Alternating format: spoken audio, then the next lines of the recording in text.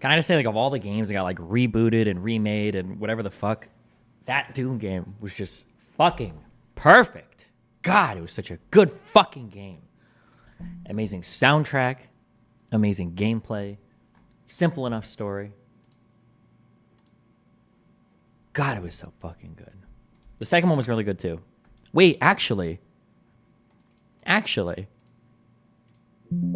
as amazing as that first game was, did the second one have the hook with the shotgun? Was that only the second one? The second one might have even been better. The second one might have even been better than the first. God damn.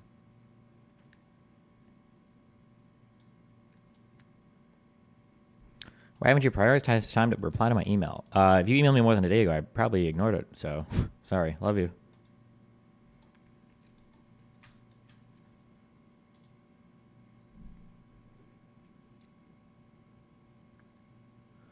Start pretending like you care about video games. I played Hearthstone. No, Slay the Spire yesterday. Why the fuck is my NDI not on? The fuck? How many unanswered emails? Oh, I haven't done them today yet. Or like over last night. I got like 15.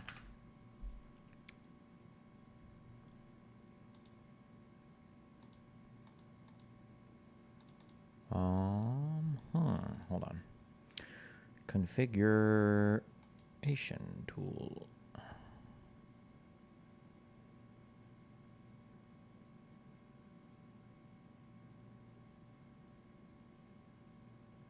Wait, what the fuck? Was there a big OBS update?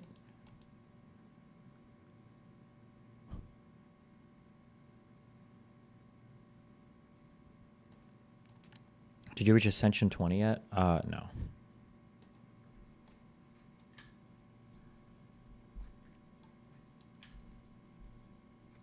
Do people just email your work email? Yeah, basically. Wait, fuck. I feel like the OBS layout changed. I feel like I should be able to look at... Oh, there we go. Oh, I think I ran it in safe mode. Are you going to address the Hassan doxing? Yeah, we'll go over all that stuff today.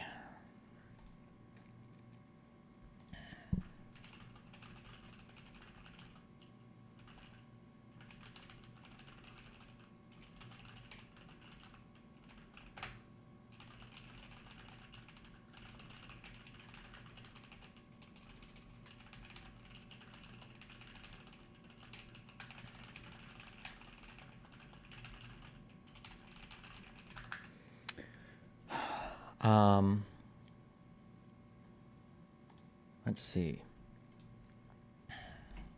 Crumb of video games.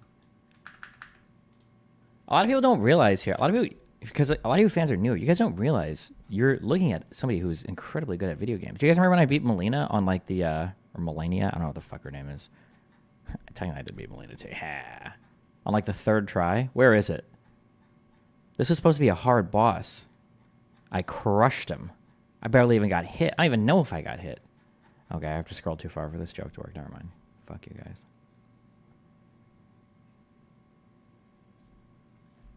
Hope you had a good trip. I did. It was good.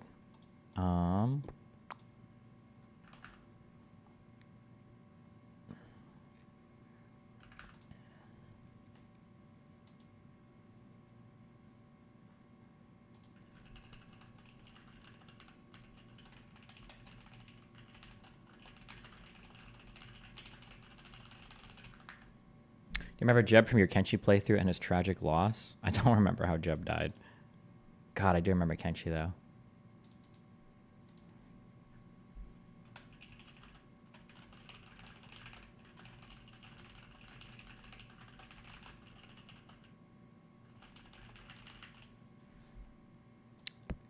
Okay, let me chew through these. You beat the game with 10 vigor, right?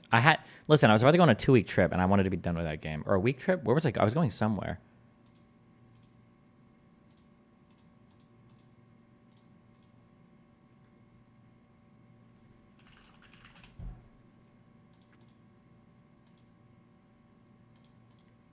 Okay, got this.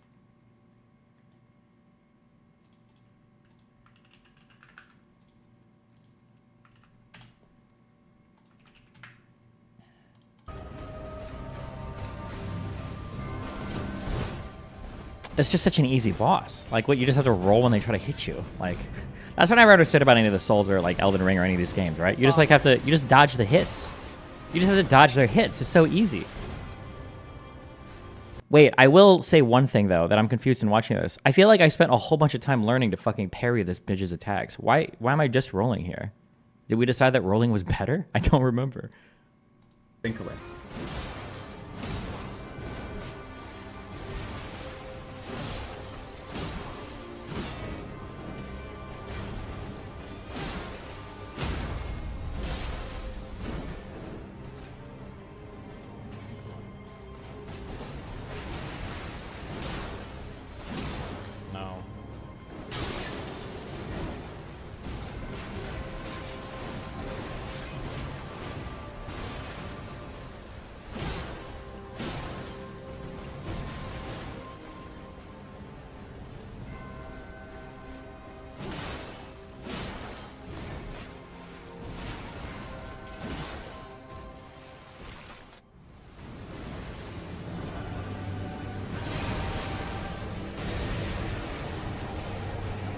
Fuck, I did it too early. I didn't get my ice bomb down. What are you throwing at her? Ice pods.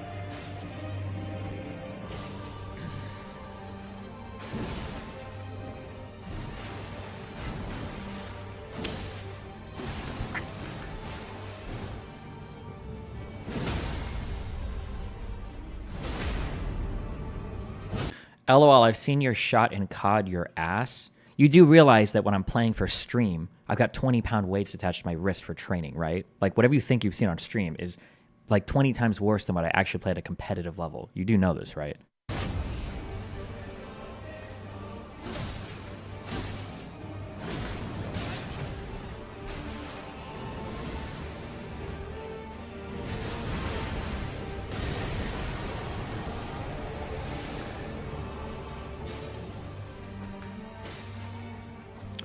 Ooh.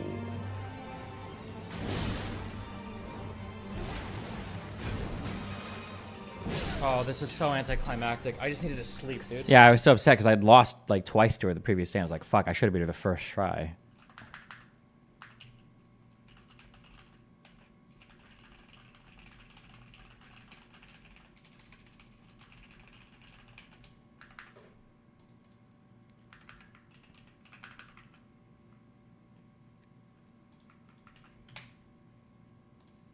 New surveillance footage obtained exclusively by CNN appears to corroborate some of the allegations of abuse against music mogul Sean Diddy Combs. The video, captured on multiple cameras, shows Combs assaulting his then-girlfriend, Cassie Ventura, in a hallway at a Los Angeles hotel in March 2016. A lawsuit filed by Ventura in November last year and settled the next day referenced actions that seem to match those seen in this video. Christ. What did she do, though?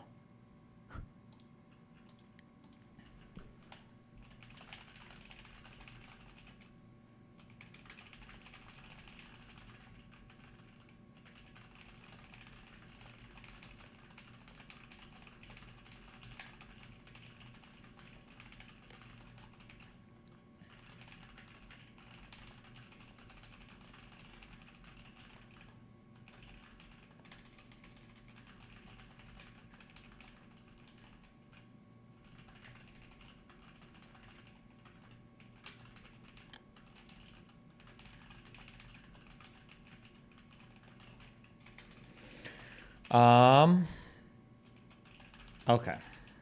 I just say the reason why I say okay is 'cause I'm filling space. It means I'm typing and I'm not going to be done for a few seconds. So I say okay, and it gives you the impression that I'm thinking about like what we're doing, but I'm not actually thinking about anything at all. I'm just typing. How mad does that make you? Have you figured that one out yet?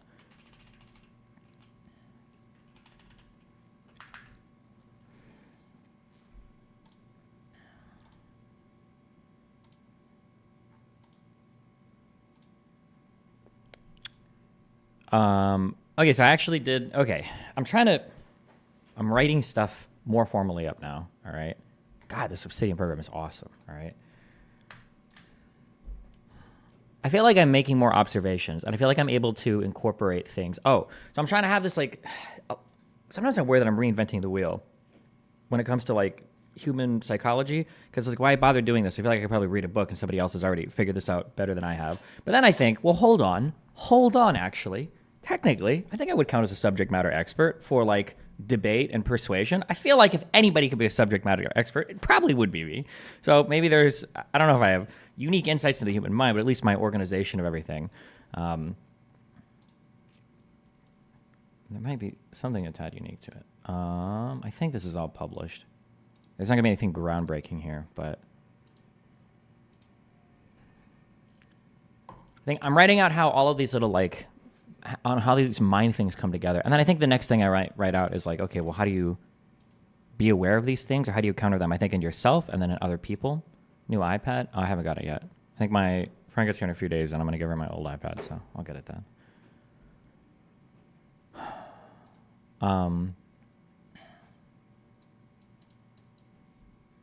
Sometimes I throw things in here.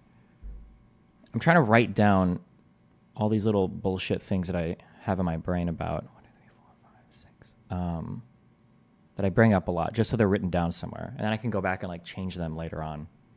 This is stuff I was working on during my trip.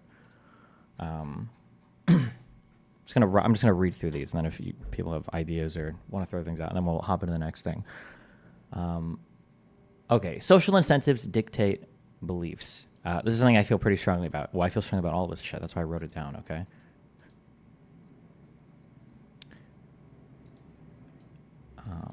What am I going to do? Oh, yeah. Well, I think I'll organize this a little different later, but I just want to get it on paper. People rarely apply a consistent rational formulation for whatever their beliefs are. This is not because people are stupid or lack the ability to do so, but rather because there's little to no incentive for doing so. Truth is simply a means to enrich our lives. For the majority of political issues, it is easier to change the truth than it is to change one's mind. There's a great incentive in believing in particular untrue things, especially when there is little practical consequences for having an incorrect understanding of an issue. Sometimes when I write things down, I just, in the process of writing things, I think you gain like insight into other things as well. Because like one of the things I was thinking of when I was going through this, like, okay, well, why is it that we can think untrue things about some things, but we can't think untrue things about other things? And I think that actually, I think a really important part of like, I'm going to use politically loaded terms. I don't give a fuck. Well, this is my stream. I do whatever the fuck I want. I need to switch out of appeasement mode. Now that I'm not on the fucking podcast anymore. I think that conspiracy theories often rely on claims that are very ethereal or nebulous or hard to get concrete fact on. So for instance, if I go up to you and I say, actually, did you know that because Fauci lied, we can fly? You can very immediately and quickly test that. You can go jump off your balcony and fly. Oh, you can't fly. That guy's dead. Boom, you're done. When you're making these kind of like grander claims, the more abstract it is, or the more like sociological, philosophical, psychological stuff that can't be immediately hardcore tested, the easier it is to adopt false beliefs about it. I think that's an important thing. I realized that when I was like jotting a lot of this stuff down. Examples of certain social pressures. One might have family members belonging to a certain religion. Leaving that belief system might entail being completely disowned by one's family, which would lead to a significant loss of financial and social support. One might have an audience that demands to hear a certain thing, and giving a take counter to what that audience believes might cause one to incur significant financial or reputational loss. And then one might belong to a social group in school or on social media that demand adherence to certain sociopolitical beliefs, and betraying those beliefs or not showing strong support for them might result in a person being thrown out of said social group. Another thing I realized when I was writing this down is something that I talked about in the past is, well, if you really want to change somebody's mind, the best way to do it is very slowly over time. You need to be their friend. You need to be patient, blah, blah, blah, blah, blah. What I realized when I thought about that, and then I'm like, well, I wonder if, like, how many things did I say in the past that I agree with or disagree with now? I changed this to a different article. What I realized is that process of like slowly helping somebody over time is actually just like another social pressure. It's just you becoming a friend and then applying a soft social pressure to provide them an incentive to change, basically. Oh, I've got this person that's a friend here, and now they want me to like change my beliefs, so they're trying to change me on something, and now there's a bit of an incentive there that's been created to change it because you want to like maintain that friendship, basically.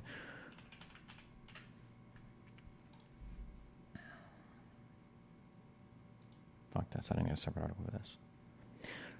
For many of the social and political beliefs we hold and value today, being factually correct offers little to no reward. Whether or not you know the factual details about a particular shooting, war, catastrophe, or medicine is very simply, or medication, is very rarely relevant since that belief is not factually tested on a day-to-day basis, is not empirically tested, is not critically tested. We'll say empirically. Empirically? Demonstrably tested. We'll just say empirically, I think. That's spelled incorrectly.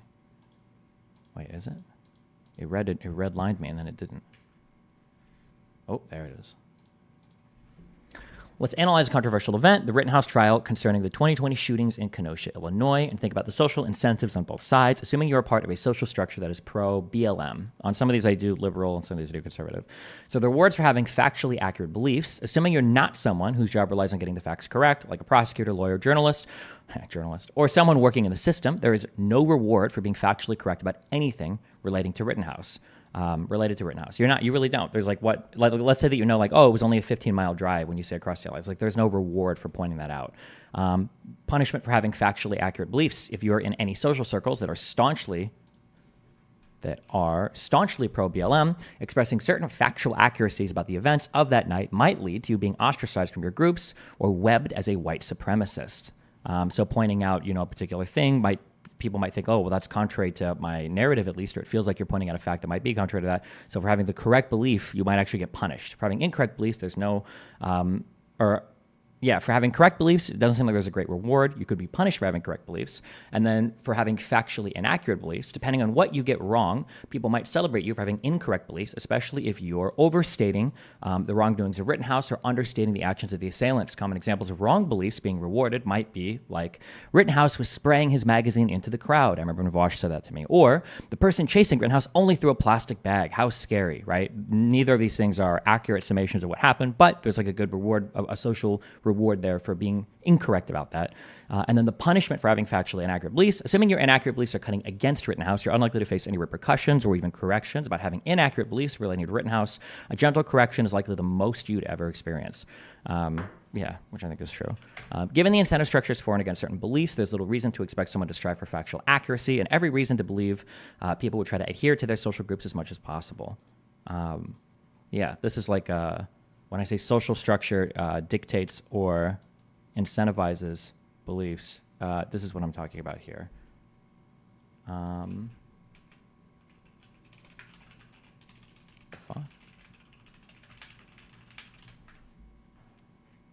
Rittenhouse shooting happened in Kenosha, Wisconsin, right? Yes. Why did I say Illinois? Why did I think it was Illinois? Is that where he drove from? Sorry. Even I got fucked on that. Hold on, I'll answer questions when I finish reading these. Devet, thanks for tier 5 subbing, buddy. Hi, Destiny. In your visit to Israel, do you plan to visit Jewish religious / Haredi cities? And by the way, I heard some Jewish podcasters say to you that transportation here is very good. It's not. Listen, your country is like fucking nothing, okay? It's like 20 miles top to bottom, okay? I think as long as I can bike, I think I'll be fine. Okay, sorry. I'm just running through these. I finally like jotted something down on it, so. Rather than, so the constellation of beliefs. Rather than starting from some epistemically humble foundation and individually constructing beliefs, people inherit constellations of beliefs from the social groups they find themselves in, often due to social pressure that push them towards these belief systems. These constellations of beliefs will share some similar hollow chains of logic, but they're ultimately absorbed at the applied level for most people and often have little to no thought put into them before they're accepted as a person's own beliefs. These beliefs are always somewhat abstract as well, meaning there's no immediate corrective mechanism that exists in the real world to counter them, as they always make claims that are either just out of our ability to perceive them, directly perceive them, or will come at some point in the future, though they rarely, if ever, manifest. Here's an example from 2024. This is the anti-establishment constellation. So I drew up some beliefs here. So you support Donald Trump. You think Donald Trump is being unfairly prosecuted. You believe in the elite ruling class. You think the 2016 election was stolen. You don't trust any of the mainstream media. You don't trust the vaccine. You think that COVID was largely overblown and all forms of lockdown were unnecessary. You support Brexit. You don't trust most U.S. institutions, especially intelligence agencies or anything related to health, healthcare. You think that Andrew Tate is being unfairly targeted. You oppose most woke-coded things like transgenderism, affirmative action, feminism, etc. This should be 2020 election. Although Trump said the 2016 one was going to be stolen too. But evidence of the existence of these constellations is supported. Constellations is supported by the following. So here's these are things that I think point to these constellations of beliefs existing. One is a high degree of congruency between many people who are part of these constellations, meaning if you jump through like any people, they'll all like have these same beliefs. Like if you go to a group of people, they'll all have these same shared beliefs. Two is high likelihood that a person possessing a single belief in this constellation will possess many of the others. So like if I ask somebody what they think about mRNA vaccines based on their answer, if they say, no, I don't trust that, I can probably predict like 95% of this, they're going to believe this. Three, parts of the constellation appear to be highly contradictory to each other, meaning when you start to dig into some of these, they don't make sense. How can you believe both of these things at once? I think I give examples of that down here. Four is webbing. When someone hears, so I used to say webbing all the time, and now, like with these frameworks, I think I can understand the webbing a bit more. When someone hears that you have a belief that's part of another constellation they're aware of, they will instantly assume that you have a plethora of other beliefs immediately, since they are projecting their own adherence to a constellation onto you. So, when I say something along the lines of like, I think this particular thing, and then they assume this, and this, it's because they're ascribing in their mind a constellation of things that I believe in, whether they're doing it consciously or not. I think that's where the webbing thing comes from. Arguably, I'm doing it, although the implication is webbing is incorrect when you do it. But arguably, I'm doing it when somebody gives me a belief here, and I'm able to say like, do you think this, and this? Okay. It becomes incredibly difficult to break anyone out of any given constellation. Because there's always some underlying transcendental entity that can explain every single part of why the constellation is true. Even evidence that seems to be in opposition to any particular belief is reinterpreted through the transcendental entity and becomes evidence for the particular belief. I'm biting a little bit of this language from, there's a big Reddit post some guy wrote on this a while ago, and the idea that there's like some larger than life concept that's like backing all of this basically. Examples of this in relation to the earlier anti-establishment constellation. So here's just like quotes where people are saying things where I feel like they're constellation, or I feel like they're contradictory. So I don't trust the mainstream media, but the New York Post was just an example of someone trying to do the right thing for once. My mom used to say stuff like this, like, Mom, you think that they tried to steal the 2020 election, right? She's like, I know they did. Well, what about 2016? Why didn't they steal that election? And she's like, well, that was just enough people came out to do the right thing. Like the fact that we were able to win was amazing. And it's like, okay, wait. So when you win, it's like even more proof that you're fighting against a corrupt system. Like, okay. I don't trust any part of our government, and Donald Trump isn't technically a part of the government. That's why they hate him so much, because even though he's the president, he's not like them. The idea that Donald Trump, who was the largest politician in the world, being the U.S. president and is also a billionaire elite, isn't somehow part of like the elite or the system is hilarious to me. I'm sorry, I should be more precise. Rather than hilarious, it's like obviously contradictory. Like if anybody is an elite, it's going to be like a billionaire real estate mogul from New York City, right? I don't believe anything the intelligence agencies say, except for when they say things that I agree with, like when some say that COVID probably came from a lab. So I noticed, for instance, like a lot of people don't trust any of our intelligence agencies, but when it's not the NIH, one of our intelligence agencies flipped their opinion on COVID coming from a lab to, I think they said that it was somewhat probable or kind of likely, over 50%. I don't remember which one it was, but man, you better believe that as soon as they said that, everybody started citing like, oh, look, U.S. intelligence is saying that. And it's like, interesting. So now we trust them a lot, okay? I never trust special investigators like Mueller, but I do trust some like Durham, but I definitely don't trust people like Comey when he refuses to press charges against Hillary, but I definitely did trust him when he gave that scathing review of her email use. So like the selectively picking like when you trust a person is basically always going to line up with when it makes you feel good. Donald Trump is an amazing leader. It's not his fault every person he nominated or worked with ended up backstabbing him. He's such a good leader that they had to come together like never before to stop him. So every time the system attacks Trump, it's even more evidence that he's even more competent, and that's why they have to work so hard against him. It's like, okay. The election was rigged, even though Trump's own nominated lawyers, campaign managers, and White House staff said otherwise, and it was only rigged in the states that he lost, even if the means to rig it were done months ahead of the actual election and went completely unchallenged. It's just like none of it like really makes sense. But again, they're all like inherited at the applied level, so... okay, sorry, 4 more of these. Normative confusion with applied positions. I tried to like formalize this. I don't know if I like the syllogism I've written for this, or if I want to change it or not. I don't know, but rather than building beliefs from a logical foundation, people tend to inherit constellations of beliefs from their social circles due to misaligned incentives that reward beliefs for social validation rather than factual accuracy. Since there was never any work done to arrive at applied positions through some logic, applied positions are quickly and easily confused with moral positions. Here are some examples expressed as syllogisms, where the first proposition is a moral claim, the second proposition claims to remedy an injury to said moral claim, and the conclusion demands that we follow through to cure the moral deficiency listed in the first proposition. To cure the injury. This should just be injury, I think. Moral injury? To cure the morally egregious injury, maybe. Egregious? I don't think I'm spelling that right. Okay, so I think that the formula would be like, so premise 1 is a moral claim. Premise 2 is something that supports or that purports to support the moral claim. It should be to remedy. I can be more precise here. Premise 1 is the moral injury. Premise 2 is going to be something that purports to cure the moral injury. And then the conclusion is a demand to follow premise 2 to satisfy basically premise 1. To cure premise 1, I'll say. So an example of this might be, so premise 1 is homelessness should not exist in the United States. Premise 2 would be free public housing would solve homelessness. The conclusion would be, therefore, we should adopt free public housing. Premise 1 for this would be civilians should not be targeted in war.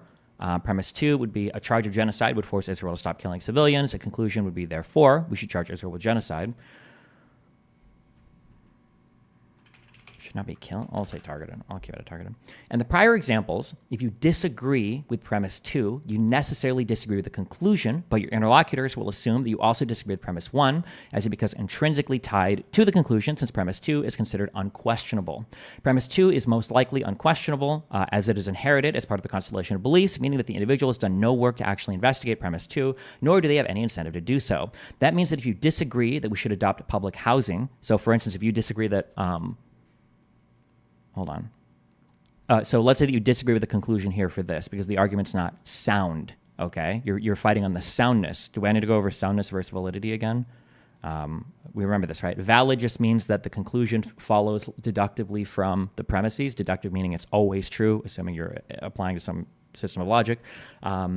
And then soundness means that one of the premises are untrue. So like an argument that would go, premise 1 is all men are immortal. Premise 2, Socrates is a man. Conclusion, Socrates is immortal. That would be a valid argument because from the premises stem the conclusion, but it wouldn't be sound because all men are not immortal. Only I'm immortal, okay? Sounding is also when you shove rods in your dick, which is weird. In the prior examples, if you disagree with premise 2, you necessarily disagree with the conclusion, because disagreeing with any premises means you disagree with the conclusion, because it's not a valid argument. But your interlocutors will assume that you also disagree with premise 1, as it becomes intrinsically tied to the conclusion, since premise 2 is considered unquestionable. P2 is most likely unquestionable, as it is inherited as part of the constellation of beliefs, meaning that individuals have done, meaning the individual has done no work to actually investigate P2, nor do they have any incentive to do so. Just restating that. Okay.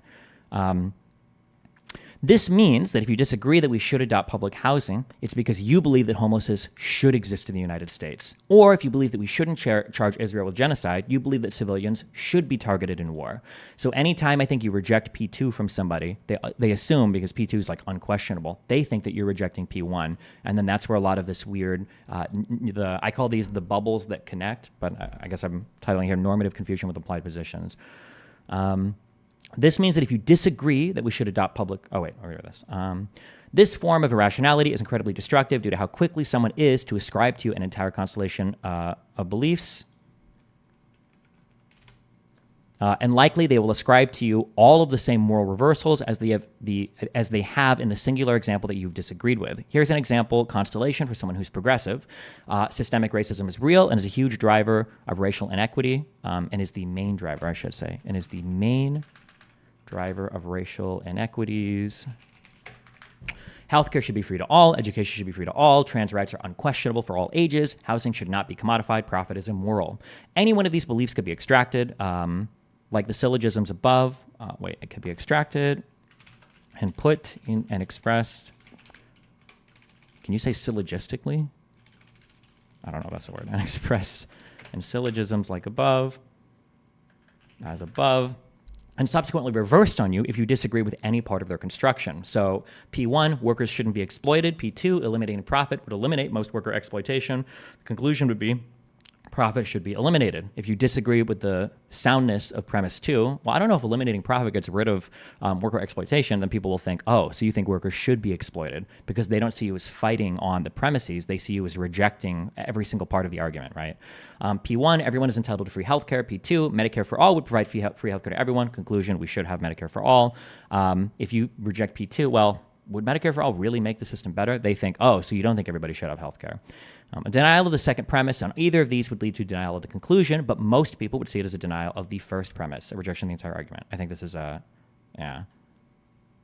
Sorry, hold on, 3 more. I think these are pretty short. Chill. Humans are not truth-seeking machines. I believe this firmly. Some people get mad at this. Some people accept this.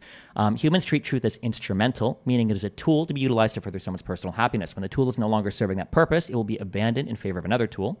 In certain domains, especially relating to science, engineering, and medicine, truth most likely needs to adhere pretty closely to reality for the truth to yield any certainty.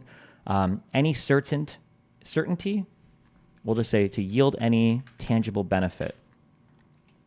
It's not very beneficial for one to believe drinking mercury will cure their disease, nor pouring gasoline onto a candle will make it burn brighter. How about we'll say to extinguish it? It will burn bright for a little bit. Extinguish the flame. So these beliefs are quickly and immediately dispelled in favor of something that more accurately approaches what is actually true. It's important to recognize this because humans who believe their senses naturally and intuitively lead them to truthful things rather than pleasurable things are likely to confuse the two when there is incentive to believe the truth about a thing. Without any immediate mechanism to align truth with with reality, I think. Without any immediate mechanisms to align truth with reality, people can wildly diverge from truthful things, from real things? I should be more clear here. People can wildly diverge from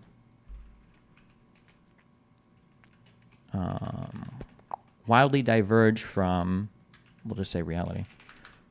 I don't need that in quotes.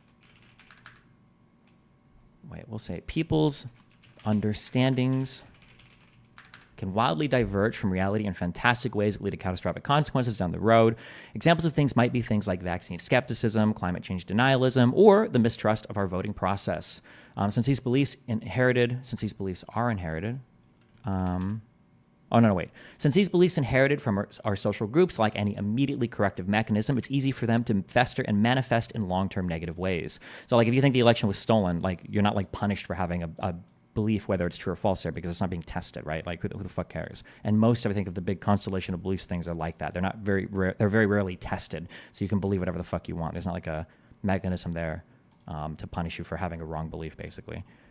Skeptics rarely are. When individuals become skeptical of a particular thing, it's not usually because it is failing to live up to some internal rational rubric. It's usually because it's failing to satisfy some other personal desire or it's causing some amount of cognitive dissonance. I think I'll write something on this later. Evidence can be found of this in multiple ways. One, skeptics are rarely skeptical in an even way across multiple entities. For example, a skeptic might be highly suspicious of something reported by NPR, but will implicitly trust anything reported by RT. This is my favorite. People will believe state media from Russia, and then they'll reject like independent media in the United States. That's wild to me.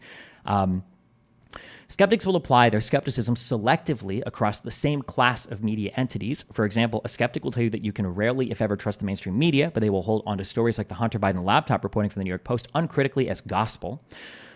3, skeptics will apply their skepticism selectively across the same media entity. For example, if a particular media entity is reporting something they disagree with, it's further evidence that the entity is not to be trusted. But as soon as that entity is reporting something they do believe in, that media entity suddenly becomes a worthy source.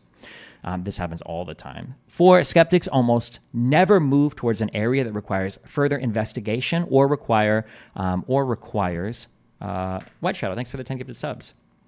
Or requires a critical re-examination of their own ideas or beliefs. Instead, they almost always utilize their skepticism to move to areas of greater comfort.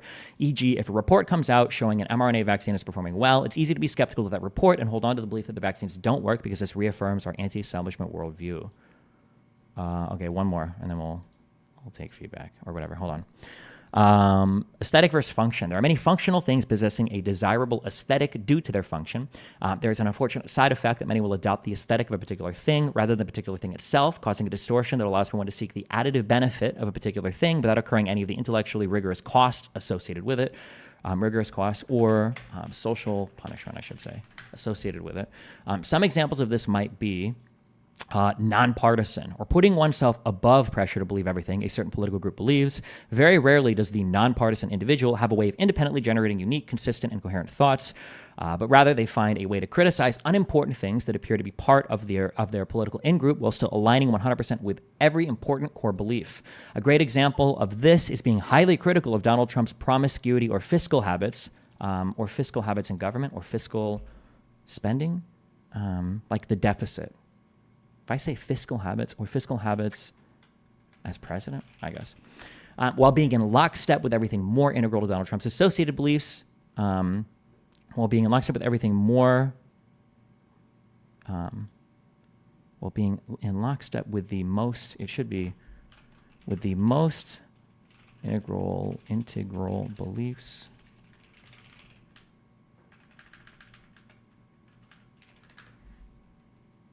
of Donald Trump, such as his historically divisive rhetoric, his claims of mass voter fraud, or his claims that the entire political and corporate world are a swamp waiting for him to drain them. One thing I notice that people do a lot is people will say something like, oh, I'm nonpartisan. And then when they attack their own side, it's always on some like inconsequential, stupid shit. But they're always major, they're aligned on all the major issues. I notice this happens a lot.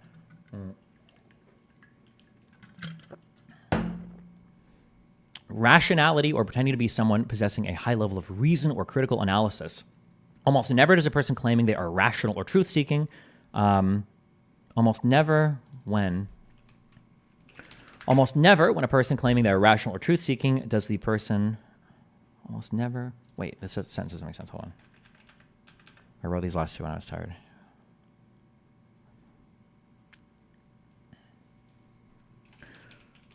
Rarely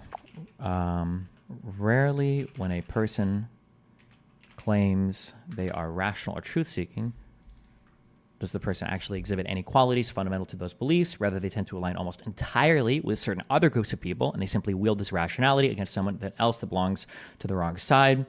Skepticism is never applied evenly to anything. People are almost never skeptical from a place of rational criticism, but rather because the skepticism is required to maintain their cognitive dissonance, or no, that should be required to alleviate their cognitive dissonance.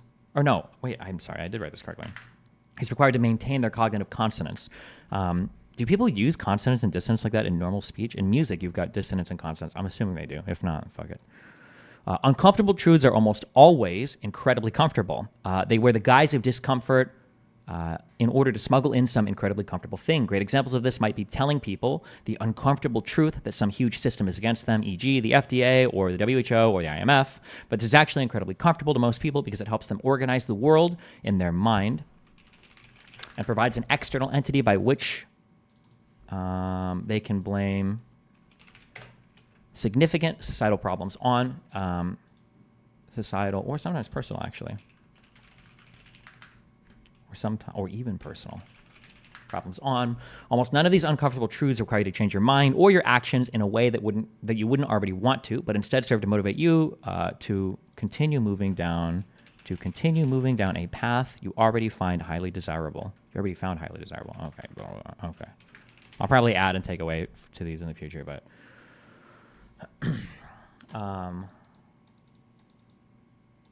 sort of reads like, humans are not truth-seeking entities, especially my political opponents, because they believe things divorced from reality. But luckily, I do not suffer from this because my subjective beliefs conform with reality. Yeah, so the thing is because people, because the problem is that when you describe these things, and this is one of the challenges, is when you describe these things, every single political commentator would agree with everything I've written here, but they would just say, oh, but I don't have these problems. So I'll probably break each of these. I'll organize these into like, here's the thing, here are examples of the thing, and then I need a positive section where like how to counter the thing. Well, here's to make sure you're not falling for the thing, or here are some warnings that you might be. I think I do a far better job than any other online commentator at even being aware of these and not falling into them. Not to say that I'm perfect, but like I have mental tests for every single one of these things. And I don't think many people do. That's why when you ask somebody, like I found that this is like a thing, and I've probably even said this in the past, so if I have, fuck me. When you ask somebody like, oh, how do you make sure that you're not biased? Like, how do you stay free from, how do you make sure that you're not falling too far? And somebody says, like, well, I read news from a lot of sources. That answer is meaningless. That doesn't mean you're not biased. That doesn't help you at all. Like, that's an answer that somebody gives when they've never thought about the answer to that question before. Can you write down your mental tests? Yeah, I'll write it down somewhere in here. But like for the social incentives thing, like a question I would have is like, do I feel a pressure to conform based on the beliefs of people around me? Well, in my personal life, I have nobody, so I don't give a fuck about that. And then socially, the thing that I would check for is like, as part of the groups that I belong to, do I have major substantive disagreements around core constellation beliefs of the group of people that I identify with? And I think for me, the answer is yes. I don't believe in hate speech at all. Which seems to put me, against a lot of progressives. I'm a huge supporter of guns. I don't even think guns are an important issue in the United States. That seems to put me at a lot of issue with progressives. Obviously, for conservatives, I could think of like 5 or 6 different things that we have massively different viewpoints on. So I think I do a decent job at maintaining my own little personal constellation of beliefs here, or hopefully my independently arrived at beliefs. That would be a thing you could ask, is how much pressure do I feel around me to conform to a particular belief? Do I feel comfortable stating a belief that people around me are going to disagree with? For the constellation of beliefs, I guess it's important to ask, like, do I feel like if I go into a certain circle, do I agree with every single thing that every single person there basically says, or am I too afraid to say otherwise? That would show that maybe you're falling into like a certain constellation that you should be aware of. For normative confusion with applied positions, this is an easy one. Do I feel like somebody can disagree with me without that person being evil, right? So like I've said this before, that like I think most people want the best for everybody in the country, generally speaking. I think like most people just want everybody to be happy, healthy, work, do their family shit. Even if we super disagree on, you know, the construction of some of our syllogisms, or we might super disagree on some fact of the matter, it doesn't mean that I think you're an evil person. Humans are not truth-seeking machines. This is just, I figured this out on mushrooms when I was lost in another reality, and I'm like, man, if this is actually the real world, I think I'd rather just go back to being full of shit. Because humans aren't truth-seeking machines, your best bet is to try to create incentives in your life that make it so that you being correct about things aligns you the most. Otherwise, you're going to fall into, aligns you the most with like whatever reward you're seeking. So like having friends around you that read well, or that are well educated, or that are well researched in certain areas is good, because it provides a good social, basically, incentive to push you towards correct beliefs. Like I said, I'll create a section 2 for all these and write this down later. When you're skeptical about things, this is really important. This is something I've done for a long time. I noticed this a lot when I was talking to a friend. If you're highly skeptical of a thing, oh no, wait, is that part of this? Oh yeah, when you're highly skeptical of a thing, you should be worried if skepticism is always moving you to places of greater comfort. You should be very worried about that. If you look at something and you're like, well, hold on, and then you're like, oh, I'm more skeptical, so I fixed that. If every single time you're skeptical of something, it makes you feel more comfortable at the end, you're probably not exercising skepticism. You're using mental gymnastics to get to just like change a fact. Remember, for cognitive dissonance, meaning you've observed a thing that doesn't align with your internal construction of the world, you're either changing your mind or you're changing the fact, right? Changing the fact could be doing more research and legitimately discovering a new fact, or changing your mind could mean that you're now changing your mind to be more in line with the world, or changing the fact could mean that you find a way to bullshit that fact and then substitute in another one that more closely aligns with you. Skepticism should lead you to places of discomfort sometimes, and it has to be true discomfort. Discomfort isn't the same as doomerism, right? If you're like black-pilled and you find like, oh, now I realize that all women are actually hating me because I'm not 6'2", and then you're like, well, Destiny, that's a very uncomfortable belief. What are you talking about? No, it's not. That's a very comfortable belief.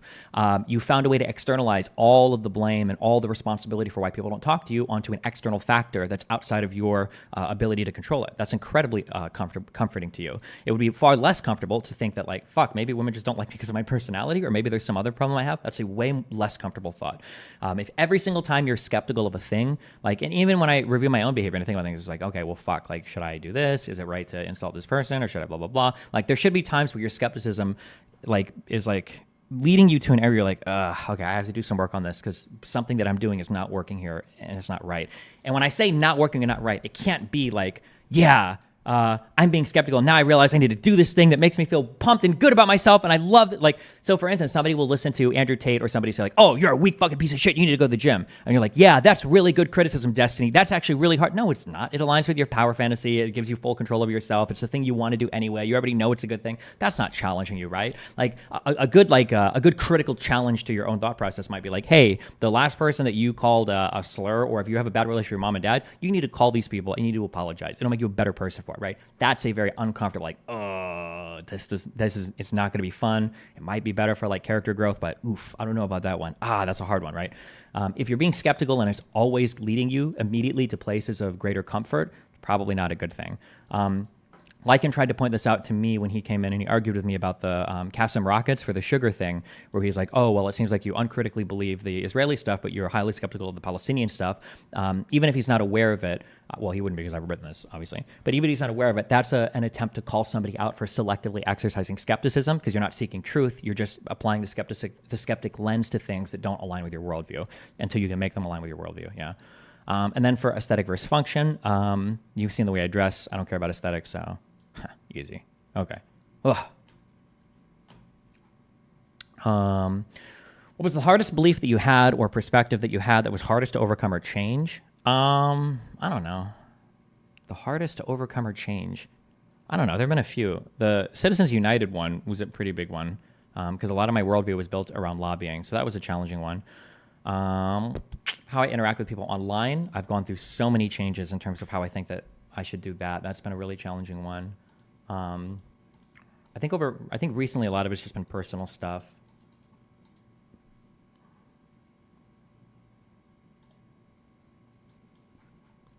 Do you think part of the problem is people are unable to criticize people on their side of the political aisle without being labeled as a traitor or ostracized? I'm going to make myself a sandwich, then yell at my neighbor's dog. Yeah, but I think it's because of the thing that I pointed out earlier, that when you criticize somebody's applied belief, then the assumption is you're rejecting every single part of the argument.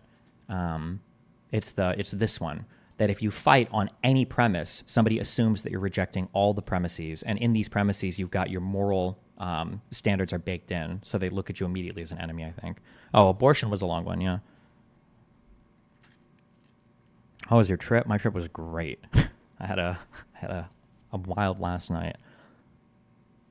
I've been trying to encourage my parents to watch your stuff because you represent a more rational, left-leaning person. But recently, they saw you use the N-word and were shocked and disappointed in my recommendation. What do I do? You need to show them more of my stuff because I use more than just the N-word. I use all sorts of slurs, okay? I'm an equal opportunity slurist.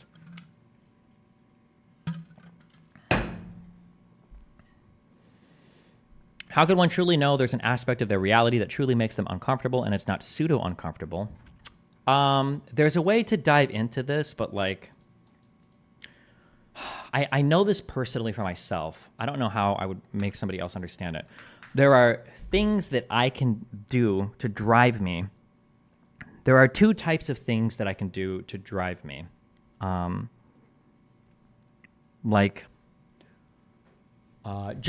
say like gym stuff is like easiest to think about. For the gym stuff, you can attack yourself in a whole bunch of different ways. Like, oh, fuck, I need to go to the gym. I'm being so worthless. I'm fat. I'm fucking lazy, blah, blah, blah, blah, blah. And you can do that, but you're driving yourself, like you already know you need to do the thing, right? And whatever discomfort is there is not like challenging your moral character. It's not challenging like who you are. It's like, I know I need to do this. I should do this. And now I'm like, it's the difference between like, it's like a pep talk. Like sometimes skepticism seems like skepticism or it seems like a challenge, a critical challenge, but it's really just a hype talk, right? Maybe it's about like working more hours. Like you gotta fucking work. We gotta go to fucking work. We gotta stop being such a lazy fucking. It's like, okay, yeah, but that's just like a pep talk. And then there are other ways to challenge yourself where there's a deeper level of discomfort because you have to make a very real change to how you're navigating the world. I go to like the apology thing, or I go to like analyzing like your relationships with other people because I think that's part of the hardest one. It's like, oh, like for my last relationship, maybe I shouldn't have maybe I shouldn't have called my partner a name, or maybe I shouldn't have, lied about not knowing how to do the dishes or something, right? Like that sort of critical reflection, it doesn't feel the same, right? When you tell somebody, like, you're a lazy fuck, you need to go fucking go to the gym. It's like, okay, yeah, fuck, let's do it. Yeah, you're like hyped on that, right? But if somebody's like, if somebody's like, you need to stop bullying your friends. You've got one friend in your friend group and you guys always call him names. You need to apologize to him because he probably feels like shit and you need to call your other friends out when you do it. That's the thing where it's like, oof. You don't walk away from that conversation feeling hyped. You walk away feeling a little bit torn down because it's like, okay, like I need to change an aspect of my character significantly, not just like do something to fulfill some goal or end that I already know that I want, but it's like I'm like oriented in the wrong direction. And rather than just needing fuel to go that way, I need to like reorient myself. And that usually incurs a little bit of pain. There's going to be, actually, maybe that's a good test is how likely are you to push back against it? That might be a good test. Or would the character that you had yesterday or before that conversation be inclined to push back against it? If somebody goes up to you and it's like, you need to work harder, you need to study in school, and you need to go to the gym more, you're never fighting that. You're never pushing back against that, right? No part of you would ever push back against it. You might be lazy, but like you're being lazy, right? Whereas if somebody tells you, something else, like, hey, like you need to treat people with different beliefs, more respectful. Like you have to actually be nice to people. You need to be more tolerant of people that are wildly diverging in your belief system. That's like a thing you want to fight against. Like, well, fuck you. Hold on. These people are fucking evil. They either want to turn the country communist or they want to, worship Trump the dictator. Like, no, fuck you. Hold on. Like, if there's no inclination to fight against a particular thing and it's a thing you already wanted to do anyway, like it's just a pep talk. It's a hype talk, I think. Yeah. When will the Hodge Twins episode release? I don't know. Hopefully soon. We were supposed to shoot for like, I think they said 1 to 1.5 hours, and it ended up being a 3-hour talk. Man, talk about constellations. They believe in it and all the things. It was a funny chat though. They're funny guys. Speaking of uncomfortable reality, what is the best argument for atheism? I don't know. The best arguments for atheism are usually looking at the negatives associated with believing untrue things about other religions that impact your day-to-day life. Otherwise, it's pretty hard to attack religions. Like let's say you believe in a religion that says you can't take medicine, you can't do blood transfusions. Is that Jehovah's Witnesses? Like if you believe in something like that, well, you might incur a very real negative cost, and now the atheism becomes preferable to the religion or the spirituality. But it's hard if you don't have, if you believe in a religion and you're not incurring significant cost, then yeah, like so that's like the people that are like spiritual or non-denominational. It's pretty hard to move them off their religion because the beliefs that they have aren't often tested, and they're not really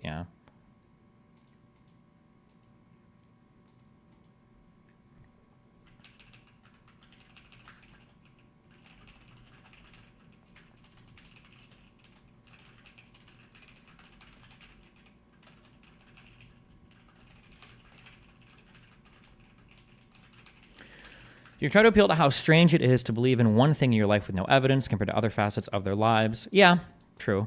Keep in mind, though, you got to be careful because all of these things, like all of these are going to be, it's going to be like mental illness. Like all of these are going to be in degrees as well. So like I might say something like, well, no, I'm equally skeptical of all sources. And somebody might say, really? When was the last time? Like, do you even know how the FDA regulates your food? And I'm like, okay, well, no. Like, oh, well, interesting, Destiny. Don't you defend the FDA?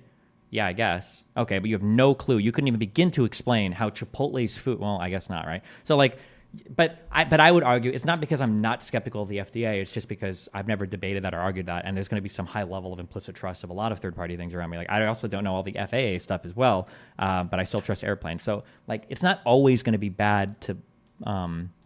It's not always going to be bad to just believe some things or be selectively skeptical. The question is just, why are you being selectively skeptical? So when Lycan came in and said, like, I'm infinitely skeptical of Israeli stuff, or I'm sorry, of Palestinian stuff, but I'm not skeptical of the Israeli stuff. And he's like, well, why is that? My challenge to that was, well, hold on. I am skeptical of both sides. I just don't have time to apply skepticism to every single thing. So if it's not a belief that I consider warrants a ton of skepticism, not because it just makes me feel good or whatever, but just because I don't have time to investigate every single fucking little thing, then I'm probably going to be more likely to just believe that particular thing, right? But it's up to you to figure out, you know, how honest are you with that assessment, right?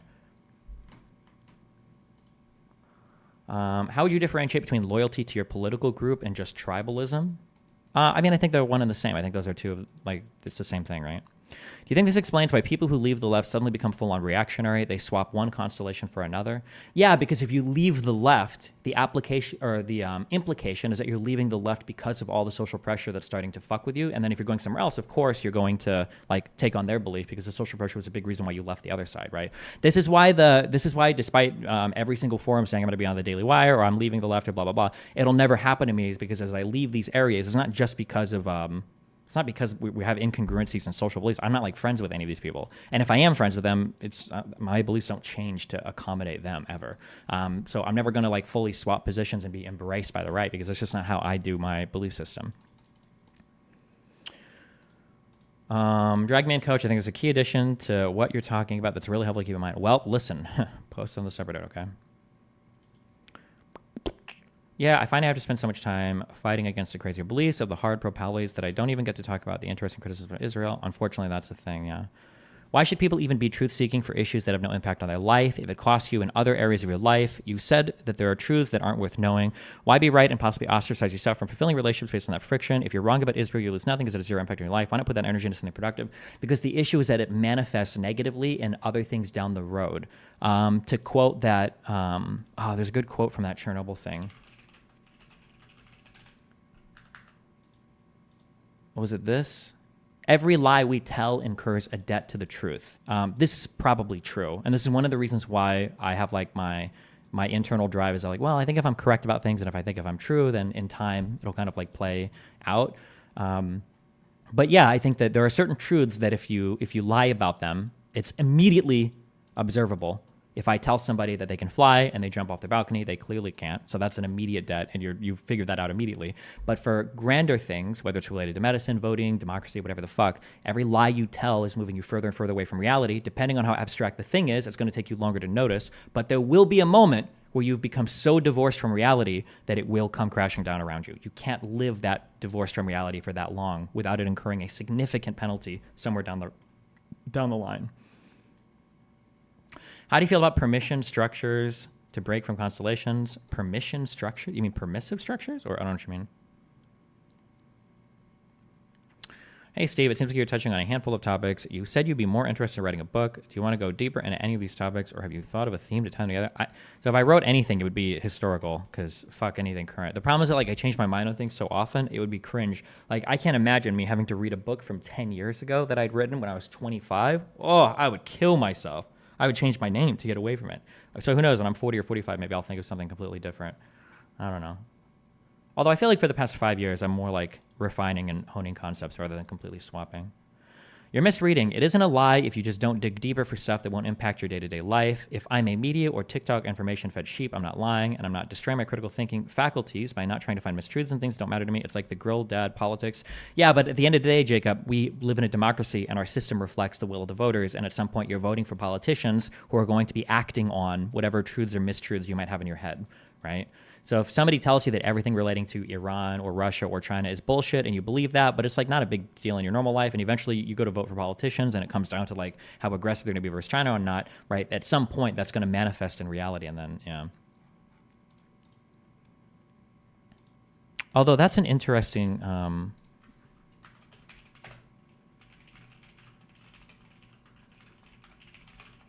Oh, actually...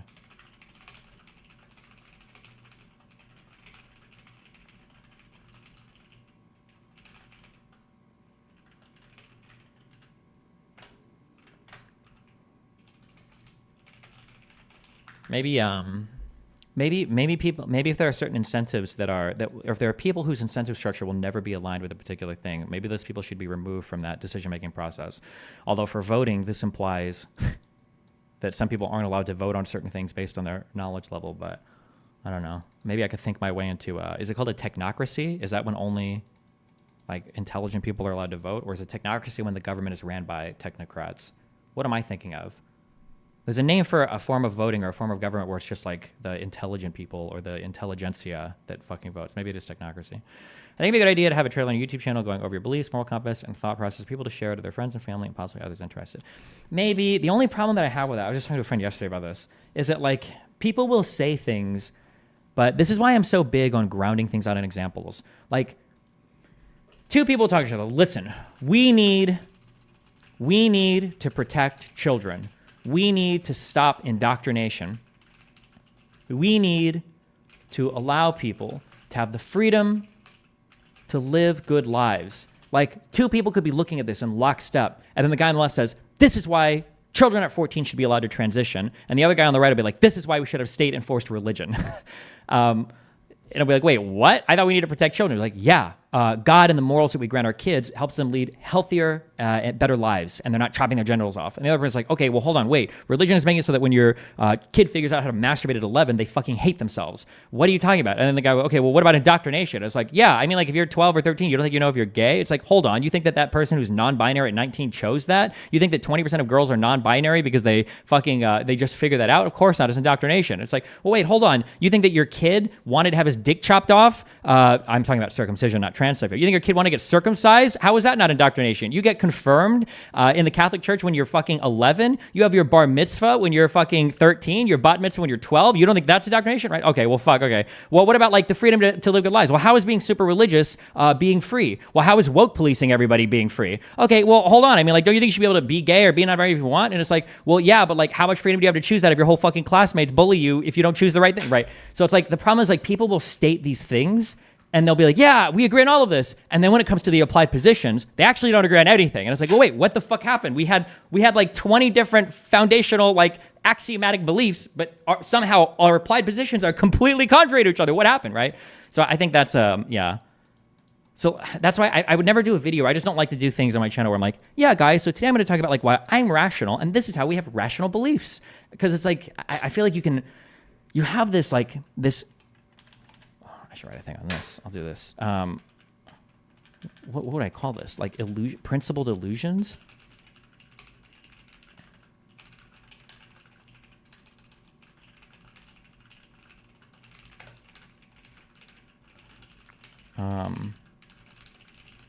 I'll formalize this later.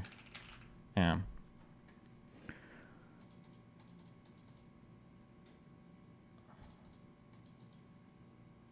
What the fuck do you expect to change if you can't convey these ideas to people? Well, I think people already have all these ideas. They just need like, I have to figure out a way to get them to be more aware of it. Because like I said, like if you read any of these things off to anybody, I think I could show these to people that are completely and totally different politically, and I think they would agree with almost every single thing I've said here.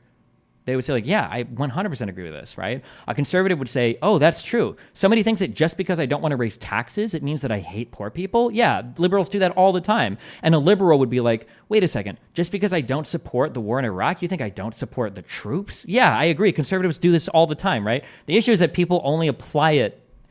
They apply it in ways that it's not that it's inconsistent. It is. It's selectively applied. Yeah, it's annoying. Do you see an issue with arguing for both sides when you understand both sides of the argument?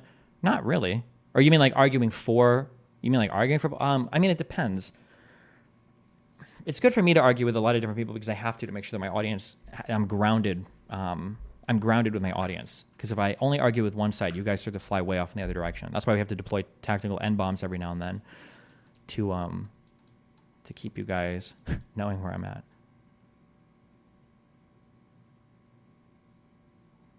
When you talk about your beliefs, it needs to be as organic as possible. If it feels like a lecture and not an attractive worldview, people will zone out. Yeah, I know. But that's a whole different thing. That's like a rhetorical presentation. How was your combo on the fake podcast? The Hodge twins one?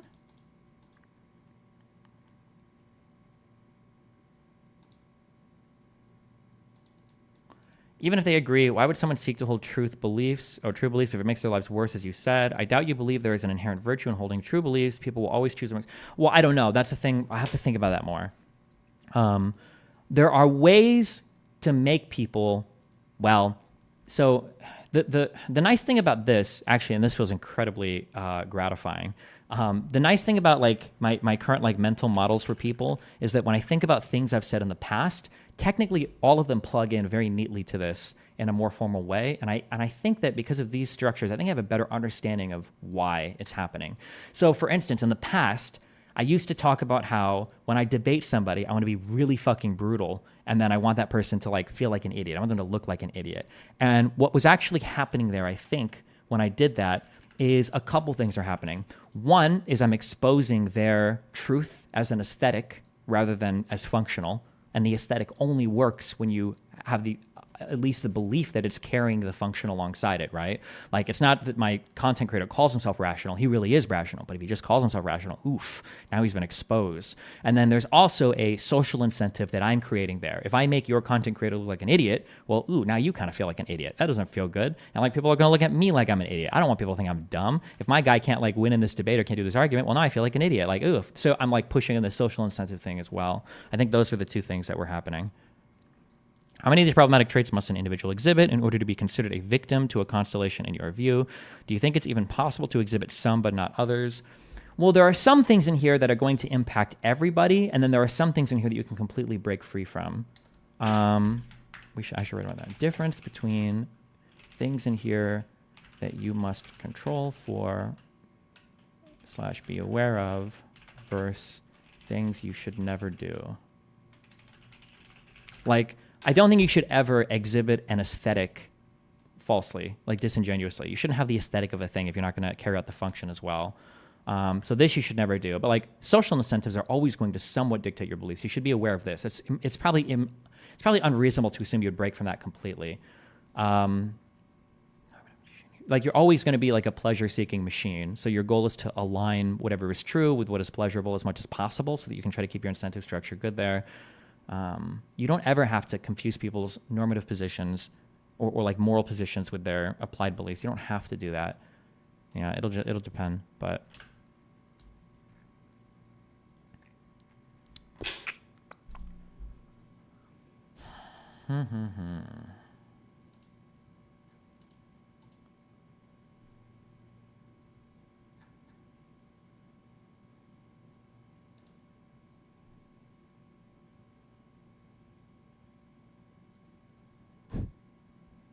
Jesus. It's also probably bad if you're disconnected from social incentives. If you have to logically think about everything, you'll probably be a psycho, or you'll think some crazy things, right? Like, well, because like I've said this before in like more informal ways or less formal ways, that some like this social incentive thing is real and it's probably valuable, right? If you imagine a tribe of 100 people living in the forest, right? You probably want people in that tribe to feel a lot of social pressure to dictate their beliefs. You don't want a guy who thinks it's okay to steal from you or to hit your kids or to rape your women or to, you know, beat the shit out of like random people. Like you don't want that. You want them to feel a lot of social pressure to conform in some ways. That's important. That social conformity is probably pretty important, you know, but.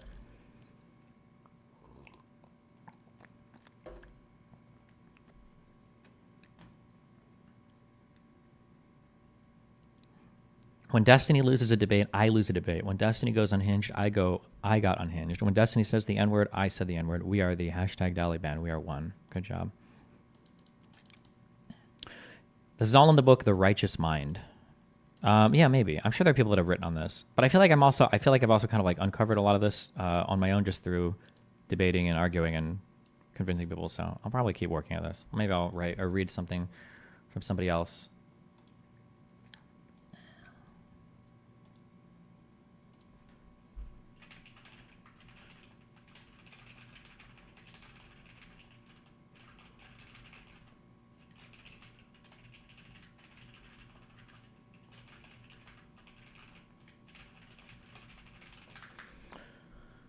You have a section where you talk about epistemic bubbles and echo chambers. No, but I think that would probably all come under the social incentives dictate beliefs.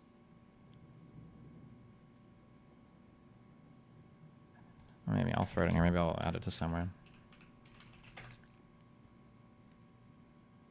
Wait, it's echo chamber and epistemic bubble. Do you see any potential advantage on writing things down by hand while studying versus typing in a computer? My handwriting is fucking horrible, so fuck no. I hate writing by hand. Oh my God, I hate it so much. I cannot do it. If I could have had a laptop, I see some of you guys today in like class, you guys have laptops to take notes. I would have been an A+ student. If I could have just fucking typed things out, God damn, that would have been so much better.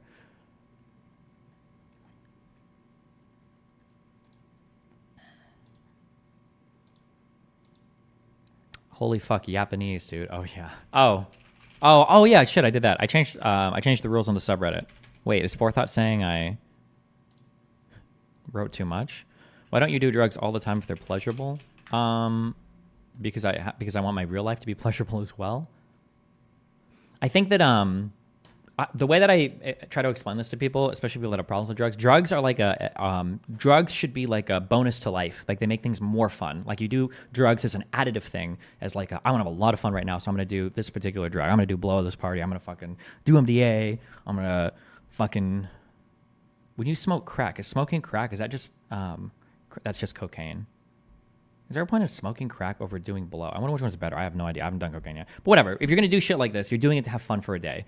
That's like your goal. If you start doing drugs to escape from things, I think you fall into a really nasty pattern of whenever you run into a problem, the association in your mind is going to be, I can do a drug to escape from that problem, right? And you don't, that's a very easy pattern to fall into. You never want to fall into that pattern. If you've got a problem or you're feeling bad about something and you do a drug, I think that you create a very, very, very strong synaptic pathway to thinking that like anytime that problem comes up, well, I can just do this drug and escape from it.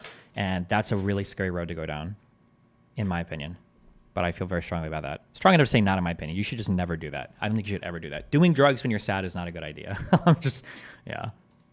I'm assuming you get more death threats than anyone on the internet. How you deal with this, since it would be such a huge deal for anyone else. How often do you get them? I get them pretty daily now, but I don't know. I just don't usually care. Fuck it. Why is it scary? It's scary because once you've shown that you can do a bad thing that feels really, really, really good, usually the other thing that you would have to do instead feels really bad. And given those two choices, if you've been shown that you can make one choice, you might opt for it more and more in the future. A more grounded example of this, if you don't do drugs, for me, it was, oh my God, I've talked about this before off stream. It was when I was 18 or 19, I don't remember, probably 18. And I discovered for the very, very, very first time, don't ever do this. If you're a high school kid, don't even flirt with this. This is the most dangerous drug, okay? It was skipping class for the first time and not getting in trouble for it. I came from a Catholic fucking snooty high school. If you were late to your first class, you got a detention. And I remember the first time, I think I was tired because I worked a double at the casino and I had like an 11 a.m. class. And I was like, bro, I just worked from like fucking, she called me in early, I'm pretty sure. I worked a swing, half of a swing, and then through the morning. It was like 7 to 8, I think, or 7 to 7, because I'm supposed to leave at 6, and Mary always takes me 2 fucking hours to get out of the fucking restaurant. So I'd work 7 to 8, and I had an 11 o'clock class. It's like, fuck it, I'll set an hour alarm, go to sleep, wake up. And I set the alarm, and it went off. It's like, fuck me. And I just went back to sleep, and I missed the class. And then I woke up at like 2, and I had this weird feeling, because then I had a 3 o'clock class. I'm like, wait a second. I just skipped this class. I'm not in detention. I'm not in trouble. There wasn't a test today. Wait, why do I even need to go to class? Like, and then your mind goes down this crazy, it's like, well, what if I just do the reading? I get the notes from a friend. I could just do readings. As long as I'm there, like, oof, that's a scary, scary, scary. Yeah, when you start skipping classes and you realize like how easy and good and nice that is, oof, don't do that. Don't ever do that. Not good.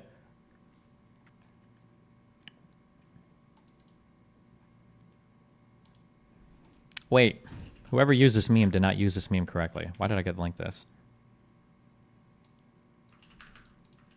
Far left, Nick Fuentes. Far right, anti-Semitism. Isn't this thing in the middle the thing they all hate? Oh, this is 19 likes. Did you link your own tweet?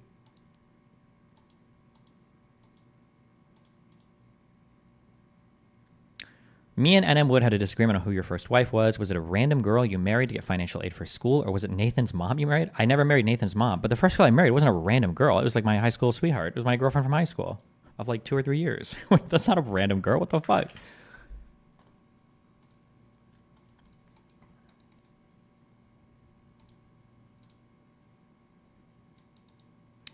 My school had a policy where you had to do manual labor if you skipped class, and my class decided to bite that bullet one too many times, so they removed the policy. Oh, sure.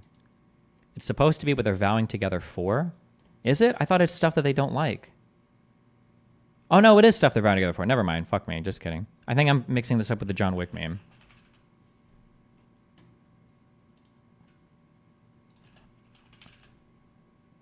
I think I'm mixing up with this one. Never mind. Forget it. Listen, I'm old, okay? We don't do memes past 35, all right? Anyone prep you for the El Al flight? Some of us are bad with personal space. You're going to see this throughout the trip. Please try not to hate us for it. What is the El Al flight? El Al? You mean my flight to Israel? El Al. What is El Al?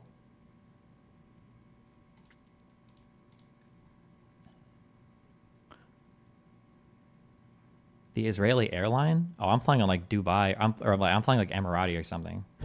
The Tel Aviv flights were wild. It was like $4,000 for 2 people. Fuck that.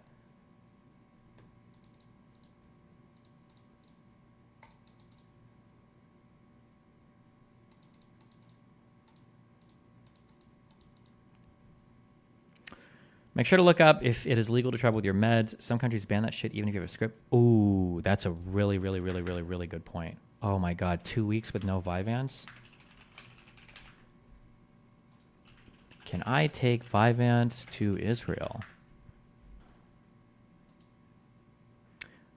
Should be fine traveling prescription medication. Just bring your original bottle. Okay, so I'll leave the crack and MDMA at home.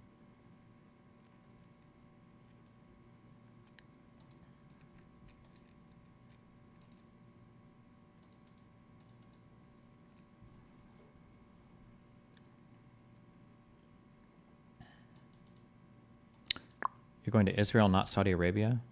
Oh, I don't know, dude. Fucking countries are weird, okay? America is like pretty good when it comes to drugs. As much as we like hate ourselves or kids like talk or whatever, when you go to like Europe or especially fucking Asia, holy shit, you always think that like America is a shithole in so many different ways, and it's really not. Our drugs in the United States are fucking awesome, bro. Try to smoke weed in Berlin? Fuck that shit. I couldn't even get high. I was dying. To be fair, the guy gave me hash. I don't know what the fuck that means.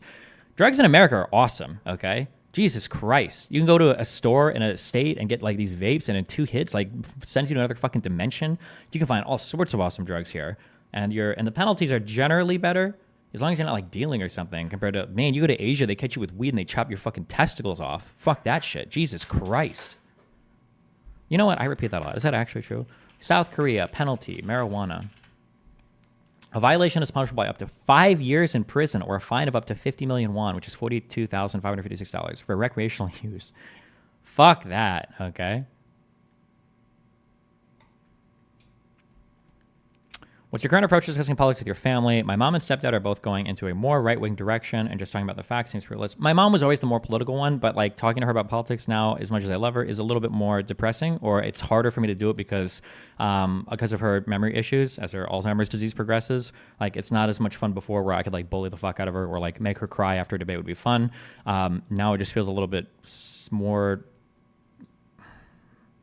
frustrating, like a kind of like depressing way. Like I end up getting more upset when she sends me like dumb conservative shit, and it's like,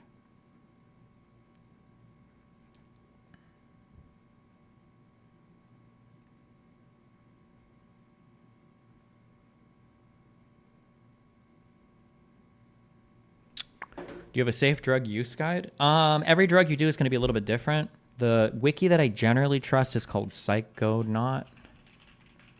I don't know if they have safe use guides on this wiki.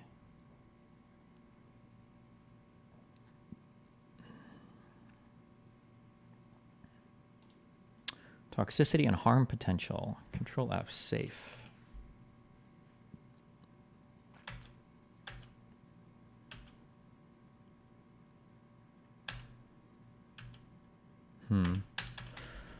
Different drugs. I think different drugs call for different safety things, but I think you might just have to be like well read into the drug to know about it, I think.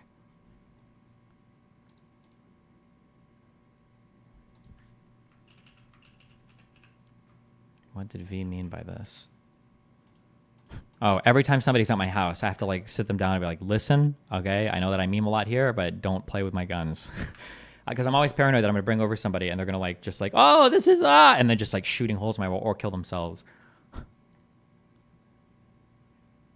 They do sometimes. They have instructions for volumetric dosing for drugs that require low doses, for example. Yeah, but I feel like safe drug use is more than just knowing the dosage. I think it's like, it's knowing possible, what do you call a contraindication of like a drug? Like you can't mix 2 drugs. So like, for instance, if you're doing, careful, because I'm kind of making this up right now, but this is an assumption that like if you're on a prescription for an amphetamine or a stimulant at all, like if you're on Vyvanse or Adderall, my guess is you should probably consider that when you're taking MDMA. Like I'll take a day or 2 off my drug.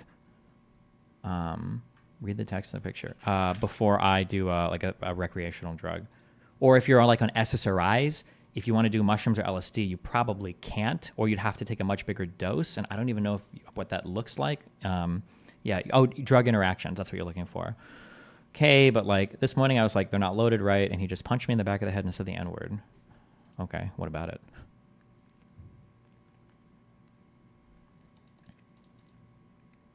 What happened to the World War I research stuff? I mean, we've read 2 chapters in that book. I just keep getting pulled into the Israel stuff. I can't help it. Okay.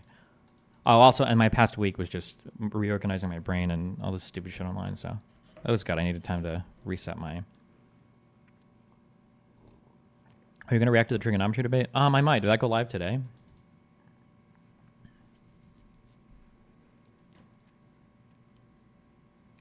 If you and your son's mother have major political/moral differences, how do you navigate educating your son on the big stuff without stepping on each other's toes?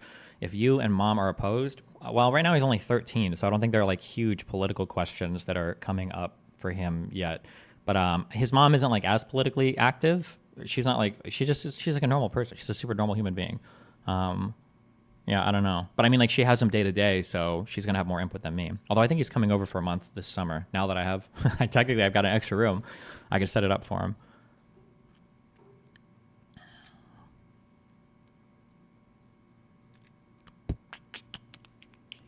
God, fuck. My biggest regret with not living with Nathan is that if I was still there, he could be running around in the back room with all of his friends, and the idea... Never mind, that's dark. just having a bunch of 12-year-olds running around behind me. It'd make for good meme content.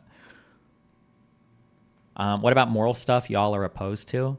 What big moral questions would I be opposed to with his mom? I think we're like aligned on, like, what do we...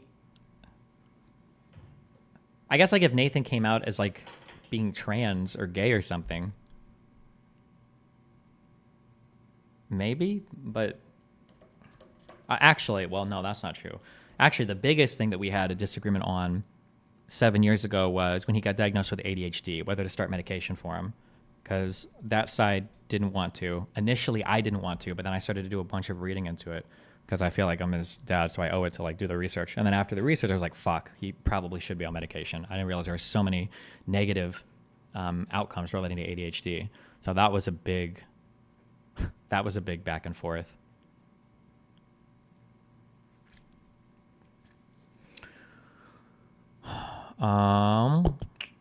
I know you aren't putting your son through religious education. What do you think were the biggest pros to attending religious school despite not believing in the faith? I thought the moral values and everything were good. They were pretty secular in terms of like morals that you could have. And I thought the education was good. But like, I talked to him a bit about going to my high school or not. I don't know. We'll see. He's in the best. The reason why I bought the house that I did was so he'd be in the best school district. So he's in a good school district. He's in the best one in the city we're in. I'm probably saying too much, but yeah. Is Nathan on medication or still taking medication? Yes, he's on Vyvanse now. He's on the stuff his dad is on. Amazing. How the fuck are you getting your 13-year-old kid to want to spend a summer away from friends and with you? Isn't 13 that age where parents are annoying and boring and you could get into not talking? Yeah, but I have like the advantage of being the away dad, right? So technically I'm like the cool parent and I am kind of cool, right? So he, yeah, always wants to see me more, obviously. But the, yeah. That's a hard thing to balance out, though. You have to be, yeah. Me and Rachel have had a lot of talks about that because I think it's not good. I don't ever want to be seen as like the cool parent because then that makes the normal parent feel like shit. Listen, I'll say this, okay? This triggers the fuck out of me, okay? 2 things I will say, okay?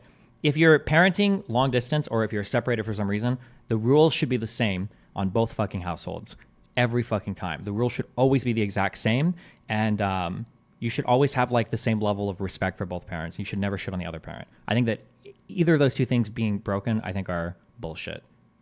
Yeah.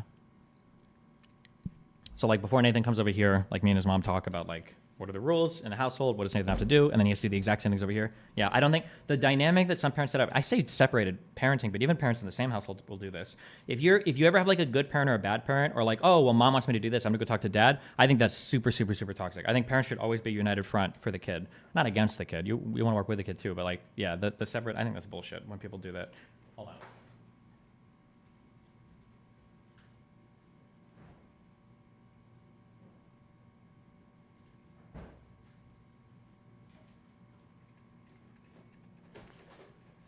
How has this medication been working for him? It was a godsend. He was like rolling around in classrooms. I think I told stories about that where like he had to crawl through resistance tunnels between classes. They thought that he had autism initially, pretty heavily. The initial thing was really, really, really rough before he got medicated. So it was a really, really good idea to do it. Yeah.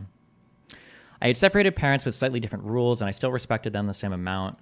I mean, I say you have to have the same rules. I guess they don't necessarily have to be the exact same. Like you could have differences for different reasons, but just there needs to be a mutual respect. I don't think one parent should ever be seen as the escape from or the undermining of the other parent. I don't think that should ever happen. I think that's always really bad. You see the Diddy Cassie security cam footage. Do you think that Diddy stuff is going to bolster Candace's credibility? No, I saw the footage, but it's a guy hitting women. Okay, it's a tale as old as time. Can you elaborate more on the decision to medicate? Our son is getting evaluated at the end of the month, and I'm hesitant. Well, at the time, you just read the research, and stimulant medication is just so good for ADHD. It is like it's such a treatable mental thing. It is so not like depression or anxiety or BPD or OCD or any of the other mental or any of these things where it's like you're on the drug carousel. Like stimulants are immediate. You'll know in a day or two if they work. They provide solid, like reportable results. It's just such a great drug to counter a thing that is so easily medicatable. That's why I did it. Like the outcomes were just so good. Now on a personal level, so it still took me six years to take it afterwards, because I have a dumb thing about medicine, or I used to. On a personal level, for me, I would be a fucking doctor if I would have been medicated for ADHD when I was in school. I cannot. I love my parents. I don't even think, I don't know if they even believe in mental illness actually, but for my parents, it was just never even a question of like ADHD or any of that, I guess. I don't even know if I think I heard of ADD growing up, but it was always like ADD is just some retard that runs around all day. And I wasn't like running around all day. I just want to play video games all the time. That was like my impression. But now, yeah, I should have been on medication in school. My life would be, well, probably be worse because I lucked into streaming, but well, I say worse, but like being a doctor or lawyer would be horrible. But yeah. Did you need to take Adderall before Vyvanse? No, I just happened to start it because that was my friend gave me, so. How did you not get upset making your mom cry beforehand? I would always be upset if I made my mom cry. The Cuban half of my family, we fight very brutally. I think I've said this before. Like my aunt was like NYPD 20 years. Like when we fight, we're screaming at each other. Stevie, you fucking moron! You don't know what the fuck you're talking about. And then my mom and me would also like shout and scream at each other a lot. But like afterwards, we're like chill after. It's fine. It's just it's how we talk to each other. You been on salvia? No. I scheduled my trip to Israel. Yep. What was Nathan's relationship with Melina like? Does he care at all? Yeah, it was fine. He had a way closer relationship with Aaron probably. Aaron really spent more time with him than I did, for sure. Jesus. Aaron was like mom number 2 for him. But I think that I think since me and Rachel were separated early, I think Nathan is used to seeing like other people more, so it's not as like mindfucky. Like I don't think I've ever introduced another woman to Nathan as like, hey Nathan, here's your other mom or something like that. So he seems to be okay with people. Yeah. No, there's plenty about being a doctor that's horrible, though judging by your personality on stream, maybe you'd thrive. Maybe, I don't know.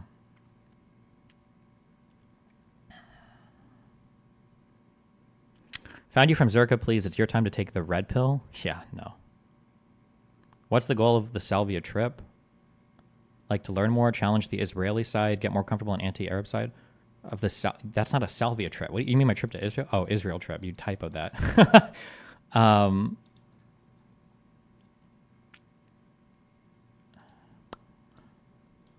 I let him play Alien Isolation and he saw Axel die because I didn't think he'd get that far. I am not a good mother. I think you're incredibly patient with Nathan. I think for the most part, I think you do a really good job. 100%. Could Nathan behavior due to exposing him to the internet/technology, such as phone at early age? No. So one of the misconceptions about ADHD is I don't believe there is a single study. I'm saying this because maybe something's come out recently, but when I checked last, there is not a single study correlating any sort of environmental factor to ADHD. So whether kids grew up on video games, cell phones, screens, whatever the fuck, none of that is correlated with ADHD. Yeah, which I didn't know until like a year ago. I saw the Dr. Russell critiquing a Jordan Peterson video where Jordan Peterson said that, and then Dr. Barkley, he is a doctor, right? Yeah, he brought up that there's none of that. I was like, really? And then I started Googling around. I was like, oh shit, I didn't know that. Yeah.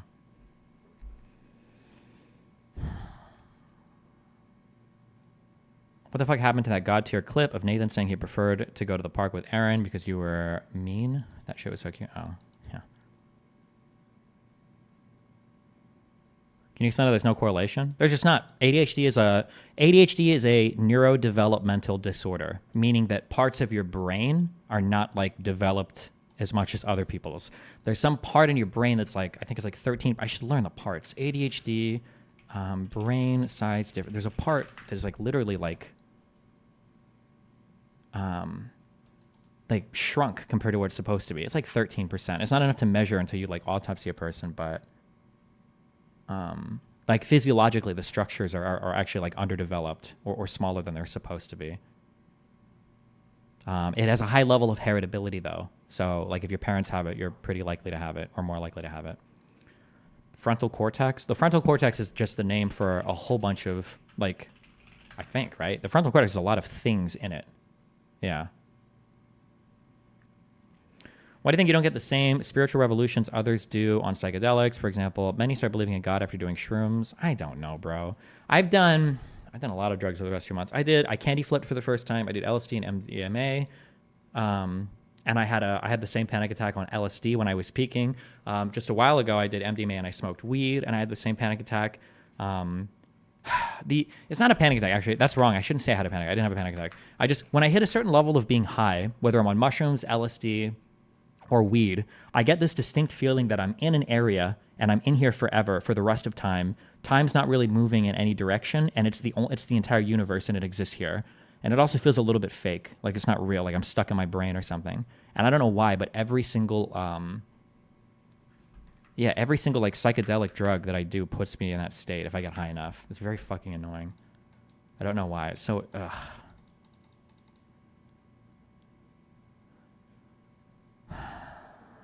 I heard secondhand smoking and alcohol consumption contribute to ADHD as well as some pesticides. Well, you can look it up, but do you think it's possible that doctors can misdiagnose excessive internet use as ADHD because they have somewhat similar symptoms? I don't know, maybe. I don't know what the misdiagnosis rates are. I'd have to check, but do you personally feel like there's absolutely no correlation with phone/attention fragmentation and ADHD-like symptoms in general population? I think the problem is that people think that ADHD is when a lot of things are taking your attention. So when you've got a lot of screens, they can, like, a lot of things can fight for your attention. But I think ADHD is more like you can't focus and direct your attention. I think that's like the difference without an immediate like stimulus forcing you to do so. So like there might be a lot of distractions for a normal person and for an ADHD person. And that's going to be the same, right? So maybe a normal person sits at their computer to write a paper and they've got all these distractions, but they can just like close everything down and then focus on the paper. But for an ADHD person, even if they close everything down and they're looking at the paper, it's still really, really, really hard to direct their attention. But do you plan on doing any of the really wild psychedelics like ayahuasca or DMT? Not yet, not right now. Maybe not ever. I'm not sure. The last 2 times I got really high, I told the people I was with, don't let me ever do this again. This is a big mistake. I don't know why I keep doing this. So, I feel like I'm still a little paranoid of doing a bigger one and breaking my brain completely. But do you regret the 10.5 gram shroom trip at all, or do you think you're ultimately better off for having gone through it? No, I think I should have started with 3.5. Or I should have started with 2. I should have started with way lower. For that to be my first, I kind of wonder if I fucked my brain on psychedelics by doing that much for my first dose. I think it was just... Yeah, I think that was just a mistake. That might be, I might have like residual trauma or something, and that's something that fucks me so hard.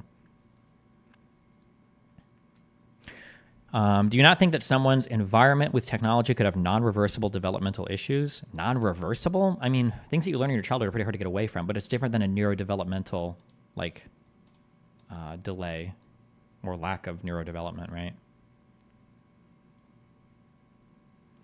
Did you try lower level meds with Nathan, or did you go straight to Vyvanse? Like, are there non-controlled substance options? I don't remember. I don't remember what we tried initially. I didn't know all the differences, but at the time. But I'm pretty sure you probably started with methylphenidate because they always start with that. But I just didn't. I just did with whatever the doctor recommended. Now that I know more, I think you should always talk to your doctor about this. I feel like unless there's a contraindication, you would just start with an amphetamine, though. I don't know why you would waste your time with methylphenidate. It's just like a worse version of like an amphetamine. But if there might be a contraindication for it, or you might have, some people do have bad side effects with amphetamines. So like they are super jittery a lot, or they can't sleep at all, or they just get like fucked. Like, yeah. So I don't know. I feel like Destiny has some poor takes on drugs from someone who's ashamed to admit you need to talk to someone who's experienced at it. Okay, that's a nice empty criticism.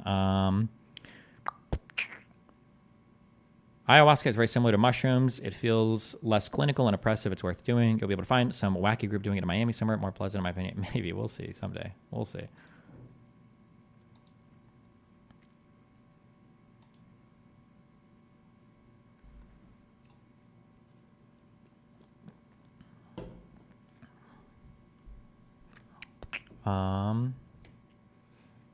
Some people have better reactions to methylphenidate, and it's generally pretty fast to determine it will not work. Yeah, that's true, too. If you try methylphenidate, you know in a few days or a week, I guess, if it works, huh? Do you think you could ever raise a kid with a super religious person? No. There's probably going to be some like core values that are so incongruent, you just can't get along with them. Or you wouldn't want to raise a child with them. I don't think I could with a super religious person. Definitely not.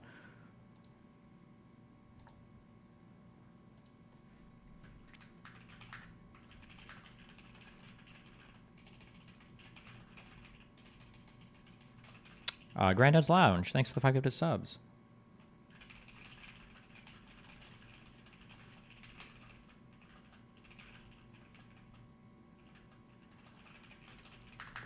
How was your Slay the Spire run yesterday? It went okay.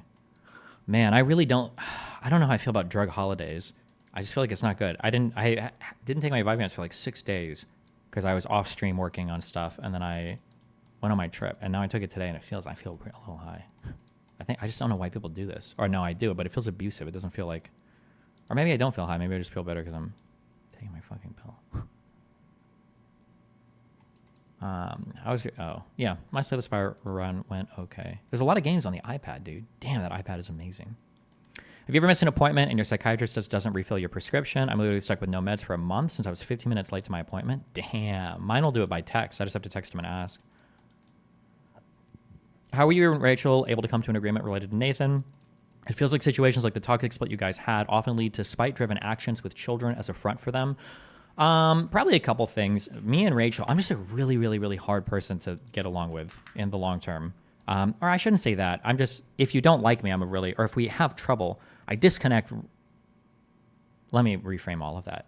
My form of toxicity is usually to shut down and move away. And the people that I've dated, for whatever reason, their form of toxicity tends to be to want to compulsively like grab on and fix or resolve. I think this has actually been the same with every single person I've dated.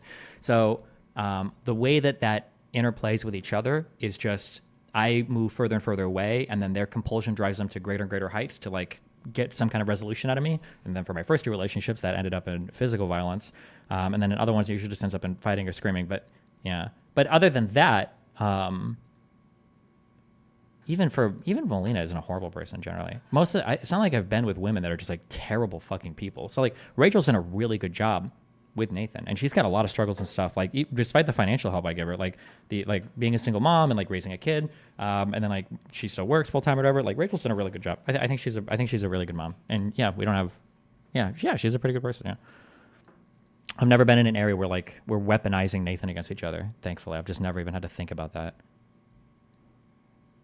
Did you get the brand new iPad? No, not yet. That's me and my wife. She's more avoidant, and I need to resolve right away. We've been together for 12 years. It's workable. Well, good for you if you figured out how to actually do that. Yesterday, Twitch recommended Hassan to me. 6 hours, 23 seconds in, he starts talking about you. From what I've seen, from what I've heard him say, you seem to be living in his head. What did you do to cause that, LeMayo? Oh, yeah. Did you have a relationship or good relationship with Rachel's partner? It's a little weird, but I don't really care much. It doesn't matter much. I like their dogs. They have two huge pits that are either going to eat my son or not. I love those big doggos, though. They're so cute. And they're very, very, like, hyper excited.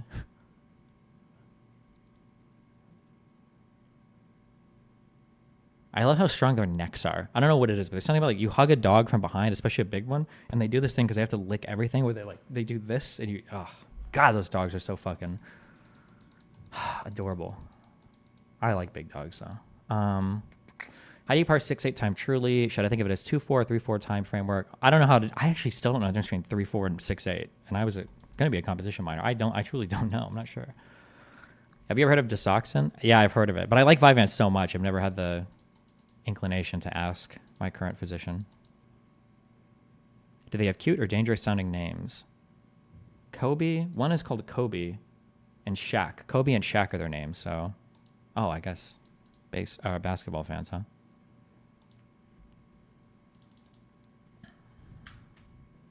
Any big shows you're going on coming up weeks? Nope, I'm doing my Israel thing. I'll be on Jubilee, I think on the 15th. Of next month. But do you think you'd have learned less with Vyvanse, or would it just take longer? Learned less with Vyvanse? I feel like I learned more. No? Another middle ground? I don't remember what it is. I have to go check.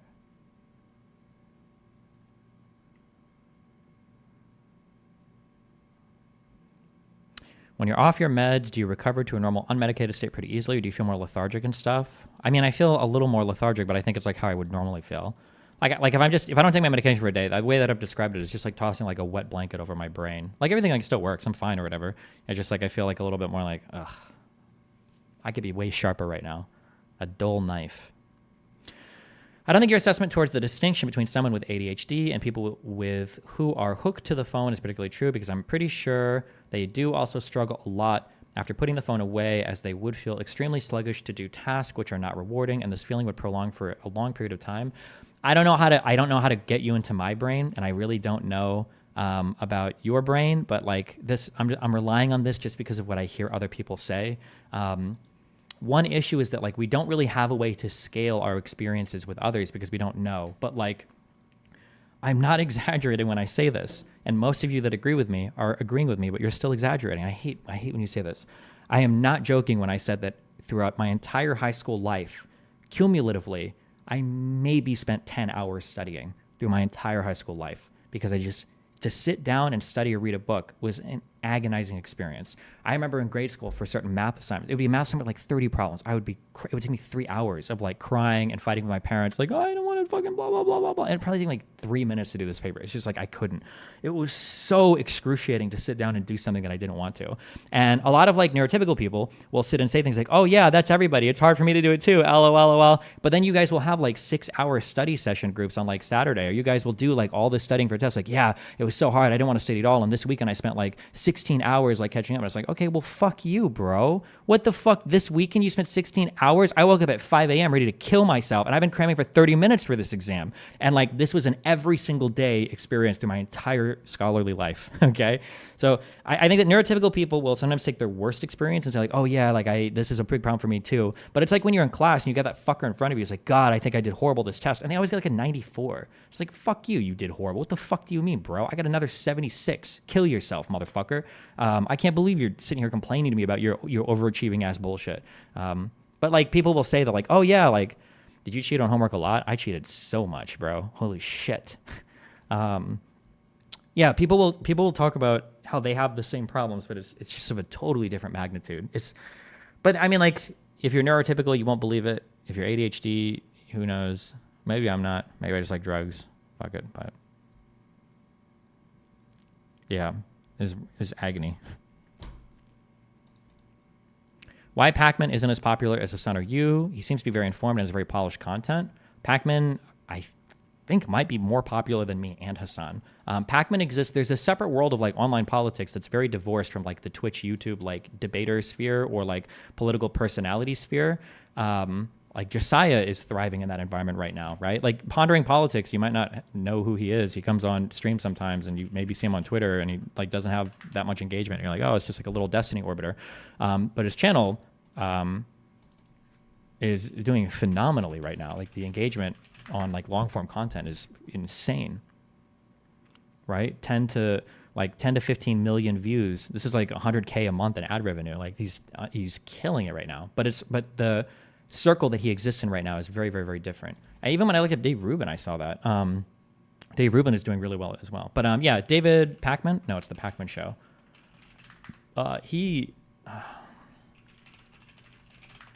When he live streams certain events, he's doing 100K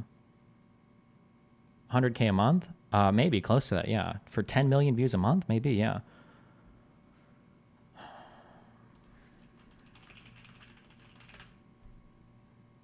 When Deepak is streaming really big events, he's getting like 50K plus concurrent viewers, isn't he? Like the views are really, really good. Have you scheduled a lunch with Ben Shapiro yet, or are you just going to let the contact die like an absolute fucking moron? I don't think he wants to have lunch with me.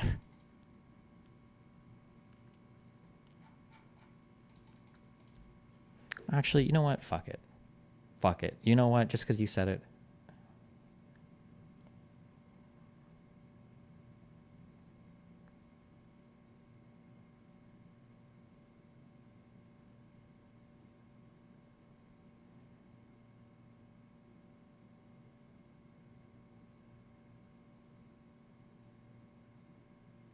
Fuck. I have to find out. I think I need to get the number off my other phone because I was using this. Because this is my iPhone. I don't have any. I'll text him tonight. I'll say I'm going to be up in his area to ask if he wants to get lunch. Okay, fuck it.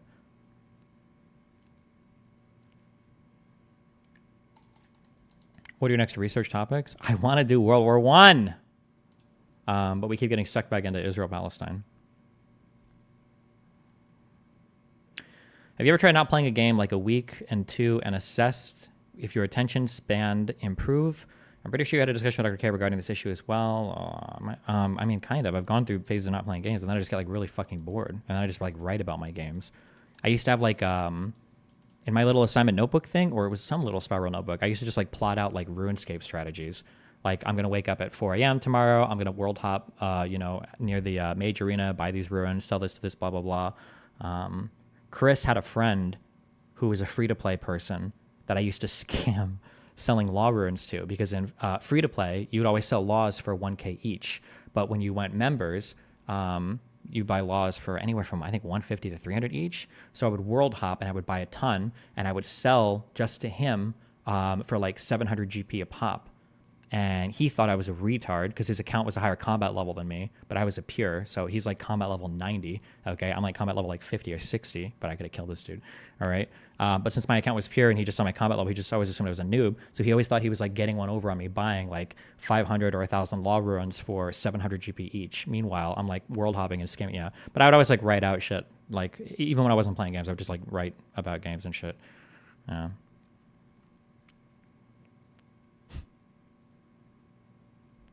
Rip Ted.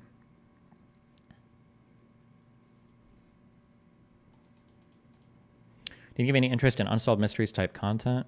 No. Did you do that conceptual thinking thing you talked about the other day back then as well? Like basically being really good at connecting info. Maybe, I guess. Yeah, I don't know. It's just always the way my brain has been organized. I feel like maybe everybody's brain can be organized like this. You just don't like learn to exercise it generally because you learn like the rote memorization stuff. Are you scamming him, or was it beneficial to both of you? I mean, it was beneficial to both of us, but if he would have known how to use, well, no, there were no RuneScape forums back then. How did you find people to buy laws from? I don't even remember. But I don't think he had access to people selling them en masse. He would just, after I would sell him all these law runes for 700 a pop, he would world hop, or he would sit outside like the Wildy in Varric, and he'd just sell them for 1K each, you know. There was no GE. I'm not talking about Grand Exchange, motherfucker. Before then, before even the RuneScape, because the RuneScape forums were how you would do mass trades before. There was a website that we all used. Fuck, what am I thinking of? Was it Ruin HQ? Am I making this up? I feel like there was a site that we used for forums before. Oh, Zybez. That was it, I think. ZYBEZ. That looks familiar. It might have been Zybez and Ruin HQ initially that you would like, yeah.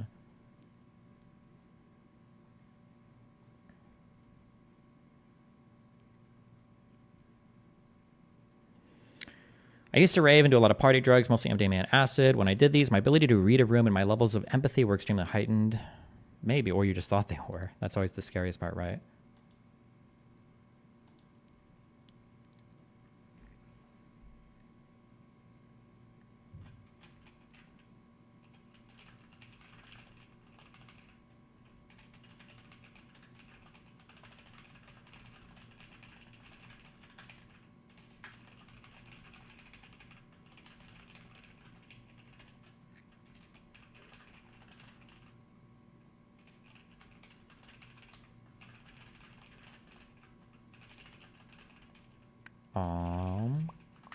Me and my clan would death dot people into the Wildy all the time. You would have like 10. Oh, I know exactly what you're talking about. Wait. Oh, no, never mind. I'm sorry. You would have like 10 people stand in one spot. So on the map, it would look like one person, and they would only see one person in high level gear. I feel like if you're death dotting, that was always like in the deep Wildy. You never really got people that way that much. The funniest thing was, I don't remember when or why this happened, but you could force skull people. If like 15 people attacked the same person, for some reason, they would skull. And you could always find some retard standing with like his D plate legs or some shit like on the edge because he wanted to show off his. Because I think non-members could bring some dragon things into, or members could bring some things into non-members' world, right? Because we fought with like DDSs and D-Simmies. No, did we? No, we didn't. We must have been members. I don't remember. I don't think you could.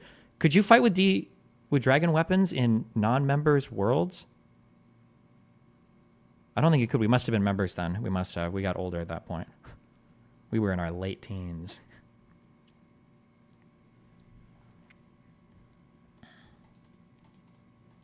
It was always funny that like we would always kit up to go have like, we're gonna go do some real ass PvP. I'd like deck out my full fucking my full mystics.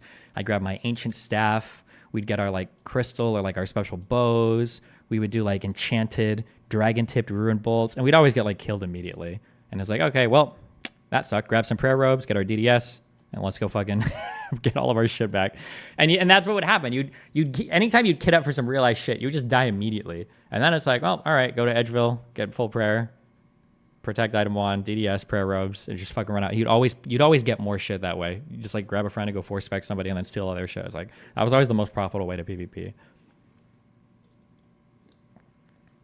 What was your first experience with a drug aside from nicotine and alcohol? Probably trying to smoke weed in high school, but weed back then was so bad. It was so hard to get high. Or my big mushroom trip.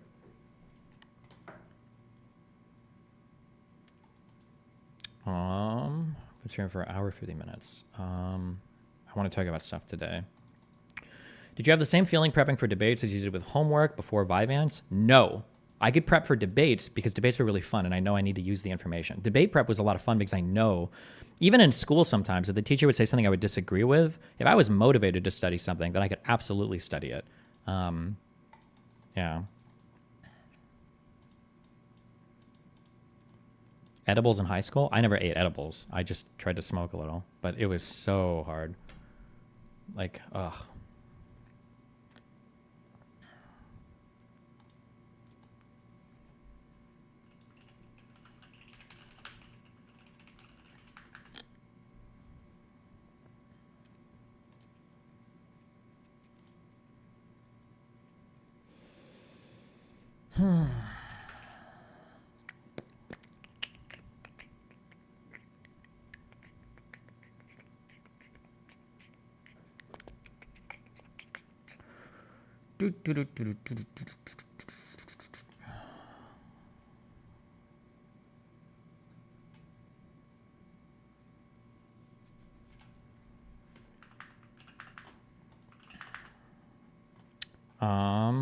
Okay, what are we doing?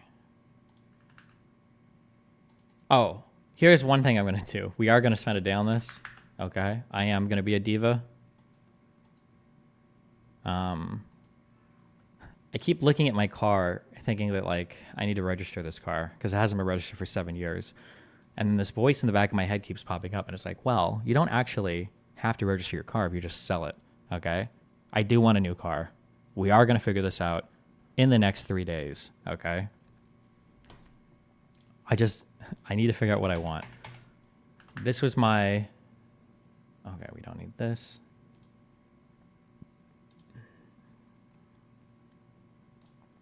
This should always be pinned.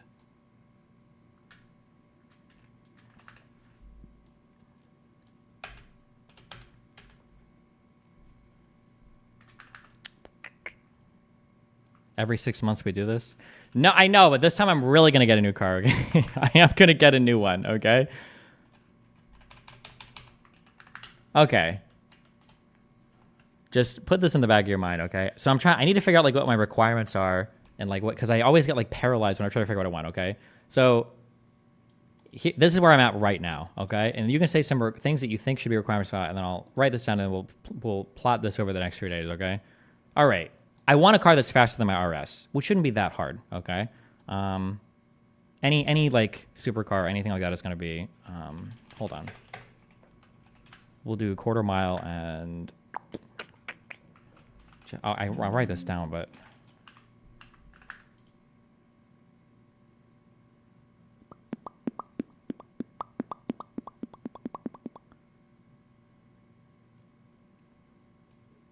.5 seconds. Hold on.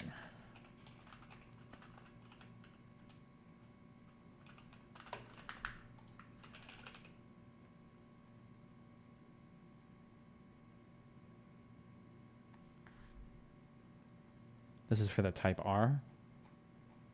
First place. Fuck you.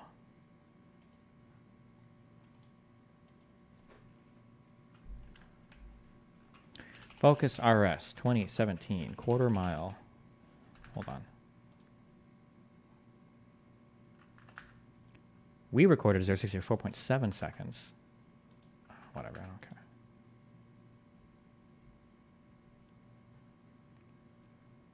Quarter mile of 13.5. Okay. 104.2 miles per hour. Okay.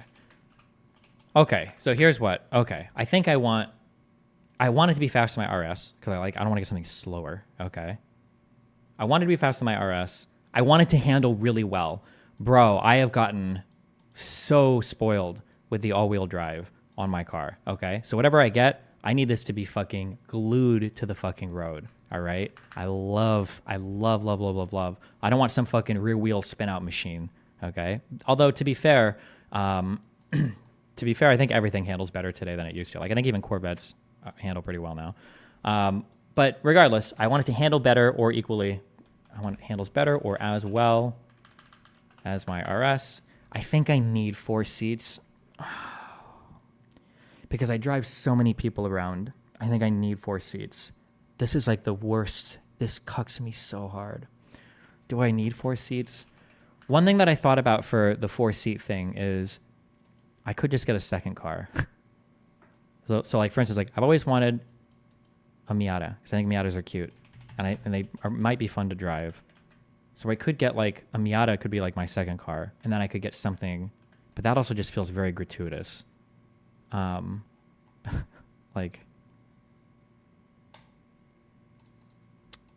why not keep the RS and get a new car? That is true.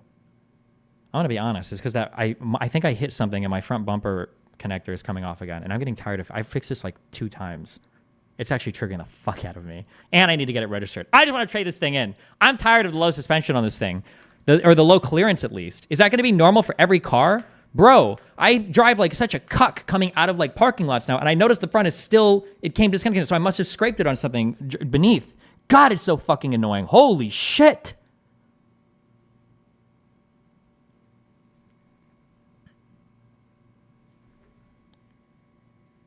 You won't like how the Miata drives standard. The only thing that I'm scared about for the Miata is I feel like the reason to buy a Miata in the past is just that the Miata is like such a great handling car.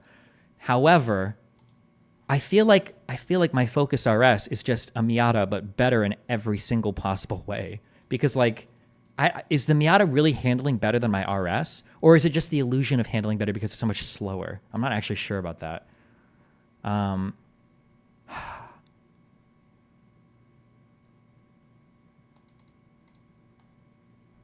also really like the Focus because it's a really unique car. I think, that's another thing as well. I think I want a unique car. Like, I don't know if I just want to get like a GTR or something, or like an Audi R8, even if they're nice, but I'm not sure. Like, having something unique is cute. I like that. Get in Discord. Hold on.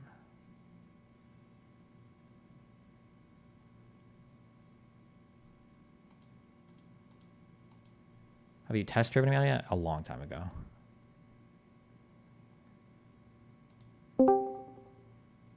Yeah. Oh, hello. Rather just get the newest model, the RS. They only made it for 2 years. I think they only made several thousand versions of that car. Does it need a manual transmission? I put manual transmission down here as would be nice. Same thing with all-wheel drive and unique. But I think I really, really, really want a manual transmission. I hate bumpers and I hate switches. But if there's like another car that is like screaming at me, then maybe I would get it. What about like the fake manuals, like the F1 transmissions? I don't know what that means. Are you talking about the paddles? Yeah, like paddle I shifting. hate them. I just fucking don't like it. So you want something unique. It doesn't have to be. That's just on the would be nice. And what's the budget? I said less than 400K. Realistically, probably less than 300K. Ideally, less than 250. I don't know if I want to spend 300,000 on a car, but Hold on. I'm doing some thinking right now. Okay, give me the fuck. You have to reorder. You know what you can do? Reorder that in priorities. Number 1, like the top of the list has to be this. Bottom of the list is you might compromise on that. Sure. Well, I've got 2 different categories. So for requirements, it has to be faster than my RS. Obviously, I want a faster car. It needs to handle better or as well. So like the performance is like non-negotiable. And then I drive so many people around. I feel like I need 4 seats, or I could just have a second car. I could just keep my RS. I think that's a big one that will really. Nope, never mind. Yeah, you're right. Nope, you're right. Yeah, fuck this. Okay, fuck this. We keep 2 cars. It'd be nice if I had all-wheel drive. It'd be nice if it had a manual transmission. And it'd be nice if it was unique. The all-wheel drive doesn't really matter though, as long as it handles better. So I guess I can axe this. I don't like the rear. I've driven a couple powerful rear-wheel drive cars. Maybe they handle better than they used to, like 6 or 7 years ago. What about like a mid-engine that's rear-wheel drive? That's kind of like all-wheel drive a little bit. I drove a C7 a long time ago. I don't know if they were mid-engine at that point though. I don't know if I've ever driven a mid-engine car. So an idea for a unique thing that you could do. Mm-hmm. How about a manual swapped 458? I don't think I want. I think whatever I want. I think because I'm at the gay point in my life. I think I just wanted to restock whatever fucking shit. Well, I they don't make manual 458s. I know, that's why I'm saying I don't think I want like engine swaps or like custom. I think I just want like stock, nice, perfect running, whatever. Okay, let me think. I will say there is a guy that emailed me a lot of information a long time ago on different cars, and one of the ones, the ultimate one he ended up suggesting was, have you seen anything about the Lexus LC500? Yeah. That was an interesting choice. The unique one that he put out, though, I think I ended up not considering it because it was a two-seater. Have you heard of the Lotus Emira? Lotus is. Let's not consider Lotus as Why? cars. Because this is unique. It's pretty fast. It handles well. Like very unique suspension, but like a little memey. But only it starts at 100K. I'm looking at prices of some other things here. Hold on. A Lotus would ruin your life. Wait, what do you mean by that? A Miura is not that fast. It's faster than my RS. No. I was reading up on like maintenance costs. Have you seen anything about like the maintenance costs on like Ferraris, Lamborghinis? Yeah, it's insane. Like around. I read anywhere from like 30 to 50K a year. Jesus Christ! What are you even paying for? It's not a joke. I think on some of them, at least with the older Lambos in particular, you had to do a clutch job. Like, God, and people are gonna fucking lose their shit if I get this number wrong. But it was very frequently, like not like every 30,000 miles, like 5 or 10,000 miles, you would have to do it, and it was like, holy shit. I'm just looking here. How important to you is the manual? For me, that would be incredibly important. I don't think I would ever want to get an automatic. It's pretty important. But the thing is that like there was a car that was like so perfect in every other way. Here's the thing. When I'm driving on the interstate and I'm trying to pass somebody, I like being able to hop down a gear or two and then like passing them. That feeling that's probably some of the most fun that I have driving is like the wacky interstate driving. And also it's fun in a straight line to be like shifting gears and like pushing the paddle buttons. It doesn't give you the same feeling at all for me, just as a personal thing. It doesn't give me the same feeling. I don't like pushing the buttons. So here's one thing I'll say is I think a lot of people, drivers, enthusiasts, same people that would recommend you a Miata, they're all going to recommend you a Porsche, a 911, either turbo, a fucking turbo RS, or a turbo fucking retard edition. And they're all right. But I'll tell you this, from the outside looking in, okay? The average woman, which I know that you care about, is not going to be able to tell the fucking $30,000 Porsche from the $600,000 Porsche. Hold on. I'm buying for performance. True. I don't catch women with cars. I catch them with my league rating. But no, I don't. That's not a factor at all here.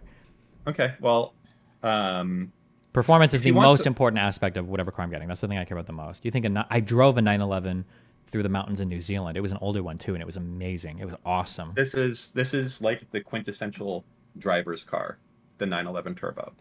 They hold their values well, and it's everything you want basically, and you can get them in manual as well. I don't think the new ones. I think you would have to get a few years older. I think they don't do, but that's definitely an option.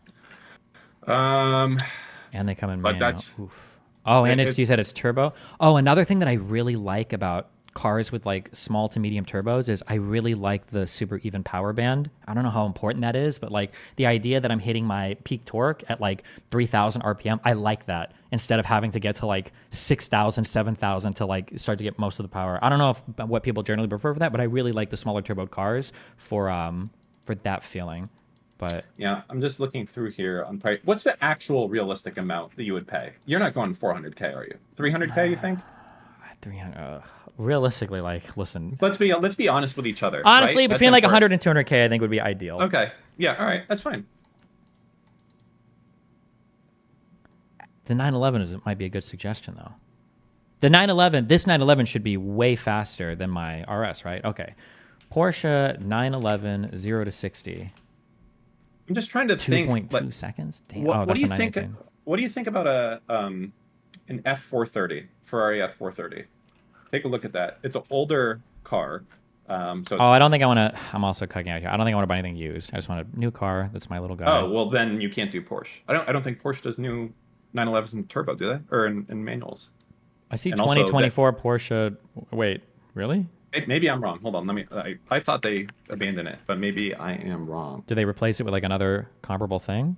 I don't think you'd be able to afford it under 200K. Also, but maybe let me see. Well, like it says 2024 Porsche 911 MSRP starts from 114K. Go to build it. I don't know. What is a 7-speed manual? What the fuck does that stick look like? I mean, let's build our Porsche. We can go to the website. Oop, obviously. So are you doing the turbo or no? You can't do the turbo S. That's gonna be too much. So this car, the thing with Porsche that is the most obnoxious thing is every fucking part of the car is like not included. I swear to God. Like you're like, what color gauge do you want for the clock? That's $400 if you want to go from black to white. It's actually unbelievable. So the cheapest 911 turbo with no options is 200K before tax. Well, damn, I don't know if I want the cheapest one. That's like nothing on it at all. I think, man, so you should really put in there number one, most important is that it's new, because it sounds like you're not willing to compromise on that at all. A 911 GT3. 3.2 second, 0 to 60. What's the quarter mile time? How much money are you spending at like 10-second, like quarter mile cars? I think. I bet if you just buy like a fucking fast car and you don't care about anything else, you probably get one for a decent cost. No, for like. I forget that. So I think the difference between a GT3 and a turbo. I don't think the GT3, or is it the GT3 RS? Got my limits on this shit. I don't think they're turboed. I think they're naturally aspirated, and I think that they're more race car oriented, so that they're less comfy inside, I believe. I already drive shit comfort cars with no fucking luxury, so. The 911 ST. This is $100,000 more. Why is this car so much more expensive? The GT3 is the zenith of enthusiast cars. Why not just get a newer Focus RS? They don't make them anymore. I think they only made them for 2 years. For 2017 and 2018. Also, I feel like I should get something a little bit more expensive since I'm technically rich. Driving a $40,000 car, okay? I need to flex my Rolex of wealth to the plebeians around me. You can't leave behind the new thing. I just want like a new car. It's my thing. I understand that. So that's number one. No, but you're saying that there are older one. Models that would be better for what I want, not necessarily just on price, but there are older. Just like across the board, like of what you're gonna get, everything else, and you're cucking yourself a lot by saying I need it new only. You have to buy like 5 cards to get a slot for a 911. Oh, that might be true actually. I know that like Ferrari and Lambo does that. You can't just walk in and buy the cool models. What if I link them? But I don't know if that's true for a 911 turbo. I do. And they see my YouTube sub count. I should be able to get one. Okay. You need relationships with dealers. I gotta have a fan out here that works at a dealership. What is body roll and understeer? I think body roll has to do with how much you feel like the car is like moving on top of the suspension, and I think understeer has to do with when you're steering and when you're accelerating, it's how much you lose like the back or the front. Like that's the difference between understeer and oversteer. Okay. Exactly. What do you think of looks? Let's just go purely off of looks. A few cars I'm going to give it to you. Okay. Performance is my number one more than looks right now. That's I'm not asking you about. Okay, then fine. Then let's go get like a fucking. Performance isn't your number one thing. That's not true, because if that's the case, you can go buy something for half this price that will go be faster than this shit, and it'll be like an electric car, or it'll be some fucking modified bullshit. Okay, so it's not. Well, I mean, true. there are other deal breakers, but I don't. But like I'm prioritizing. Okay, so can we look at design then a little bit? Is that okay? Are we allowed to do that? Sure. Okay, look at a Ferrari 458. I want you to tell me, even if, or sorry, 430. Sorry, F430. Ferrari. What'd you say? 430. F430. Yeah. I don't like the F because it makes it sound like a truck. I'm just kidding. Mm-hmm. Do they only come in red? No, they come in other colors. This looks okay. Looks like a Hot Wheels car. Okay. This is not going to be as fast as the Porsche, I don't believe. What do these sell for? Do you have to buy a used one? You could probably get it for no, I think you can get these for 200K. You'll definitely have to get them used because they're They're not made anymore. 2009? I gotta get this old ass fucking 15-year expired car. What is it? We're just, 300,000 miles? we're just going on options. I'm just sorry, showing I know, you okay. that's one. Okay. Okay. Another one is the Audi R8. You could do the V10 easily. That's another option. I don't think they stopped making manuals on that as well. They did that. What year did they do that? Ooh. Never mind. So There's you can't okay cut for that. appearances because you guys keep linking like Cadillacs and shit. I don't know how to describe this, but there's like I don't know if this is like an American car thing.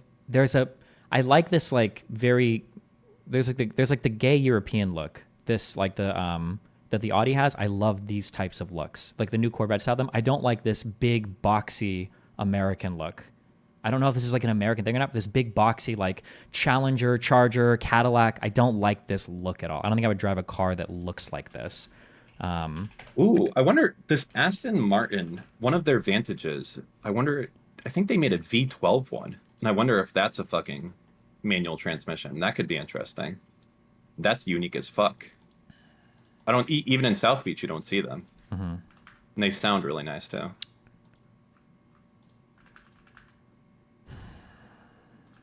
Okay.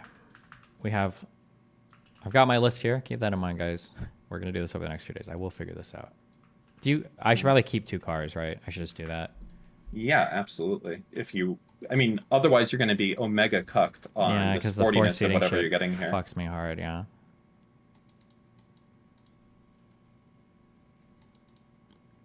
How's life? We're doing a show tonight? Yeah. Are you excited? So excited. I play with the lights a little bit, although it's hard to tell without people there, but...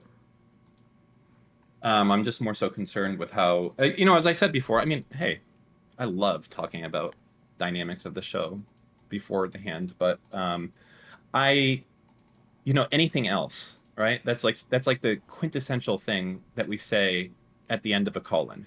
Mm-hmm. And I think I like the idea that somehow the show could become more call-in oriented than anything else. I think I liked that shit the most, but the problem is the quality of the call-ins was not the best. So I think the element that needs to change there is pre-screening call-ins and also getting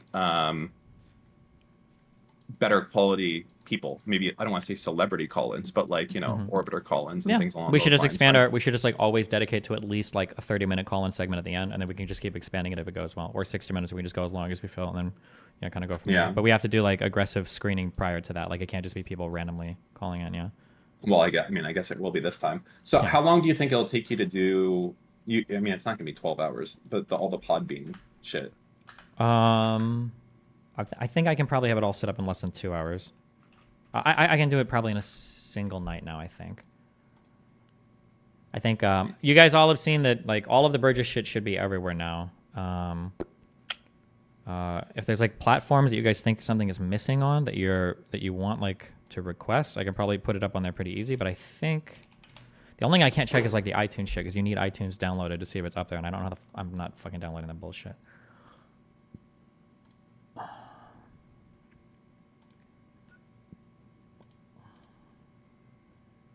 It's there? Okay, good. Lady Lauren, thanks for the 2 months. Oh, I think you donated earlier and I missed your thing. Sorry. And it's not iTunes, you boomer fuck. Are you sure? Because when I try to look at the whenever I try to go to this URL, oh, never mind. It does work now. Oh, maybe it just wasn't like okayed yet as an episode. Oh yeah, but they're all here. Okay, cute. Wait. It looks good too. Spent like 20 hours learning all of this. I know everything there is to know about podcasts and cameras and microphones and studios and rooms and syndication. I know it all now. It's all in my brain. Good.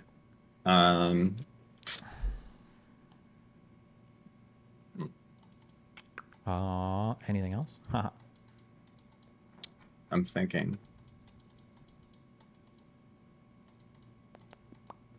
You like the look of the Aston Martin? Which one? There's a few of them you can look through. Ashton? Oh, Aston. Aston. I like the James Bond one. I think in that one movie, No Time to Die. I thought that looked cute. Yeah.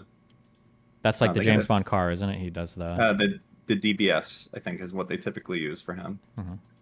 But the Vantage is a 2-seater. These look nice. Yeah, they are. Not this one. I don't know what the fuck this is, but these look nice. Yeah.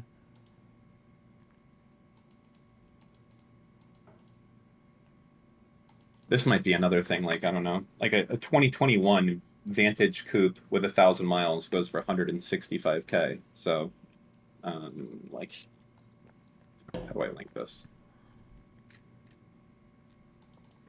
Do I need a car where the door is open by going up? I feel like that's a status symbol. I think you can do that aftermarket. No, I'm just kidding. I'm just kidding.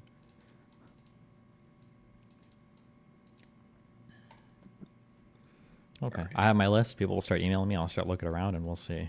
You're really going to spend this much money? Well, I guess it feels weird driving around. It doesn't have to be much. Okay. Yeah, it can be 200 or yeah. less. Yeah, but I drive like a I think 40K car right now. This feels weird. Okay. I mean, look. Here's the thing. At the end of the day, the best value you'll get is probably going to be a used 911 Turbo that has like a lot of sick options on it. I think that's going to be the best deal that you'll get, or like a GT2 or a GT3. One of those that, like, the Porsche is just going to be the best option you can get as far as like the ultimate track car, basically. Okay. I don't think anything else is better, but this is like the most fucking common car in Miami Beach, bro. There's more of these than there are Camrys, probably.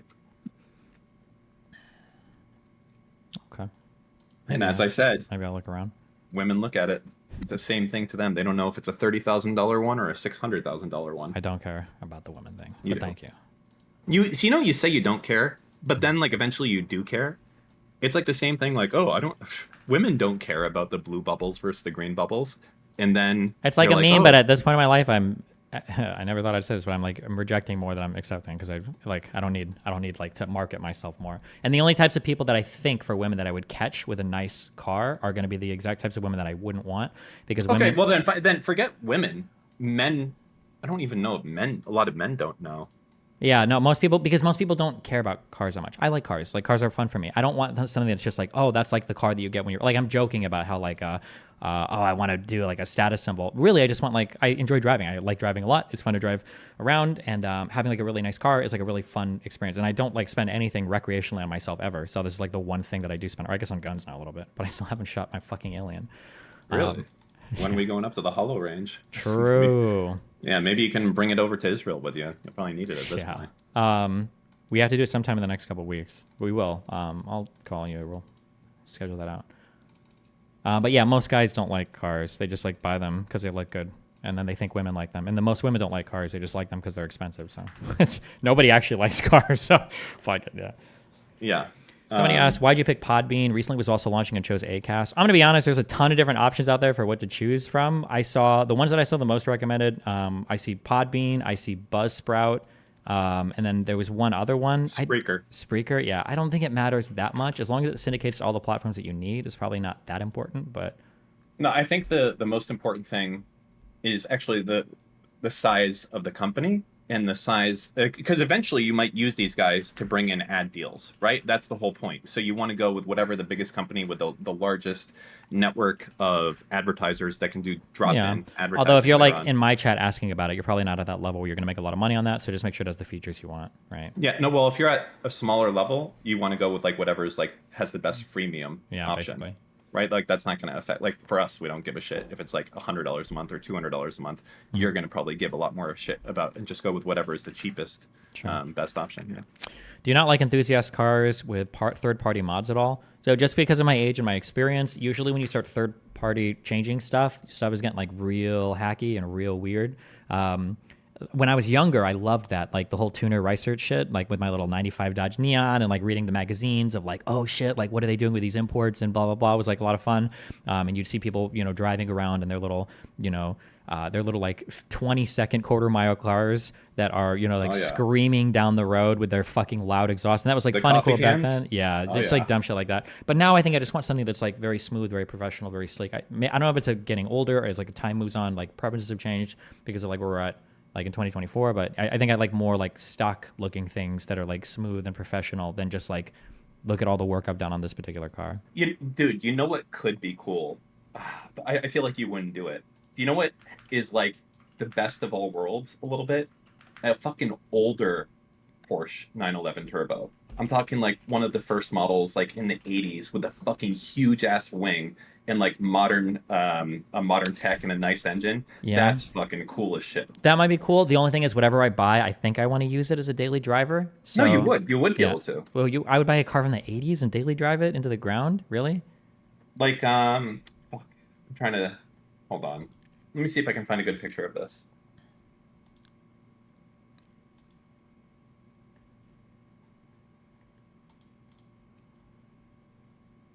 I think like it has like one of the things you said in your classifications is you're looking for something that's like a little bit more unique also. Like you like the idea that it's like, hey, this is like not something you see all the time, and it's fast and it's X, all that stuff. So let's see, what model would I go for? Man.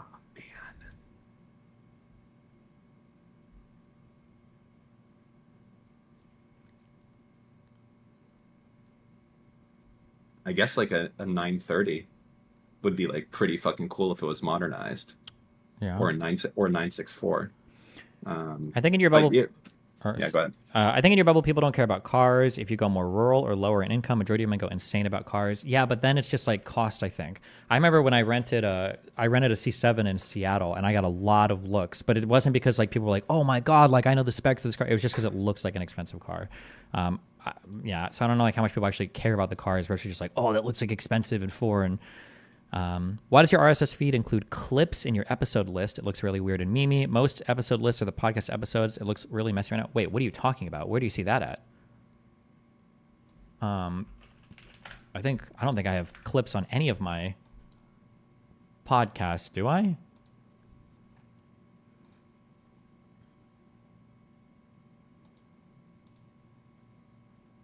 Distribution. Episode list. No, it's not. I just have 9 episodes. What do you mean by clips? The Bridges channel post YouTube short. Oh, that's YouTube. That's a different thing. Oh, well, I'm figuring out what I want to do with that. Oh, something that might keep me off of older cars too, as I've gotten spoiled, especially when I rent cars, is I think I'm at a point in my life where I do want like some features. So like I want the thing like that safety shit or no, like things that beep if I'm going to merge into somebody, or things that like have cameras that look nice or like non-shitty. Those are all safety features. Oh, okay. Blind spot monitor, lane departure assist, 360 cameras and all that jazz. Yeah, honestly, I think you should probably go through for a 911 Turbo and not the RS. Okay, maybe I'll write it down under my. Hold on. But a used one by like 1 or 2 years. Used 911 Turbo. Okay. I'll write that down as one of my suggestions. Air-conditioned seats for the asshole and nuts. I don't think I like the cold seats. It feels like you have like Bengay or what do you call the icy hot? What do you call this shit what is the name? Is there a more common one? Do you know what I'm talking about? Icy hot. Yeah. I feel like it just, I don't like that feeling. I think heated seats are nice, but the air-conditioned seats just feel weird. Maybe that's just me. I'm not sure. Yeah, heated seats definitely feel nice in the winter, although I live in fucking Miami now, but...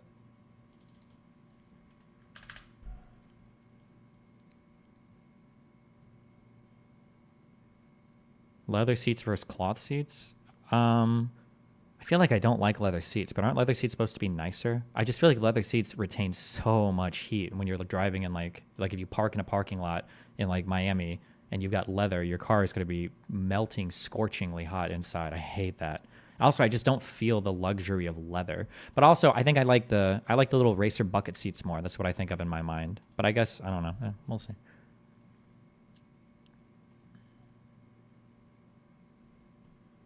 Would you ever consider a Lexus LS 500 V8 or LC 500? Yeah, that was my recommendation for last time, but...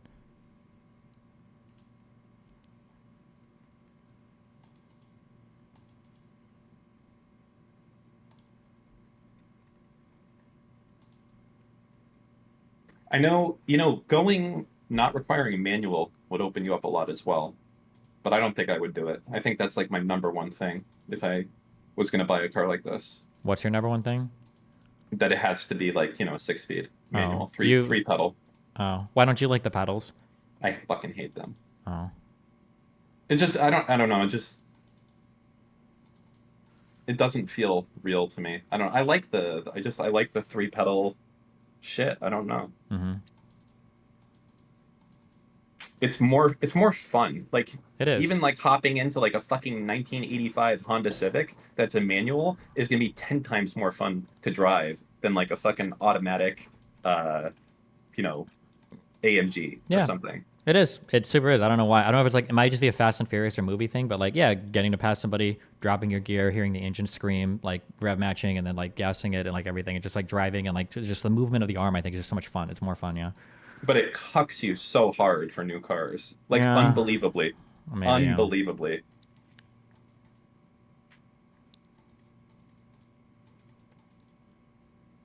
Let me use the rest quick. 1 second.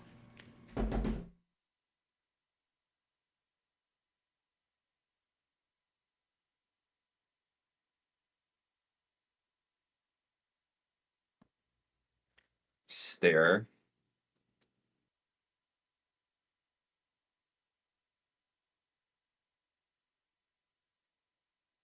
Dan, would you ever buy an electric car? I have an electric car. I have a Tesla Model 3. A Tesla Model 3. Actually, I like calling it Tesla. Anyways, but I don't think I'll ever buy another Tesla again. It's just the quality is just shit. Just fucking garbage on the inside. I think I would get the next car I get, because my wife primarily drives it. I think it's going to be a plug-in hybrid. That seems like the best of every world. She only needs to have, I think, like 100 miles of range. So if we can get to the point where the plug-in hybrid approaches that, I think that's a no-brainer. I don't think I'd fuck around with pure electric again. The Prius Prime is nice, but it still doesn't have enough range, I think. Okay. Are you ready? I got parenting questions. Yeah. Okay, so I think this summer, since Melina's gone and I've got this whole extra room, I'm thinking about setting the room up for Nathan, and I think Nathan might come over for a month. I haven't been like a full-time parent in a while. What do I do with a 13-year-old that's here for like a month? Like, Kill I feel yourself? like, why? What?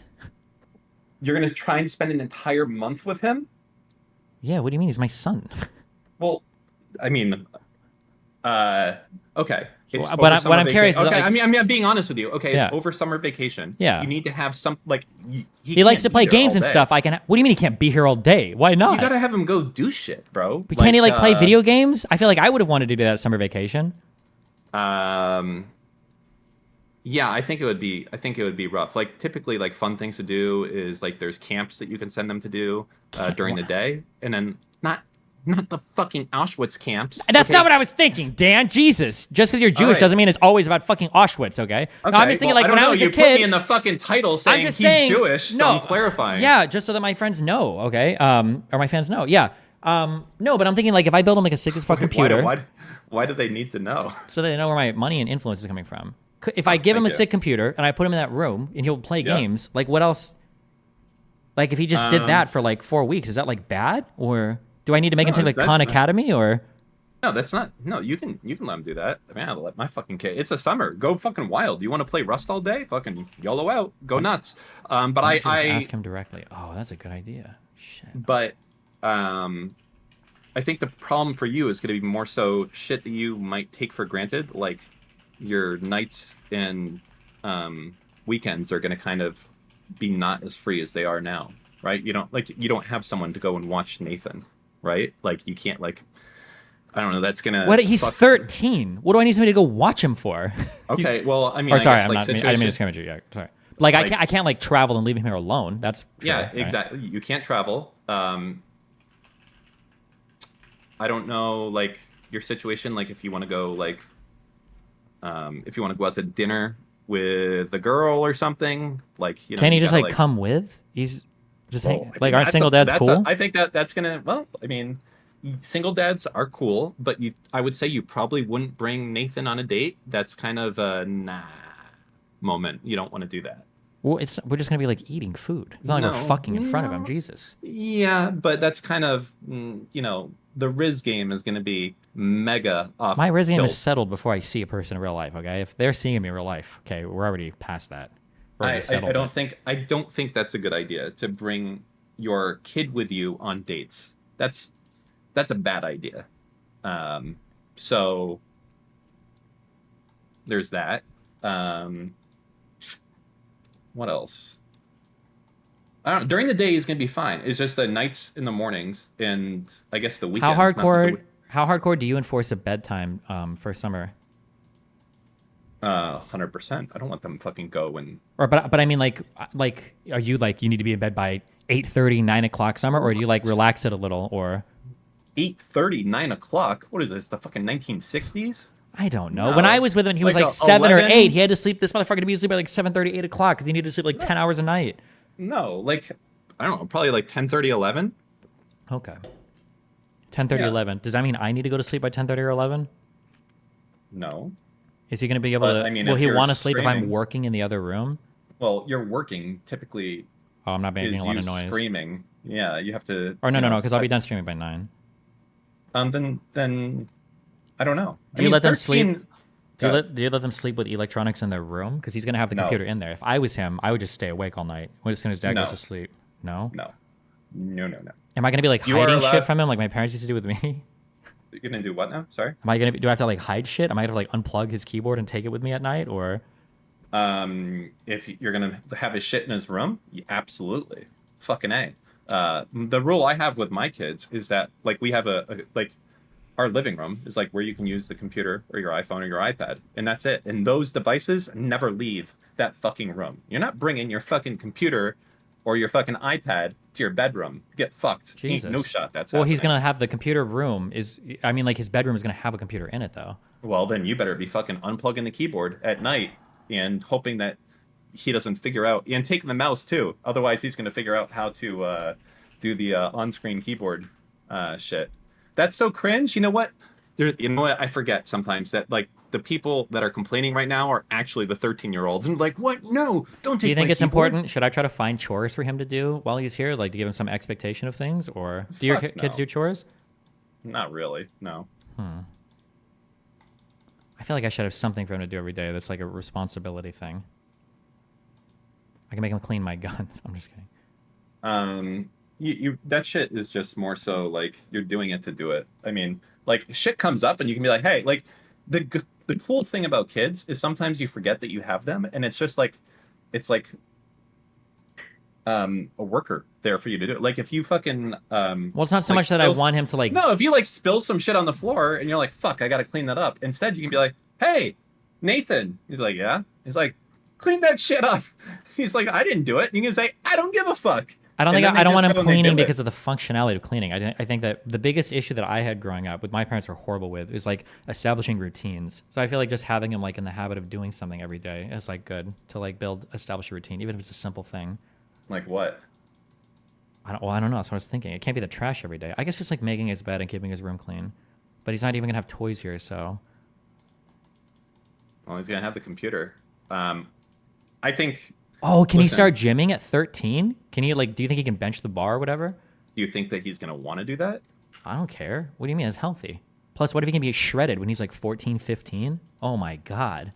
I mean, listen, my thought for you on this, the Dan take, if you will, is this should be something he looks forward to every year, is spending a month at Dad's house.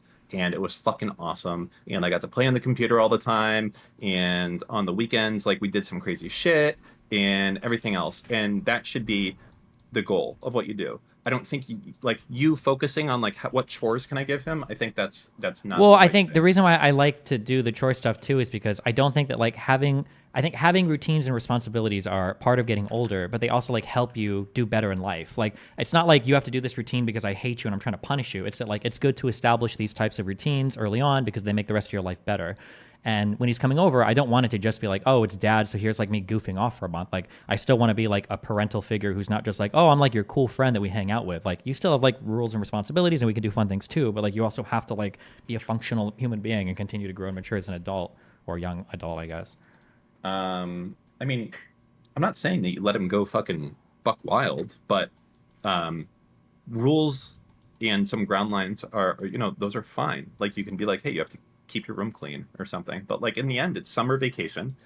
He's visiting his dad in Miami Beach, and he's playing video games during the day, and at night he goes like to a fucking cool restaurant. And this weekend, you know, he's gonna take me to the shooting range. Like, that's fucking like that's all cool shit you can do. And there's programs that, like, as I said, that you can do that they have here. Like, they have like summer camp programs, which are actually like kind of cool shit that they do. Like, they take you and like they take you ocean fishing, or you can go and I don't know, it's just like they do cool shit. It's like camping and stuff like that. It's not like, these are the memories I know that you have, that I have as well. Like, I remember like doing that type of shit. So I'm not saying that it should be all the time. Yeah, but I think my vacation time. So I used to go hang out with grandma and grandpa. That's where I would go every weekend and then every summer. But I think I was a degenerate. I don't know if that was good, because I like probably the biggest weak area in my life. My biggest. Jesus, I thought my building was about to fucking collapse. I think the biggest weak point in my life is my inability to maintain routines over a long period of time, and I think that happened in my childhood. I think I learned that. Yeah, and I feel like the what type of routine do you want to? Give me an example. What type of routine are we talking about here? Like, every morning when he wakes up, I think he should like just clean his room. Like, it takes like 4 minutes to like make your bed, or not even. Probably like 2 or 3 minutes. Like, make your bed and make it look nice. He reads, which is really good. He stumbled into a lot of good hobbies. Like, making him read for like 20 or 30 minutes a night. I can even buy him because I buy him like Five Nights at Freddy's books, and he read these whole books in like a few days. So I think like having like that habit of like reading, just like that, like really basic stuff. It wouldn't be like 6 hours a day of hard labor. It'd be like 20 to 30 minutes a day of like, hey, just make sure you're doing this. Making sure that he like brushes his teeth. Like, hygiene is really annoying for kids, because when they're like 10, 11, 12, 13, they don't want to like brush their teeth or comb their hair or like take good showers or dumb shit like that. So like making them do stuff like that, yeah. Okay. I mean, that all seems reasonable, I guess. Okay. 30 minutes of reading. Okay.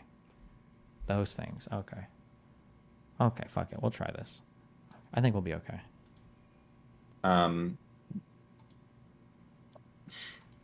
Yeah.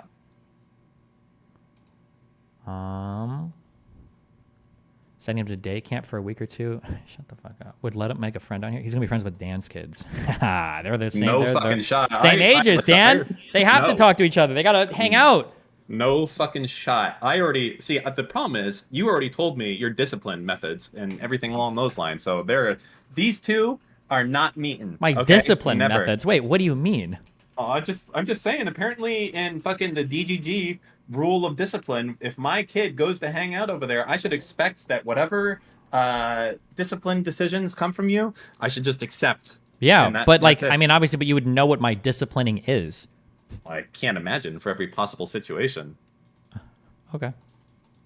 I have a good solution, so Nathan Uncle. Oh, also, somebody needs to help me figure this out. He really wants to get into computer coding stuff, even instead of the reading. If I had him do like that for 30 minutes, I think he would really like that, and it'd be fun for him. Yeah, that's a good thing to do. Like, if he's actually interested in it. I mean, the best way is like, I think there's like courses on how to build like games in Roblox and stuff, and they fucking love that. Mm-hmm. Yeah. Okay. God, I fucking hate your chat so much. I really do. And yeah, I just. Thank you. We know. Some of them are just such bad, wrong people. It's like the meme of like, I can't. Someone is wrong on the internet. It's like that, but it's true. They are wrong on the internet. And yeah, it's not okay. Oh, so we got Hutch. Fucking Erudite's picking up all the fucking cool people. Fucking David Pacman is from my town, Jewish guy from my area, and apparently gets fucking sniped before I even get a chance to fucking send out a thing. But I got Hutch to come on, so he's coming on, I don't know, sometime soon. Yeah. Yeah. But I don't know how much of the guest shit I want to do. I gotta figure that out. Programming summer camps. I think I think if he's building something cool, then I think he'd be more motivated. I don't know for the summer camps what they let you build, but he's into like horror demented shit. So like if I have him like, Nathan, I want you to be able to build like a schedule to like show when the Freddy Fazbender monsters are like eating kids or whatever. I think he'd be more motivated to work on that than some summer camp thing where it's like create a fucking interactive calendar or whatever the fuck cuck shit they do with that. Yeah, I don't know.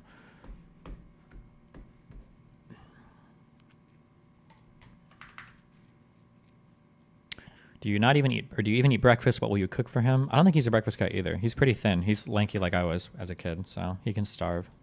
I should weigh him every day to make sure he's not actually starving though. That's good. You're joking, right?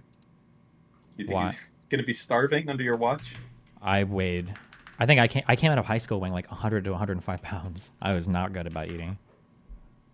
I don't think he's that thin, but Look, just try to plan. Like, the difference is going to be, I know that you live a very self-centered life, which is fine. You know, you've made it your thing. It's when he's there, you got to make like a big effort, like to do shit that you might not give a shit about. well, I think our interests are pretty aligned. The only thing that I would have to force myself to do is like maybe play games again. But I think, I enjoy games.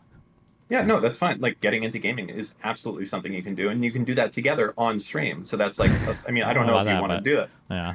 Back in the day, you could. But like going to see movies and things like that, those are fun things that you guys can do together. Yeah, yeah. He'll probably ask for things. I didn't know if there's something that I'm overlooking or something that I need to be aware of, but okay.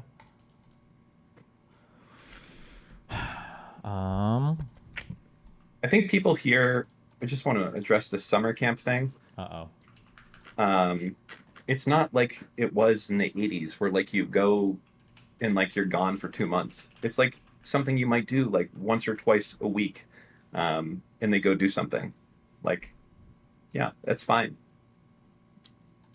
Also, you've probably never even fucking seen a pussy before, so why the fuck are you talking to me about anything having to do with anything that comes after that? Step one, okay, is maybe talk to a woman in real life. And then maybe you can have some fucking input on anything having to do with anything that comes after that point. Jesus. Okay?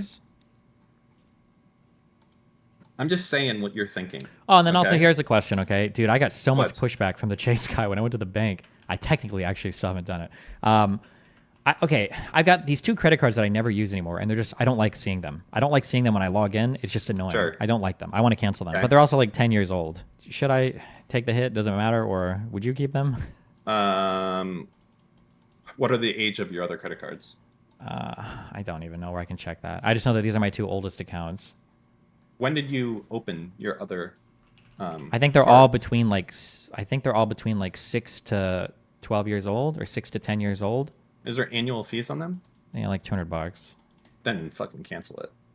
Okay. So if I lost like, what you can do is you can go and you can say like, hey, I'm going to cancel this unless you get rid of the annual fee, and they might be willing to do that. I was already in there the other day talking about it. And they said no?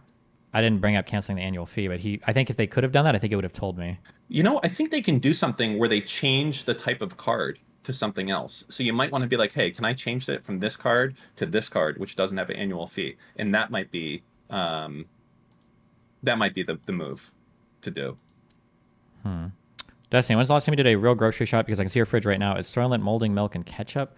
And Nathan doesn't need to become friends with every DoorDasher in Miami. Well, believe it or not, RTBA, I've got this guy that I pay every single fucking day, believe it or not, to cook for me. So thank you for the concern. Do you care about your credit score as long as it's like over like 800 or really like over 740? It doesn't matter at that point, right? I'm going to be honest with you. You don't give a fuck about your credit? Okay, I don't either. Yeah. Fuck it. Nobody cares about your credit score as long as it's above 700. Yeah, and as long as even then, income. yeah, it's like, do you have money? Do you have Yeah. income? Okay. That's all that matters. Like, imagine like you're trying to get a fucking mortgage to buy some real estate. You have the down payment, you have everything else. Like, ooh, only a 710 credit score. Oh, geez, I wish we could do something. Don't they have hard limits for like prime lending? Like, don't you need 740? They always have flexibility on that shit. Like, it's not going to be the credit score that fucking gets you. It's going to be like, hey, why is there something on here about you having a bankruptcy 2 years ago? That's what they give a shit about. Like, the credit score, it's all like flexible, fungible shit for most banks. They have the authority to do a lot of shit, and if they don't, they can always go to their manager and get authority there. Mm-hmm. But even that being the case, are you going to be buying real estate soon? No, probably not. Okay. All right. Okay. Yeah, I don't care. You're right. Okay.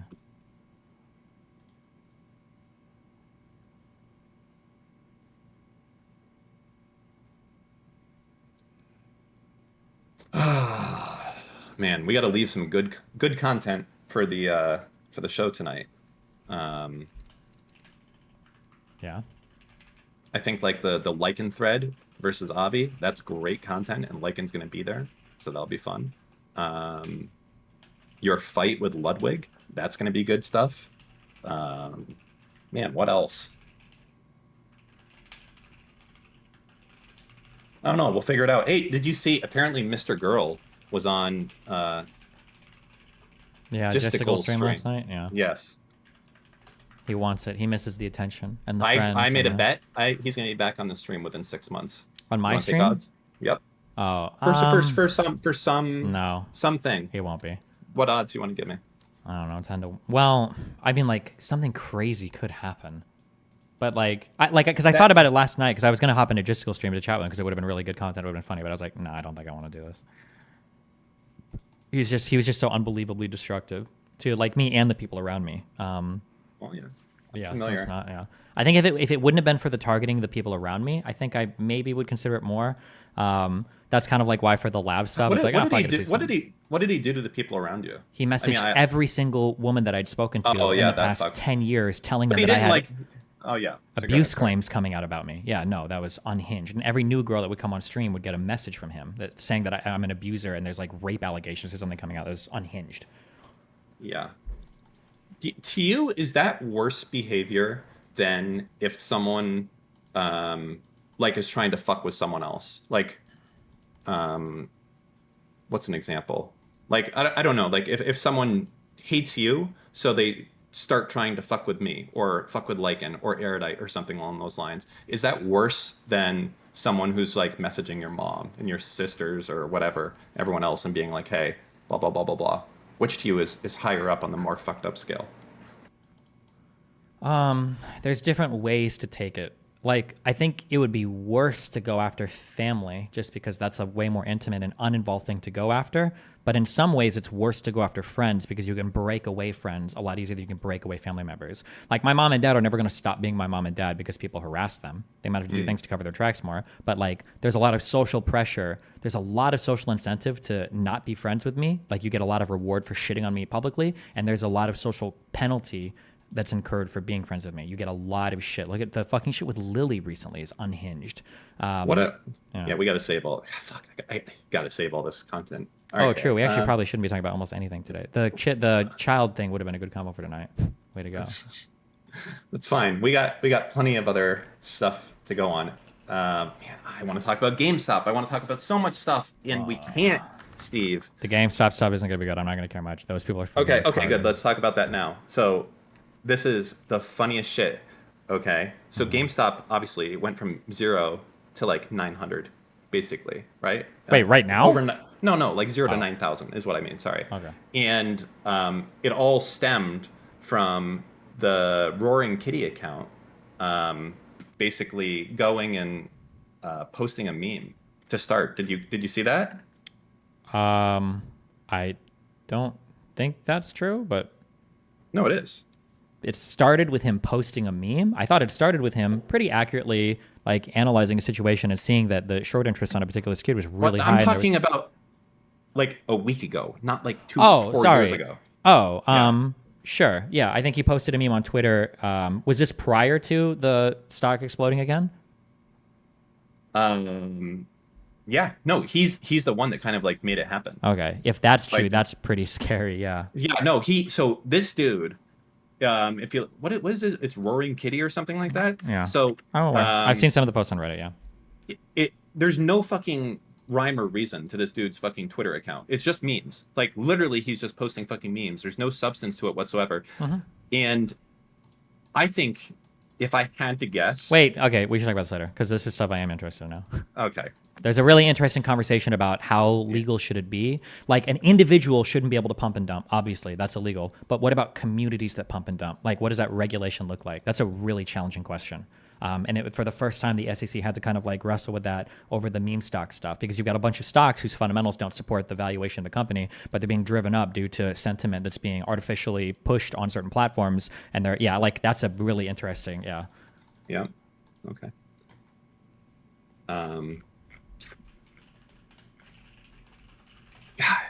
It's good stuff to talk about, good stuff to talk about. Can't talk about it now though. Is it really going to take you 12 hours to do all the podcast shit? Did I say that? You did. I thought I said I could do it in 2 hours. Oh, well, that's better. Yeah. I think, as long as all the accounts and everything are created and good to go, I think I can do it. I don't know what other accounts I have to make, but I'll figure it out. How do you pre-podcast talk, because we would never talk about this on the podcast, how do you envision it working specifically?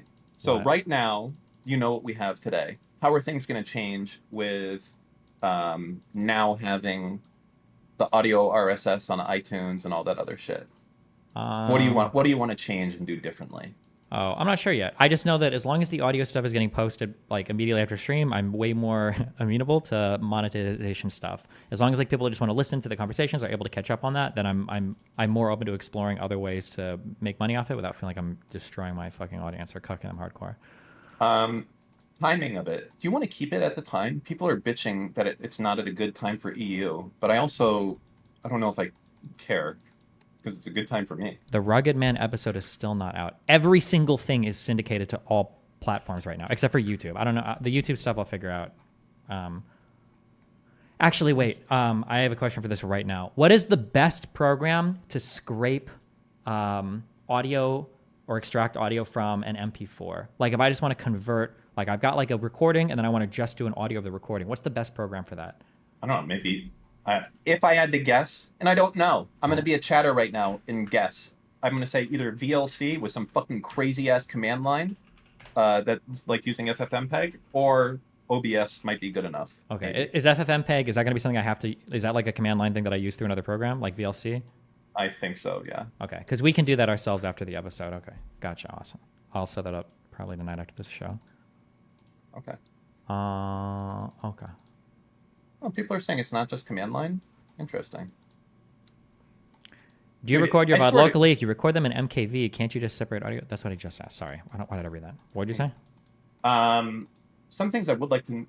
you said you got monitors set up. Did you buy the frame and the other thing? Or no? No. I bought two 4K monitors, which I found out, by the way, Yeah. now they're both at 1440p, which I guess is fine because they're at 4K, it'd probably upscale at 150% anyway. But apparently... those monitors, I don't know if it's because I'm using an HDMI cable instead of DisplayPort. I'm not sure, but on the computer, I can only set the full 4K resolution if I do 30 hertz refresh rate. Is that normal? Or do you think that's limited to an HDMI cable? That might be the limit of the HDMI resolution because you have 4 monitors plugged in. No, right? I only have 2 plugged in now. I unplugged. Really? Yeah. Hold on. I think HDMI, is it 2.1 or 2.2 or... I bought 2 of these monitors. I just got cheap fucking Samsung ones. I just need more screen real estate. 2.1 can do 4K at 144 hertz. So I wonder if you have, I don't know. Why would it be that low? I don't know. You can look at it when you get here. Maybe it is the cables, but no. Actually, I'm using the cables that came with the monitors. So yeah, maybe it might be the GPU because I think it's a 1080 Ti, but that should be able to drive monitors. That definitely can do it. And when you look in the Windows settings, that's what it shows. The max is there. It's 29 and 30. Yeah. I wonder. Oh wait, the UJ59 needs DisplayPort for 60 hertz. If you have 2 extra DisplayPort cables, then bring them. That would help. But I do. Oh. Well, How long? Just ordinary. It just plugs into the GPU. Double male? Yeah. Just like you like it. All right.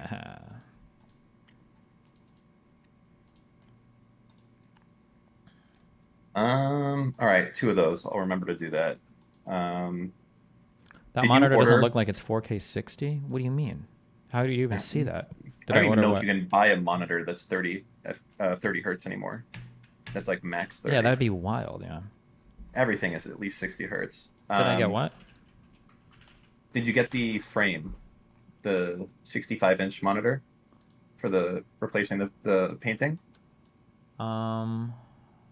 Yes, I think I ordered everything. Hold on. And did you order The mounting bracket got here yesterday. That's downstairs. I've got that in the room. I changed the 2 monitors. I put a low profile arm for the computer. I messed around with the lights a little bit. I plugged in a different bulb in the lamp in the back so we can color that. Oh, here. Oh, shit. Now it says it's arriving Sunday. This is the one that I got. I think this is the one that you're talking about.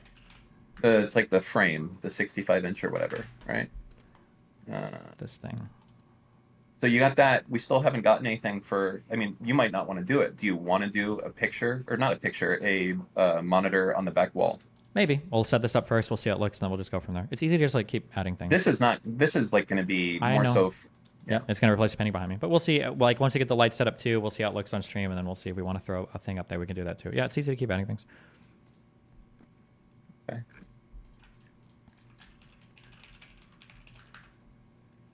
The USJ59 has 3 ports, 1 DP and 2 HDMIs. The DP and one of the HDMI ports are 4K 60 Hz cable. The other one is 4K 30 HDMI 1. Oh, maybe I just have to plug it into HDMI 2 then. I did HDMI 1 on both, so. Interesting. Well, how weird. I would imagine the 1 port is going to be better than the 2 port, but okay. You know, I think, does that computer have USB-C? Or No. Thunderbolt, whatever? It doesn't. Oh. Okay. Thunderbolt. You mean like for speed? On the motherboard, it might. Oh, also, that computer is way newer than I thought. I thought it was a 4770K or whatever. I guess I threw that one out, or I don't know where that is. That computer is like an i9 1330 or 13,300 or some bullshit like that, I guess, yeah. So if you have a USB-C adapter, which I do, I can bring you one if you need it, you can just get, like, USB-C from the Intel GPU can do, like, already 4K 60. Sure, but I mean, why would I do that instead of just using my graphics card? All right, I gotta take a call. Love you. I'll see you soon. Bye.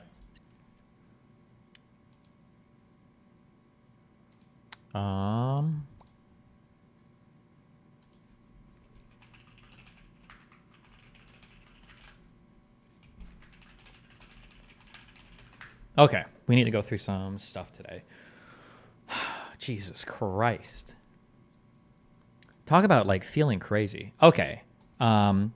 Firstly, the Dali ban, okay? The clip complex, I will say that it's funny. I finally found a way to get Hassan to engage with my full content on stream, and it's to have like clip compilations. He actually does it. He'll sit and watch the whole thing, which is fucking hilarious to me. That's what it took to actually get him to sit down and watch stuff. I think at this point, I'm kind of like burning permanently my relationship with Twitch, although I think I'm probably okay with that. Somebody said page 17 of this. Precautions for moving the monitor. You gave me the wrong page, or I read that wrong. I understand that I'm a very hateable person, but I feel like there should be mainstream media coverage, like blowing up Twitch. The idea that people can like openly make death threats on that platform and are being supported by the largest political streamers or the largest political streamer on that platform, that's really wild to me. Like, if I actually got murdered, do you think that, I feel like it would cause some damage to Twitch's, like the actual brand that Amazon owns. I feel like that would become really toxic. Like, some guy gets killed and then you find out that your lead political streamer is supporting other people calling for death threats. That's wild. I understand that I'm white, and I guess like not progressive enough so they don't care that much, but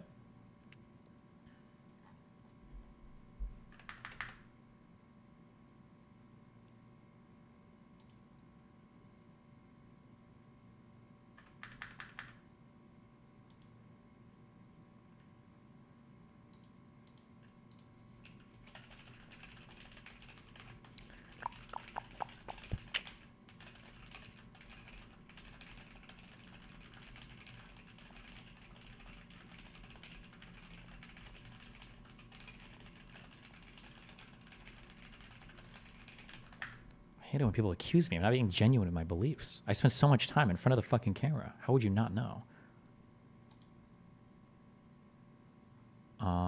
Let's see. We've got Willie Mack's video.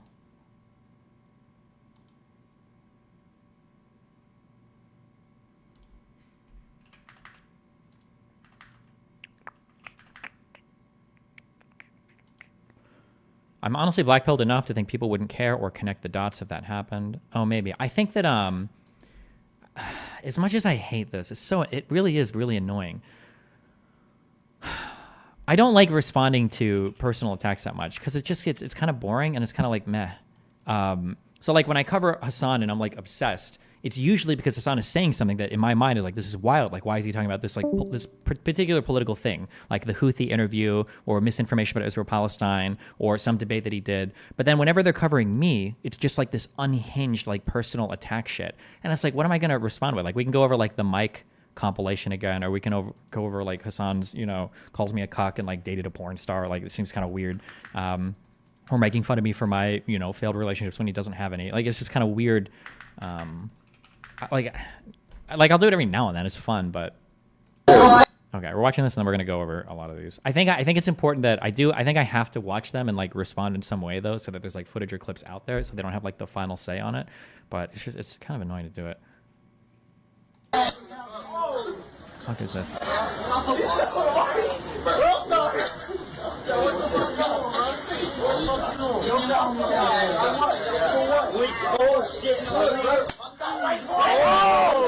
Loser was bullying a new student for not speaking English and got jumped. Okay, I don't care actually.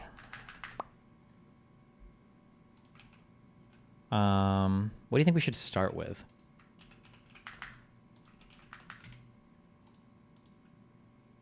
What is this? Jeff Bezos would be the world's first trillionaire as coronavirus helps Amazon.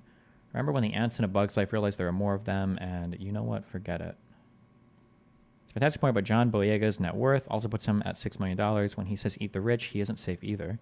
There's a pretty big fucking difference between 6 million and 1 trillion, LeMayo, not to mention the way the money was made. An actor being paid for a role / doing some advertising is a world away from a man setting up a corporate money machine that horrendously exploits workers.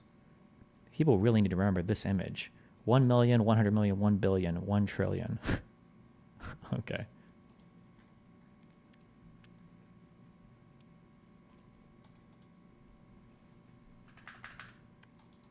You need to go on a positive community arc where you debate right-wingers again in the culture war before normies constantly associate you with hostility. I mean, that's still hostile. I do think it's pretty important to separate myself away from some of these people, though. Like, I don't mind drawing strong distinctions between me and some of these other, like, progressives online. Like, I think it's important to make that distinction.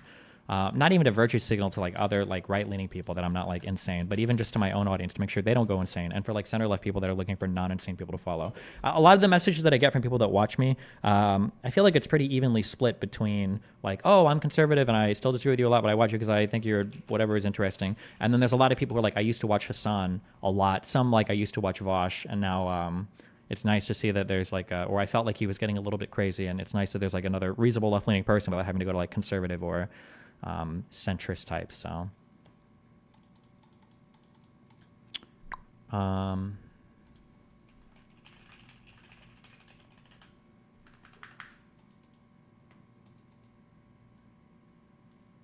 trying to think of where to start.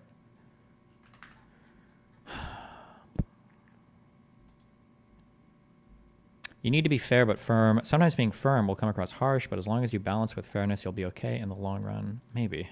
That's a whole other thing, different things. Do you think DGG has a constellation of beliefs that they can fall into as well? Israel-based, socialism bad, etc. I feel like every community thinks they're the enlightened ones and can fall into that trap. Yeah, I mean, there's going to be like some shared belief system in our community as well. The hope is just that you've like we've kind of like individually worked through some of these beliefs. Like, I think that we can change our beliefs easier than other communities. Like, if I were to start doing a bunch of research on like single payer healthcare, I think we could like change to that belief and it wouldn't cause a huge schism in our community. Because the only social pressure that we have to worry about is the one coming from our community, and I can dictate a lot of that social pressure. So when I say a thing, things will change, and I've got a lot of flexibility to say things because I'm not beholden to other communities. Oh, actually, we can go over that real quickly. I redid the rules for the subreddit. I might add to these, or is there a way to just see all the rules like easily, or can I open up like a rule page? Sure, I agree with you, but I feel like with the election coming up, there's a huge audience of right-wingers and independents out there that you can still be on their minds with. That Twitter space was a good head start. Oh yeah, maybe, yeah. Or a good start, we'll see. I really feel like I'm feeling stronger and stronger that like Biden is going to pull away and destroy this upcoming election, but we'll see. Why are there only 7 rules on old Reddit? Oh, they use a totally different set of rules. What the fuck? That's weird.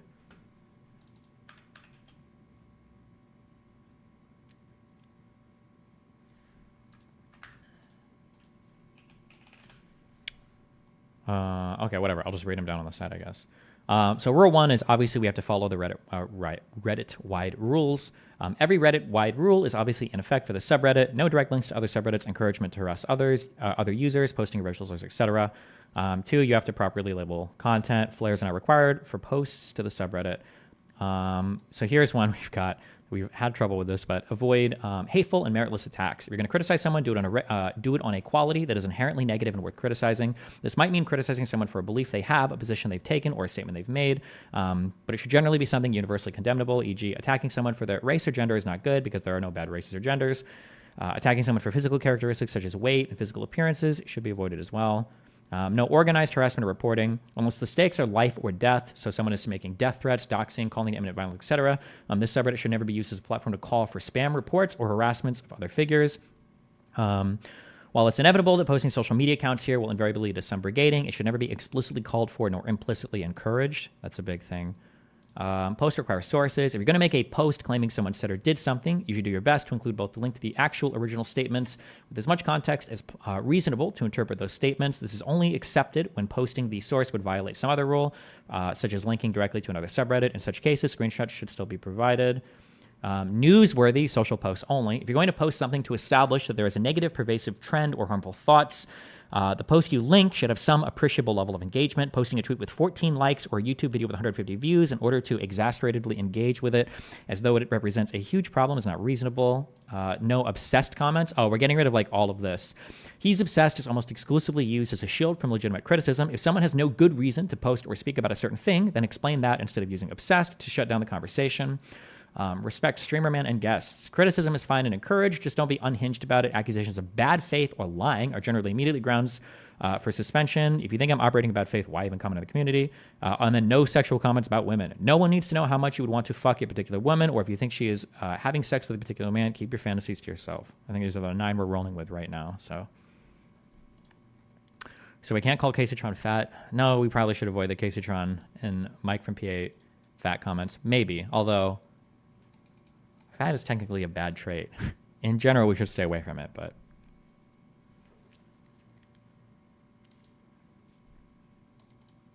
does this extend to chats? No. Well, I mean, kind of, but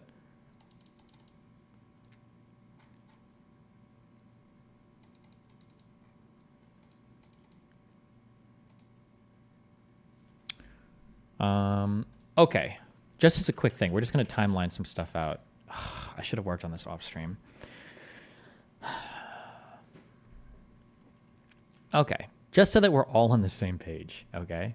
Because it's irritating how much stuff gets rewritten, okay? So here is the timeline of the recent crazy drama, all right? Okay. Ludwig, is The Yard Ludwig's podcast, or is it considered like all of their podcasts? Do you have any idea? Like The Yard? Or is it Yard Boys? Or is it...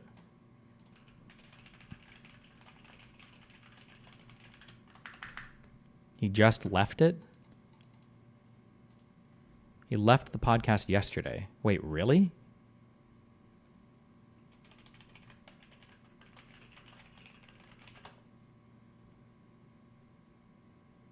I'm just going to call it Ludwig's podcast. I think it's pretty sure he's the most famous guy there. Okay.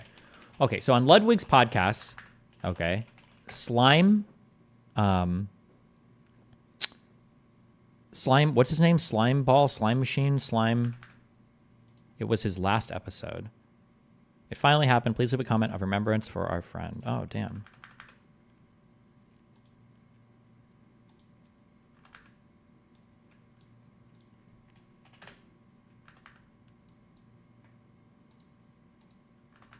Slime Machine on Twitter, but he just goes by Slime. Okay.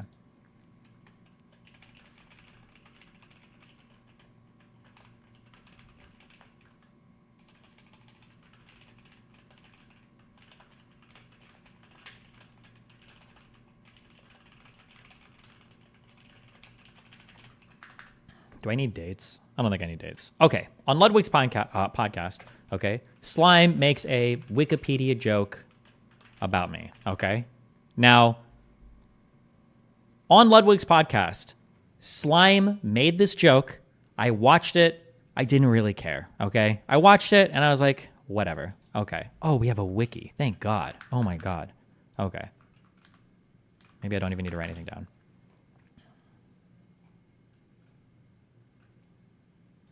Ludwig. Okay. On May 9th, while discussing a rap feud between Drake and Kendrick Lamar, a friend of Ludwig's, Slime, compared Ludwig's providing input on the rap feud to Destiny learning about the Israel-Palestine conflict purely through Wikipedia. Okay, so I watched it. I didn't really care. And then fans made a response, like little video clip thing in response to this. Do we have this? This is like Destiny just. I think it was this video, okay? So this video, I don't remember if I put this on Twitter or somebody else does and I retweet it. So this video gets made. That's fine. I think it's a good response. That's cool. Okay, cool. Because yeah, I don't just read Wikipedia, but like, listen, it's a joke he's saying on a show. I make jokes all the time. I'm not about to get super ass mad about that. Okay. Now I got a little bit ass pained when I read oh fuck, what is his? Fuck, what's his Reddit thing? It's not Slime Machine, is it? Slime Machine Reddit user.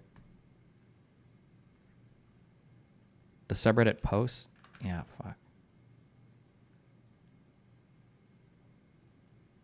Watch the whole video Okay, here you go. This is like Might be on the wiki. Oh, is it something Sasquatch? Oh, I see it. Okay. Hopping in. Destiny just reading about Israel Palestine on Wikipedia and on Wikipedia. Let me be honest. I know I saw it for the first time. I'm crying. You see through my eyes, roll better like the old man. It's another funeral.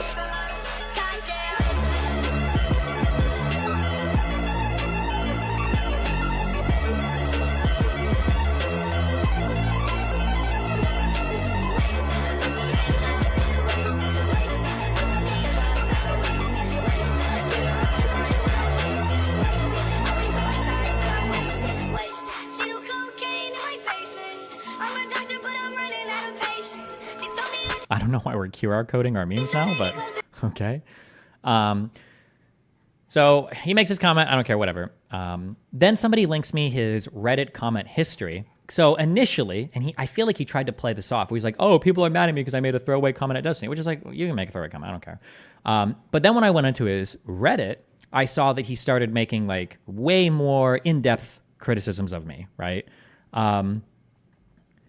And fuck, where is it? Where is this one? He's this stupid comment about. He mentions that he's got like a real Palestinian friend. Sick. Okay. I think the perspective my friend has given me over the past few years, coupled with the amount of coverage I've seen in passing about the conflict, is questioning the interests of Israel regarding the safety of Palestinians, and also the U.S. is a stalwart ally to them. I watch a lot of William Spaniel, who I think is pretty solid on conflict analysis as well. Intake, a lot of admittedly biased, but not unreasonable sources, blah, blah, blah. And Destiny's apparent, because I don't seem to watch him, stance on the issue seems drenched in smarmy pseudo-intellectualism and what seems like, again, because I don't sit and watch him, an unbendable, constant, callous position of Israel being in the right for the horrible shit that is being documented is something I don't like. In addition to being a dick about a lot of other stuff over the years, yeah, that I disagree with. I think this is all pretty reasonable. Somebody who's not outspoken on the conflict on social media. I'm not willing to debate any of these ideas with you. I do not care about your rebuttal or your thoughts. Now cough up the Instagram bitch, right? So I think it's like, okay, so initially I'm not going to make a comment about what he says on his show because it's like, it's a throwaway comment. I don't care. But now when I read his subreddit comments, I'm like, okay, well now it doesn't seem like just a throwaway comment. Now it seems like you actually fucking hate me, right? But even at that, I'm like, whatever. Like, I'm not about to jump into his fucking subreddit and debate him. And he's just saying on Reddit, so who the fuck cares? Whatever. So then it was the third thing, okay? So this is what finally pushes me over, okay? After I retweet this little fan cam thing, I hate that this just goes to the fucking platform. Then he goes on to Reddit, and then he starts making a thread about, this linking sucks. No, wait, is it this?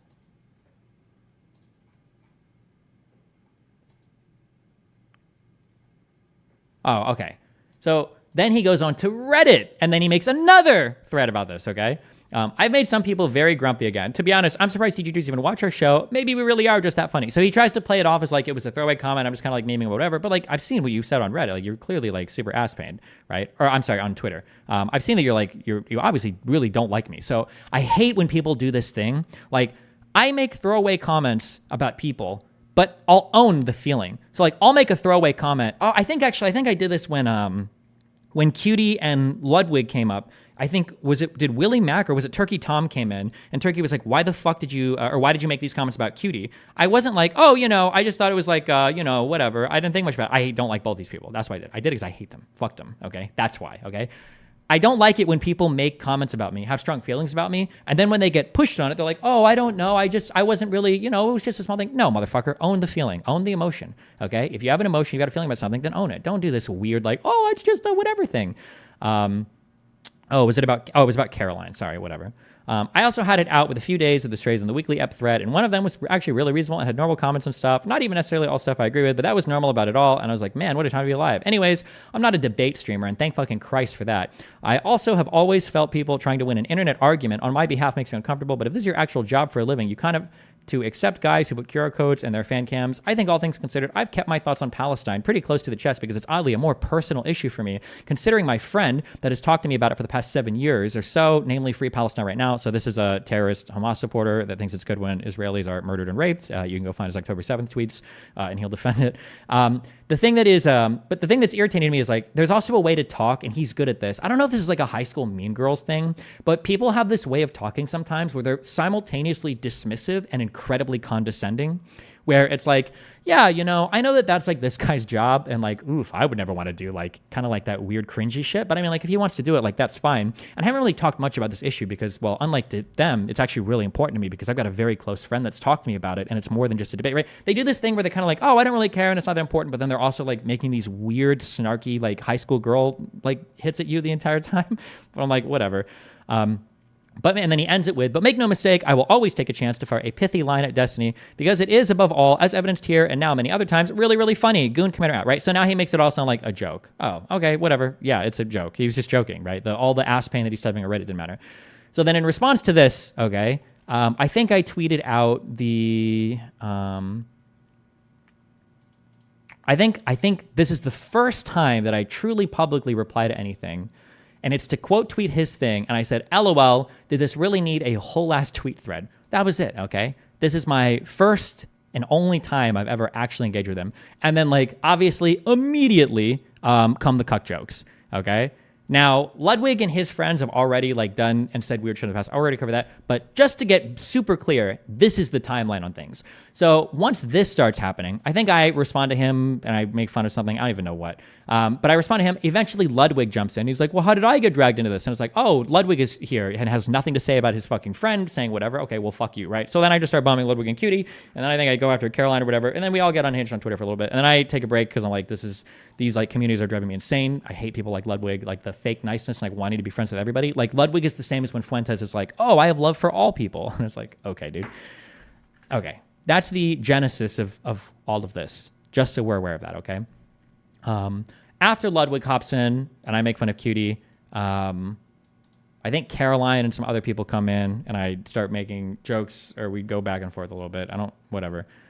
I take a break from internet stuff. I'm working on the studio, my podcasting stuff, and then other real life stuff.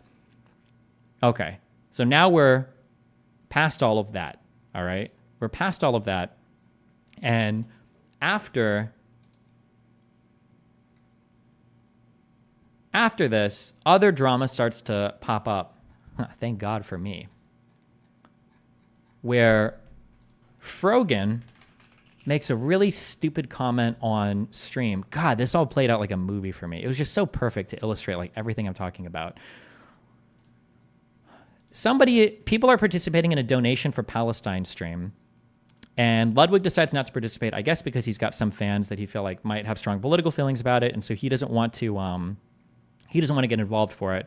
And Frogan comes out, and Frogan basically says, "Oh, that's a real cracker take," which is really unhinged. So I personally donated $10K because I think it is worthwhile. And if you guys got some extra bread, I would recommend you donate. But I won't throw it on you, you know what I mean?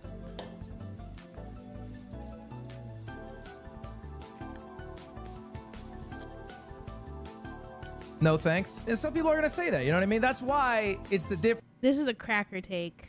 Between like, hey, I can put my money where my mouth is, but I don't need to put your money there. I don't need to enter a fucking debate about whether that's worthwhile. So she does this, and then obviously people are mad, which they should be, because she's basically like, it's kind of like racially attacking somebody for, I don't know what any of this has to do with being white. I don't know what any of this has to do with being a cracker. I don't know. Like, even the pejorative use of that term doesn't really map on to Ludwig at all. It's just like, she's just kind of like looking for a racist word to call white people. That's really all it is. And I think she even goes on to say something like, oh, take your $10,000 back or something. And the funny thing is that from the fallout of this drama, obviously Asmongold, I think XQC, and a bunch of other people start looking at this, and it's like, well, that's kind of weird. Hassan comes out and immediately defends Frogan and shits on Ludwig, which is really funny, because Ludwig is basically getting the Ethan treatment, where he's trying, although Ethan has way more of a spine than Ludwig, where Ludwig is brown-nosing Hassan as hard as possible and will through every drama, but then Hassan immediately throws Ludwig under the bus to maintain his tanky credit. So Ludwig is getting basically fucked from all sides now. You've got Asmongold and everybody being super critical of Frogan. You've got Hassan being super supportive of Frogan. I think we've got... On Ludwig's 10K donation, doesn't this fall under Twitch's hate speech policy? What is this?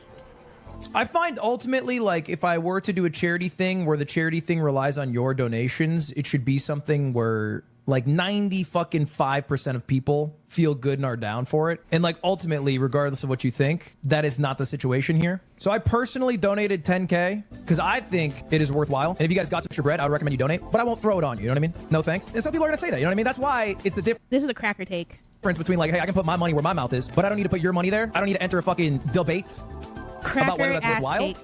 Hey, I know Arabs are dying, but you know, I'm not gonna tell you to donate. Do whatever you want. Well, this is why Ludwig does that. He just doesn't want to have any dry... Also, be really careful. Frogan made a really big tactical slip here, although she probably doesn't know anything about any Middle Eastern history or anything whatsoever. But you probably shouldn't call Palestinians Arabs. That's the Israeli position, that they're all Arabs, they're all the same. You should probably exclusively refer to them as Palestinians. That gives them the strongest political and historical claim to that particular land. It is funny that she says Arabs are dying, unless maybe she's just trying to blow it out and make it sound like he only cares because it's brown people dying, maybe. But the brown people thing doesn't really work because over half the Jews in Israel now are from or Sephardic or whatever, from Middle Eastern country. But I don't know. Yeah, it's just a stupid comment from her. But whatever. This is want to start any trouble. She dumb. She's probably gonna get suspended for this. She should get suspended for it. Oh, hold on, real quick. Can you clarify your understanding of the 50 Cent meme? Do you agree that the 50 Cent meme was not a cuck meme? No. It might not have been. Like, I think there's a world where it wasn't. But the thing is that Ludwig has thrown so much weird, underhanded shade at me before that my charitability for him is at absolutely nothing. If anything, for me to be a little bit charitable towards him, the fact that the only time he got involved in that conflict was like when he saw his name get mentioned, and he has so much smoke for me but nothing to say when his partner is like calling me a fucking cock and he's done all this. Like, no, I have literally no charitability whatsoever for Ludwig. It's possible that he didn't mean it as like part of a cuck meme, although that is technically kind of where that that meme kind of comes from, but I don't give a fuck. But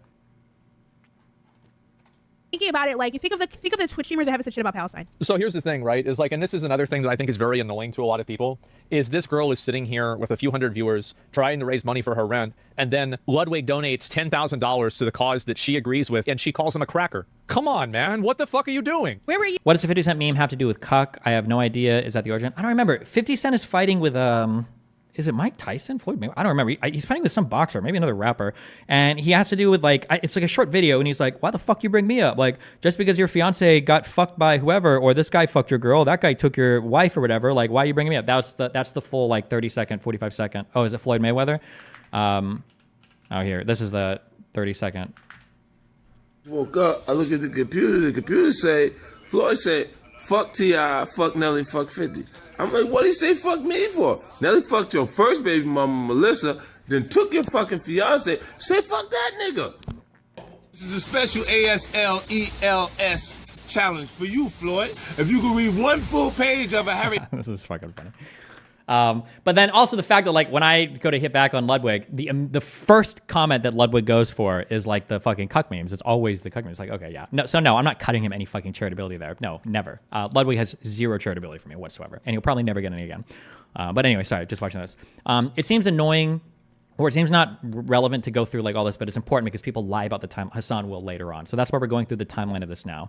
I haven't actually watched this directly, but I've seen other people tell me about this video, but we'll watch it here. But I think Hassan is trying to say that I orchestrated like all of this cracker drama, except for I wasn't involved in any of this and I wasn't streaming at all. And all of this started because of Frogan and then people responding to Frogan. But Hassan, I think, is going to go on to make the claim in a few days from this video that I'm the one that started like all of the cracker talk, which is insane. But dollars to the cause that she agrees with, and she calls him a cracker. Come on, man. What the fuck are you doing? Where were you 7 fucking months ago? The only Twitch streamers that actively talked about what was happening in October have been Hassan, me. Okay. Streamers that actually deserve to be fucking shit talked, okay? Why do you do this? What is your end goal? You're making everything worse. You're hurting the cause. You're being a racist. Where's the upside here? Like I said, white saviors is like, oh yeah, you know, me, I donated $10,000, but I'm not going to promote it. how is it white savior to be involved a little bit? Like this doesn't even make sense. She's just like, it's like somebody used this comment earlier, buzzword bingo,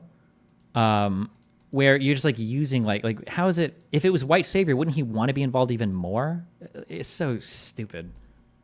Do you want him to give the money back? Ludwig has always been a professional guy. I haven't heard of really any bad stuff about Ludwig, and he doesn't want to get shit on for weeks from people on the internet. And it's not just this issue, it's all these issues. Don't say you donated $10,000 then. Look, if you're not actively believing, if you don't believe in the cause, and if you're not against genocide at this point, like, keep your fucking money. Keep your $10,000. I'm sure that's very easy to say while she's sitting in her home, and where's she in, like, Los Angeles or something, California? It's like, I'm sure the Palestinians really appreciate that. What are you doing? Like, why? I don't understand how these people don't understand that all this is gonna do is make more people hate them. Keep your little chump change, like, the fuck? Chump change? It's $10,000. What are you're trying to raise $1,400 and $10,000 is chump change. Then what are you? Why you do this? Why are you doing this? I don't understand. Like, what do you want me to say, like, congratulations? Difference between like, hey, I can put my money where my mouth is, but I don't need to put your money there. I don't need to enter a fucking debate about whether that's worthwhile. It's also funny for her to call that chump change while she's simultaneously begging for rent at the bottom of her fucking stream, right? Emergency rent, $800 out of $1,400. Emergency rent, by the way. Get a job, fucking loser. But anyway, yeah. So obviously the more independent streamers that aren't part of like the Twitch cabal are pointing out that like, well, it's kind of weird to be openly racist against, he just said that? Yeah, I'm reiterating. Okay, fuck you. It's weird to be openly racist against anybody. It's just weird. Like, why are we just calling people like racial slurs? Even if it's about white people, it's just kind of weird. So XQC, Asmongold, I think, start talking about that. That discourse goes back and forth for a bit. Let's see. When did my N-word clip from Hassan get dug? Oh, okay. Hold on. Let me see if we can find this. And then I think Hassan starts obsessing about the fact that I said nigga on fucking anything else like 2 weeks ago or something. Let me see if I can find this. I don't know why or how. I don't know if he documents like every fucking slur deployment from my fucking stream or something. I have like no fucking idea how much he keeps track of my stuff. I'm not gonna be able to find this. I can't keep track. This is a good video. Oh shit! I also missed the cheese puff gate. Did we watch? I think I watched it on stream before I left, right? Ludwig lies about this interaction hardcore. Ludwig said did we watch that video on stream? Where Ludwig, I think we did. It was the day before I left. Yeah, Ludwig says that like I ignored them for some cheese game and I like because they weren't clouded enough or something, and then somebody finds the original cutie video. And I actually stayed and I played this stupid fucking game, and I'm like, what the fuck? Hold on, let me see if I can find his original take on it versus me being there. It's so stupid. Do you know why he lied though? It doesn't make sense for him to. Why did he do it? Because if I'm a bad guy, everything about me has to be bad. Remember, people like black and white everything. Oh shit, hold on. That's a good thing to add. I need to have something about that.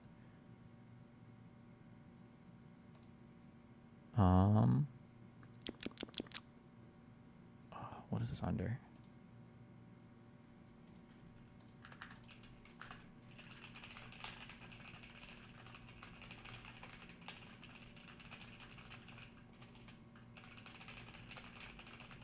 Yeah, sorry. So like every single thing about me has to be bad, right? So like if I ever went to a restaurant with these people, they'd be like, "Oh, Destiny never pays the bill." Oh, I guess Lauren did this.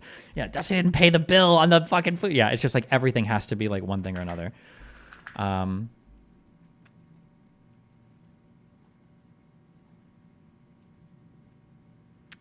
Fuck.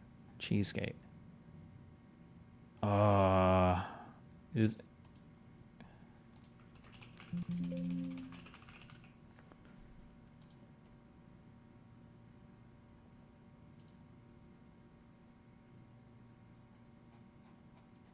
Does anybody have the original video of him talking about this? Oh, wait. No, that's the full video of the game being played.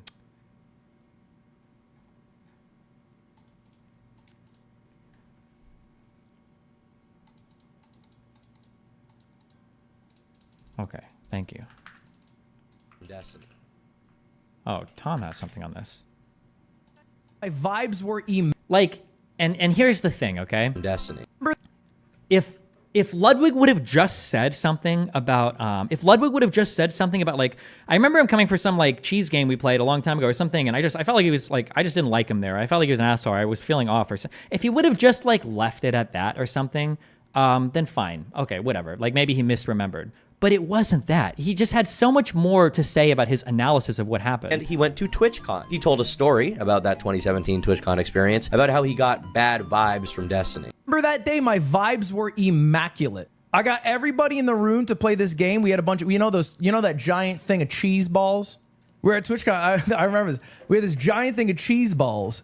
I had a fucking circle of like 10 people around me. And we were trying to throw the cheese ball into every person's mouth in a row. And if we failed, we would restart. I don't know how, but I got everybody to start playing this game. We were playing it like it was the Super Bowl. If someone dropped it at cheese ball 8, there was fists being thrown. So he has like all of these incredibly detailed like recollection of events, right? Which is usually an indication that somebody's lying. It could be, not necessarily, but you could also just remember it because I'm sure they were having fun. It was one time, but like just a dumb game that you play with your friends. But I remember he comes in and I go cheese ball and he goes no. And so he has like an exact recollection of like meeting me. Like he comes in and I offer him to play and he says no immediately. And ever since then, I was like, hey, just like every other human on this earth, I hope he does well. I hope he does good things. But the vibes aren't there for me. He wouldn't enter the cheese ball circle. He wouldn't enter the cheese ball circle. That is the cheese ball vibe check. But look, ultimately, I think I say it's about, dude, anyone.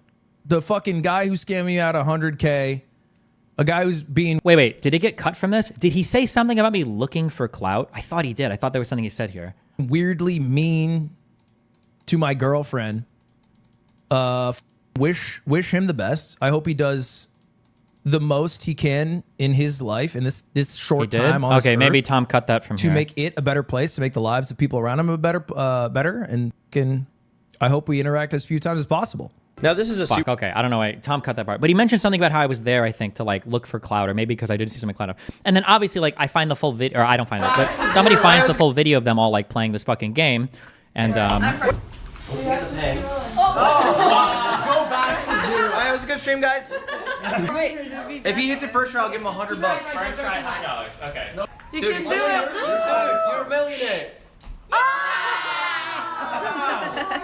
Wait, think he said that he might give Ludwig his own challenge. so like I'm here and I even play the game with them. Now I like what? So I don't understand what the fuck even happened. What are we talking about? Like I don't think anybody looks upset here. It seems like we're all like having a good time. I throw this thing. Maybe I said initially, maybe I wasn't sure if I had time or whatever, but it doesn't seem like there are any like horribly off vibes or something.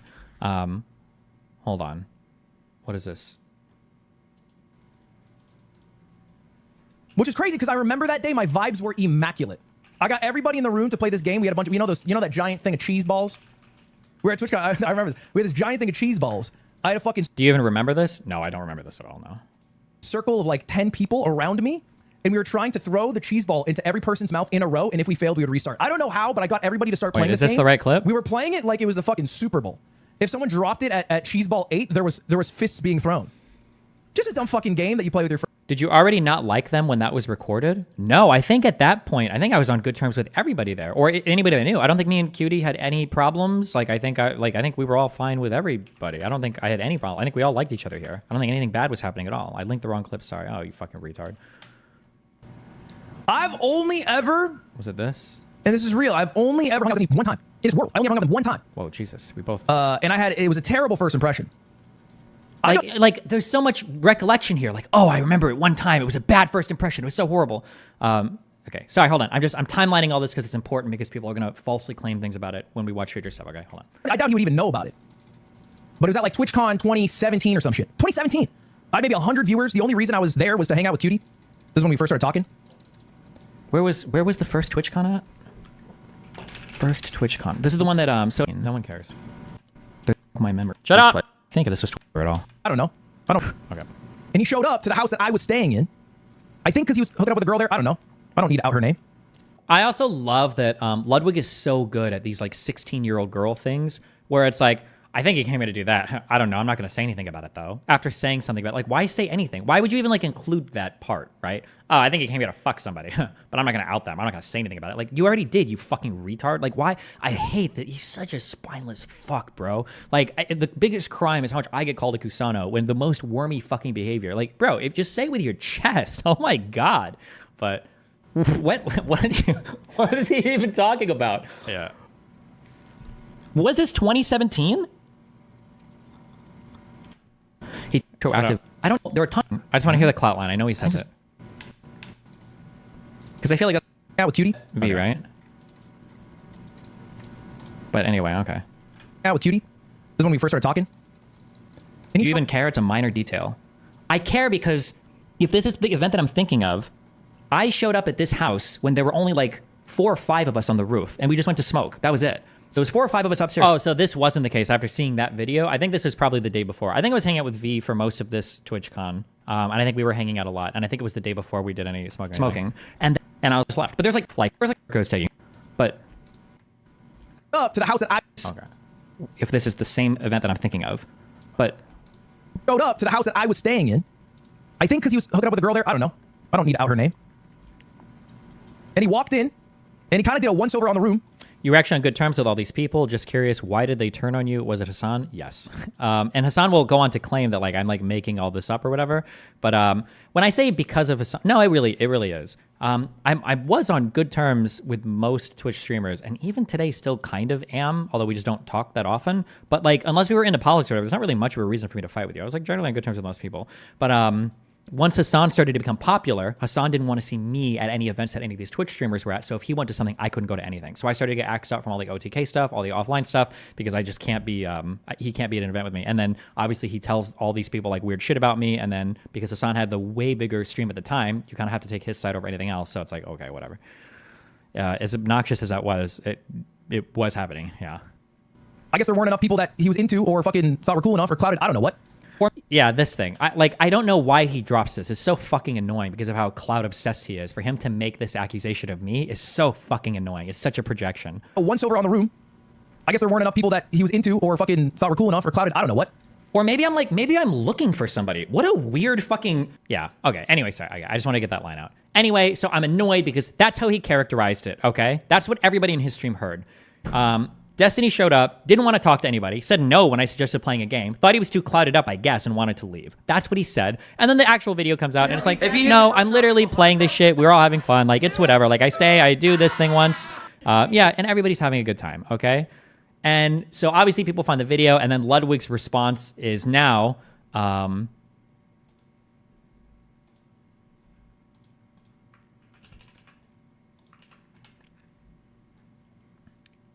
Wait, I stand by what I said. He came in the room mid-game. I tried inviting him to join in. He didn't want to. I then offered the $100. He missed, then sat on the couch and left after the stream ended.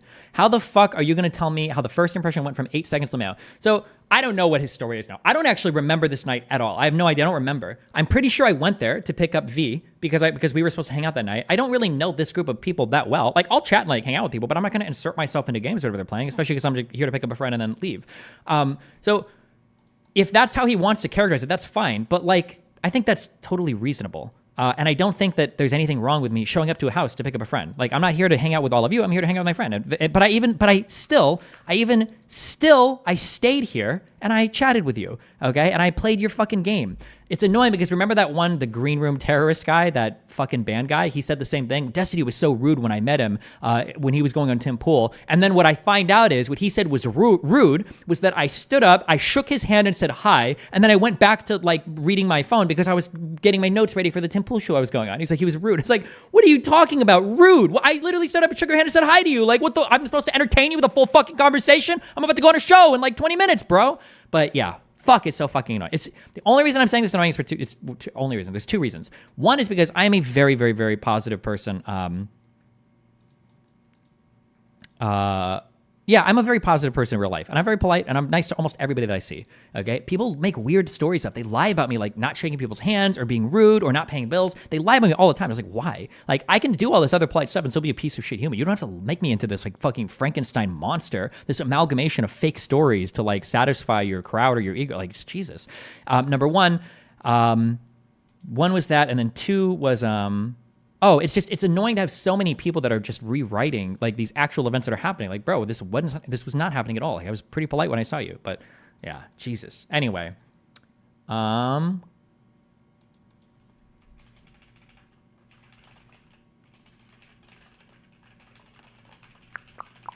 it sounds like you have autism and don't realize your rudeness. You're completely fucking incorrect. I am an incredibly polite person in real life. And if you ask anybody who's not mind-fucked or poisoned against me, they'll tell you the same. I'm a very polite person in real life. Nice projection of your autism, though. To be honest, his story is still retarded either way and absurd frat boy behavior. He's going to dislike a person for not wanting a cheese ball thrown into their mouth by someone they never met and just right at a party. Sure, whatever.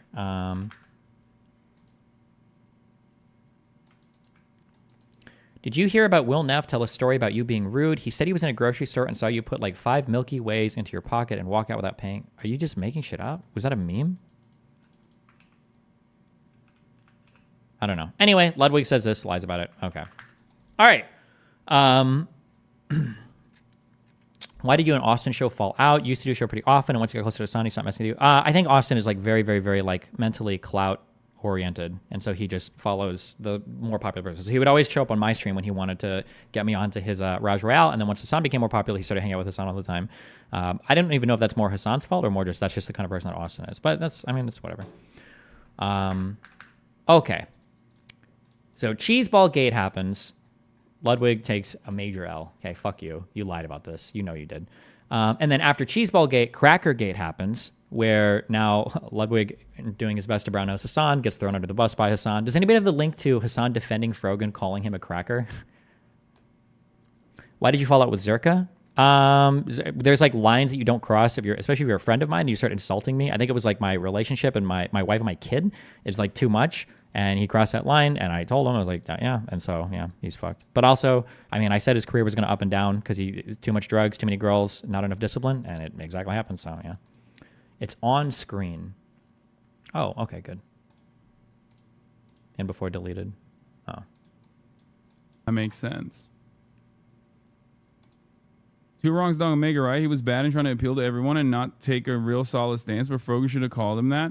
No, I don't give a shit about like someone being called a cracker, okay? As someone who is white and has like used that word myself, I think that people that are using that to be like, this is a racial slur against white people is like fucking ridiculous.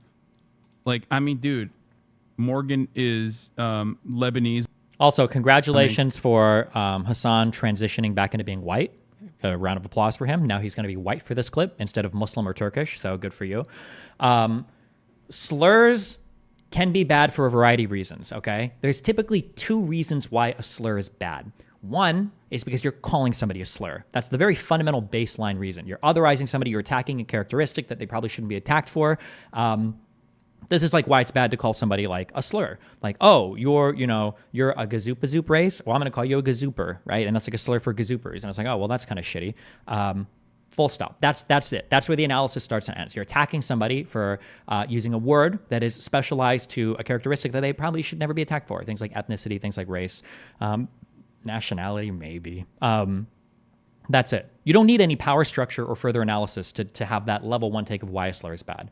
Also, this is where most people operate from. Most people operate at this level intuitively, why it's bad to say a slur to somebody. You shouldn't do this. Now, there's a secondary analysis of slurs and how they appear contextually in society in terms of how they, different power structures can lend themselves to different types of hatred or whatever, which is true. But that first level still exists, and it will always exist. For every ordinary person you talk to in real life, they will all understand that, okay? That was the first thing. And then the secondary thing is the power structure. Yeah. But yeah, these two things aren't mutually exclusive. To pretend that like a slur is only bad if it carries some structural or systemic thing behind it is stupid. That doesn't make any sense. Like, Kobe Bryant walking into a place, well, actually, people probably scream because he's dead. A wealthy black person whose family comes from fucking Kenya, who's like of absurd wealth and like walks into an area with a PhD, into a room full of like trailer trash people.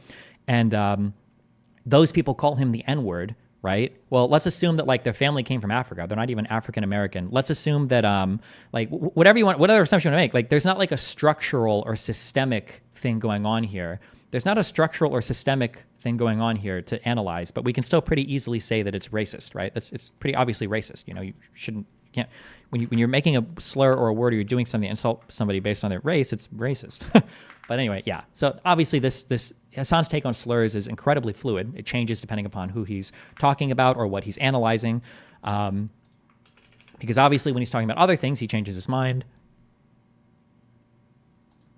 So this is Johnny Somali. Oh, but Japan is 98% Japanese. How can you be racist to the Japanese? Because when he was being racist to the fucking Japanese, he was being racist to the Japanese by screaming Hiroshima and Nagasaki. So Hassan is really good. I don't know if you guys have noticed this, but I always want this to be in your mind. Hassan is really good at, if there's 20 people criticizing him, he will always pick out the weakest link. This is why he debates 14-year-olds, right? Which is maybe why he thinks of the term debate pedophilia, although it would technically be debate abibophilia, I guess, right? But Hassan is always good at picking out the worst criticism, like the easiest to respond to, and then responding to that in a way that doesn't address the central criticism at all. So like, you're really telling me that the reason why it's bad to be racist against Japanese people is only when you talk about Hiroshima and Nagasaki?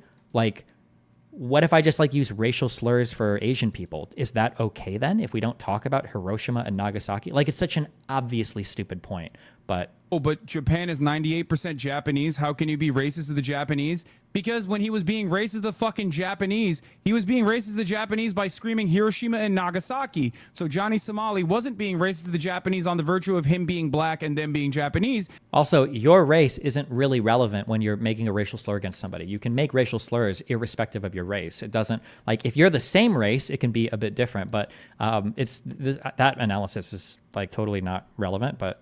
He was being racist to the Japanese on the virtue that they were fucking annihilated by American atomics. Once again, tying this back to historic violence, colonial violence or imperial violence. Also, saying that violence against Japan is colonial or imperial, given what Japan was up to in the years leading up to and including World War II, is fucking hilarious. Except in Hassan's world, remember, only white people from the West can engage in imperialism and colonialism. When other countries like China or Japan or anybody else or in the Middle East does it, it's always something different. There's always a different reason why they're doing it. Or if they're doing it, it's because they learned it from white people, and white people mind-fuck them into doing it. Yeah. But violence nonetheless. Oh, and then also keep in mind that on a day-to-day basis, people don't really interpret slurs and stuff this way. Like, there is like an entire current cultural context that slurs sit in, but people don't necessarily like interpret things in the in this like historical like nobody's thinking like, oh, well, 100 years ago this happened or 70 years ago imperial, right? There's going to be like a present cultural context that these things will sit in. Historic violence. Colonial violence or imperial violence, but violence nonetheless, that an entire nation was subjected to. If it's tied to systemic violence, then yes, there is an adequate reason as to why this would be considered racist in the way that you understand racism. Okay? That's it. That's oh, but Japan. Dumb. Somebody mentioned that he gave a similar take for I Show Speed. You know? And then you have motherfuckers who are like, a black person cannot be racist. Oh my God. Everybody understands, I hope, at least. Maybe he gave the opposite take. I don't remember this. Hassan's positions are so hard to keep track of. It really just depends on the clout that he's after based on like what position he takes or the tanky values that he wants to defend depending on who he's signaling to. Like, a black person cannot be racist. Oh my God. Everybody understands, I hope, at least in this community, that when we talk about systemic racism, it's entirely different than like discrimination between two individuals. Talking about marginalized communities. So here he does acknowledge the distinction that there is discrimination individually and then there is systemic. These are two separate things. Well, that's good. He sees it here. Trying to fucking shoehorn white people in this conversation. Lord. That was the original point of contention. I didn't even fucking catch that. I hope my thoughts on that are clear. And then it just like became this fucking back and forth. I guess Destiny had like another fucking classic Destiny moment where he had to be like an edgy, sweaty fucking gamer and word things in the way that he very deliberately does in probably the mathematically worst way possible, regardless of what his intentions are. What is it? This is the one? Dee's been claiming to be far left recently. Is that why he dyed his hair blue? To be like a blue-haired SJW? Is that what he's doing? That's funny. Here, I'll give you the short and sweet of it. One, he grouped up Kai and I Show Speed, right? Kai San and I Show Speed. Normally, if you do that, you're opening yourself up to people being like, oh, you're racist. You think all black people are the same or whatever. It's such a trope that like people jokingly say it. Black people jokingly say it sometimes, you know what I mean? But like the follow through also built on that. You could have been like, oh, I fucked up. I don't really know these people. You know what I mean? Who cares? But then he followed through on it by like, here, let's watch. Is this the Kai Senate guy? Oh, because this is the black Zoomer, like loud content or whatever fucking shit. Yeah. And he thinks I'm like stereotyping all black people like this, despite the fact that I'm literally talking about like the loud screaming Zoomer, black streamers or whatever. But yeah, whatever. Okay. All right. We moved on from the I Show Speed comment. Legion Gate. Yeah. I do think it was really fucking hilarious that like a year later, or no, it was like 8 months later, Kai Cenat tried to do something. What did he do? I think he did like a giveaway of a PS5 or something. Fuck, did they change the headline here?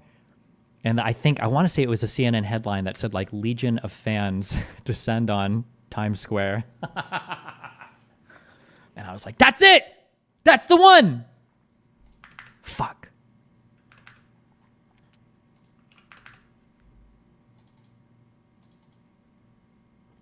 I'm black and I actually get what you're saying. Obviously, I'm just one opinion, but I lump those streamers the same, LeMayo. I'm not even lumping them because of their race. Like, I know, like, other black... Like, I don't lump, like, Low-Tier God or fucking Trihex or, like, any other black person. It was just, like, this specific, like, brand of, like, streamers. But, like, anytime you say, like, black, like, people lose their fucking minds, like, immediately. And yeah, I don't know, it's just whatever. Because people are so fucking sensitive and they're so like self-hating and like self-flagellating about the fucking topic. I'm like, okay, whatever. Okay. So Cracker Gate happens. I think Hassan, a bunch of people at this point are starting to get riled up, I think, against Hassan and these takes. Like the Cracker thing doesn't help. I think the stuff with me looks kind of silly, but I think the Cracker thing is a huge driver. And then you get like Turkey Tom, Willie Mack had already been working on this video, but like a bunch of like commentary people start coming out, Asmongold and XQC come out, and a lot of people start making, basically, a lot of people start talking about, yeah, that this is like really stupid. Why the fuck would you defend some type of racism? Yeah, okay. You didn't even finish the Frogan defense video. Oh, wait, did I not? Oh, I'm sorry, you're right, I didn't. I thought we did. All right, here you go. Real quick. That makes sense. No, wait, I did, didn't I? We did finish this, didn't we? Two wrongs don't make a right. He was bad and trying to appeal to everyone and not take a real solid stance, but Frogan should have called him that. No, I don't give a shit about like someone being called a cracker, okay? As someone who is white and as like we did finish. There's a lot more word myself. I think that people that are using I don't want that to watch to be like, the this whole is a fucking thing. This is a good enough because I think we have other Hassan VODs. Does anybody have fuck?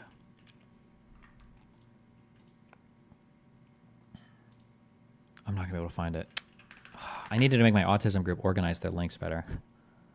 Apparently, Hassan blamed me for starting this whole discourse somehow, even though this all started because of Frogan and then Hassan defending Frogan. I don't think I have that.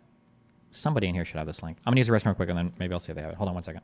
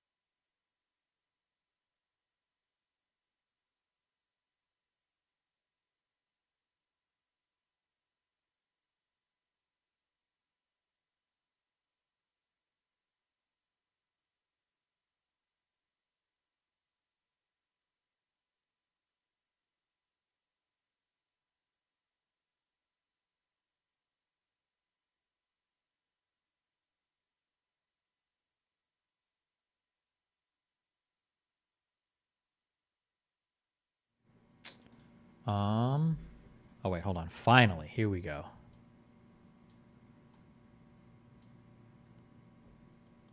To be ultra charitable to Hassan here, which I don't know why we would do, maybe he means the first instance of the cracker discourse months ago. Didn't that start with you calling him out for the word? Not that I'm... No, he just likes to blame everything on me because I'm literally the fucking boogeyman to these fucking people, okay? Oh, I didn't bring this up earlier. I think I've said this a million times, but I just have to keep reiterating. Would Hassan debate you if you say you'll do a Palestine charity stream if he shows up? Probably not. Also, there is a huge difference between... there's a huge difference between calling somebody a slur and just using a slur. Those are two very different things.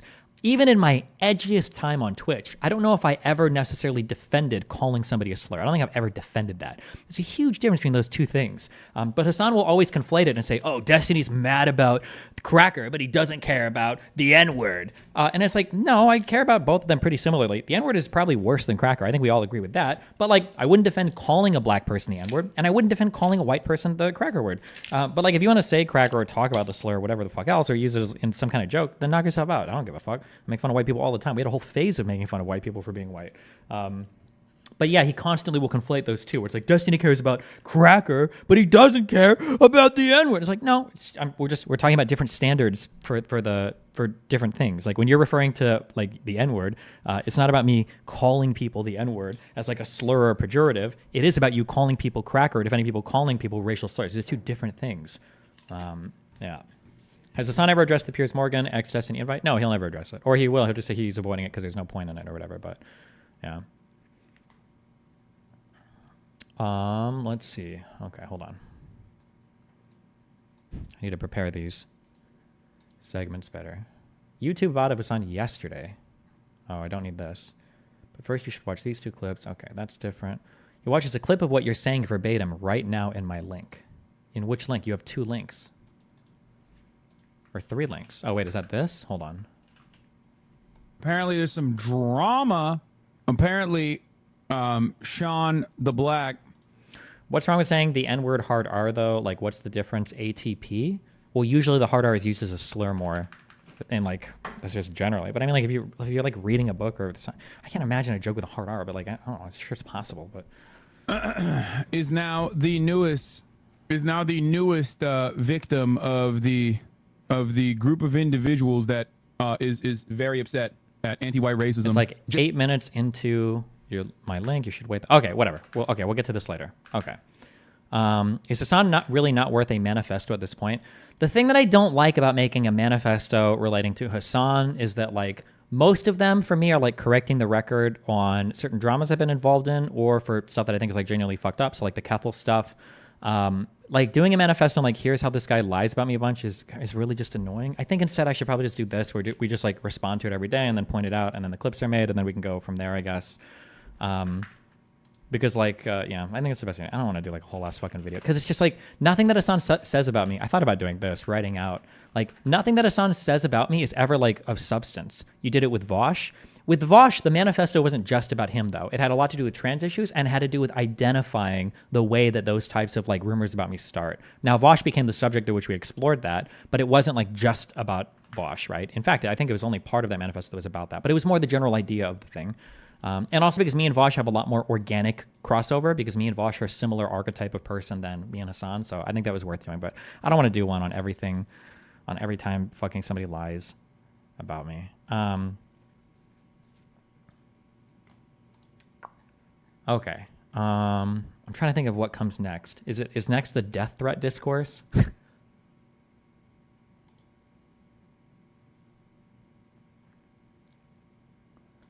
So the next thing that is like a little bit weird to me is, I'm being nice when I say that. Okay. We don't need this timeline shit. I don't like that on Twitch. So this is stuff that not only would I encourage reporting stuff like this, because I do think this is stuff that should be reported. I think like media should be contacted about stuff like this. I feel like Twitch should catch heat for it, but I guess because it's me, nobody cares. The casual like death threats or calls for that stuff are very fucking weird to me, because I feel like if you do this in other instances, your shit would get nuked from orbit. Okay, I'm running a risk because I haven't watched this yet. So in before, this is like a dog shit link, and it's not actually what I think it is. So this is a guy called Das Medhi, who is reportedly Lyric's brother and friend to Hassan. I don't know how true those two things are, but what is this? Here's Morgan episode, right? Where, yeah, it would just be food for drama viewers. And you wouldn't have like a very like authentic. There's shit you can't say live on stream, right?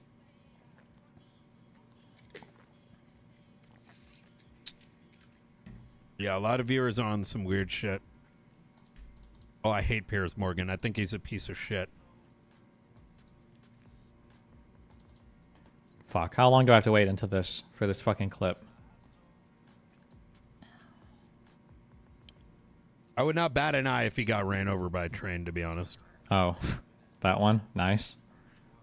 Yeah. This is talking about me. Yeah. Same with Destiny. Oh, no. I'm sorry. Now it's talking about me. Pieces of shit.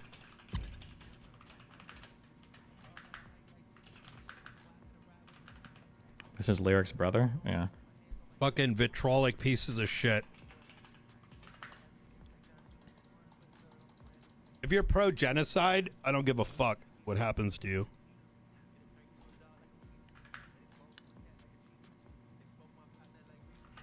Do do do do do do do do do do do do do do do do do do.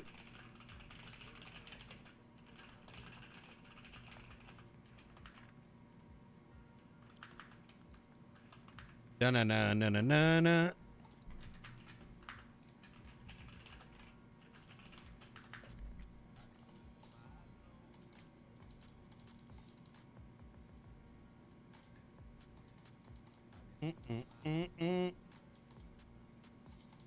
Okay. This one wasn't as bad. But there were these two comments. We have the Oh, let's go.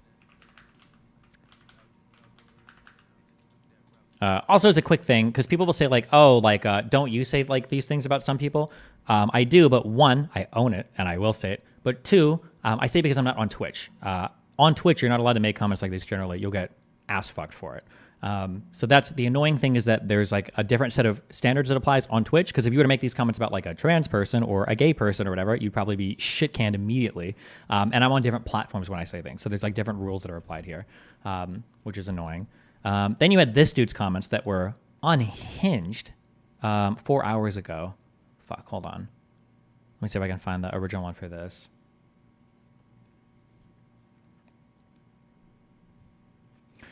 Your position on slurs, can you clarify it with respect to calling Hassan on Twitter the N-word? No, because you either understand or you're so far gone that it's not worth, I don't think it's even worth explaining it to you.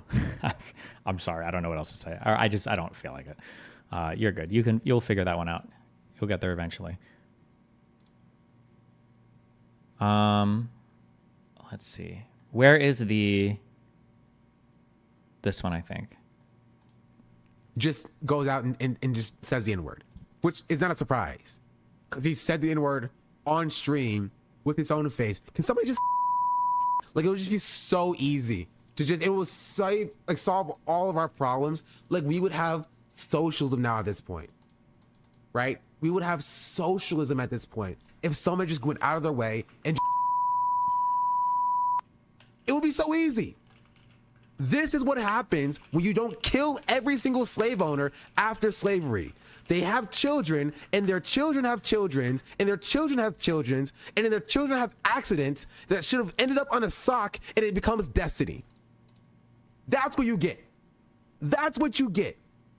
When you don't murder every single slave owner, every single Ku Klux Klan member, and they have children, and those children have accidents that should have been aborted, you get destiny. So this is a little bit wild. Now, I think later on, this guy would go to say that he wasn't actually calling for death threats against me. I think he was saying it was just a meme, and he like bleeped it out. This, by the way, this video alone would be enough for like a permaban on almost any streamer relating to anything. That is a wild set of statements to make. I haven't watched this one yet. 2 minutes. What is this? But there's a couple of different camps. Of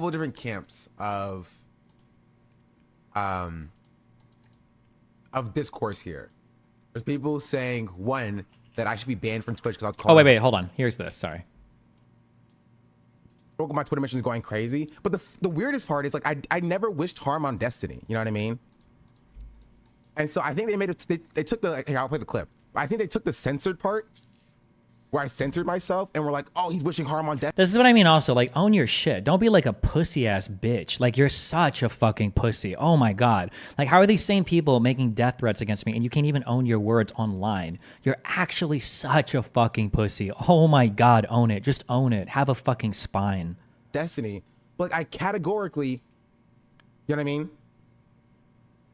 When I censor myself, I don't say anything. Chat, spoiler alert, for like behind the curtain, I don't say anything. When I censor myself, I literally just mouth words.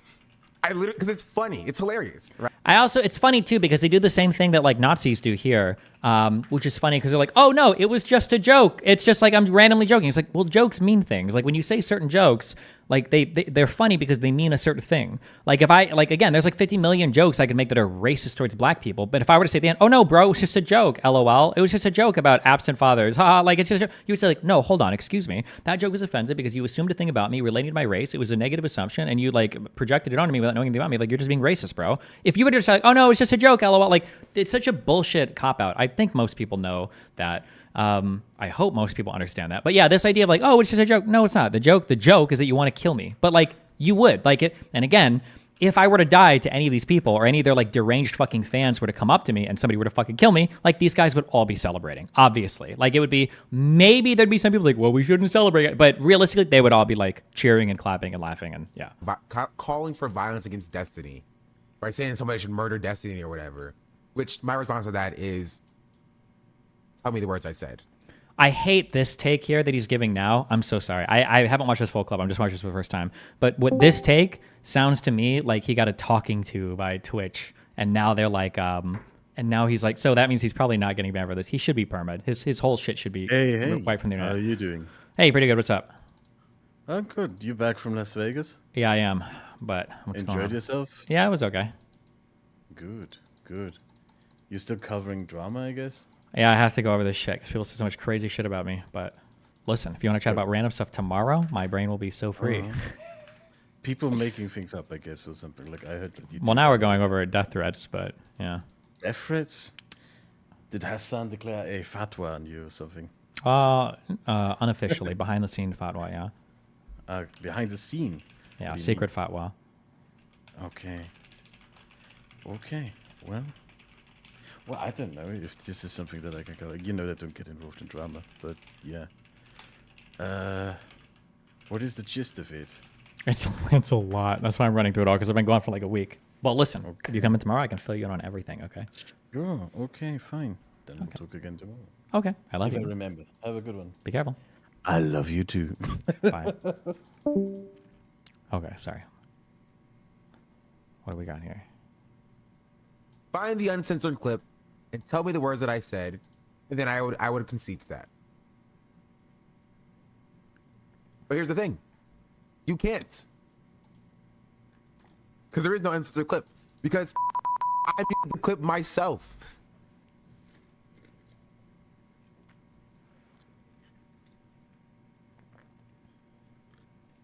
Never stream at Hassan's time again. It's a curse. True. And second of all, as I said yesterday, and as I will say again today, you can call for as much violence as Destiny calls for violence against Palestinians.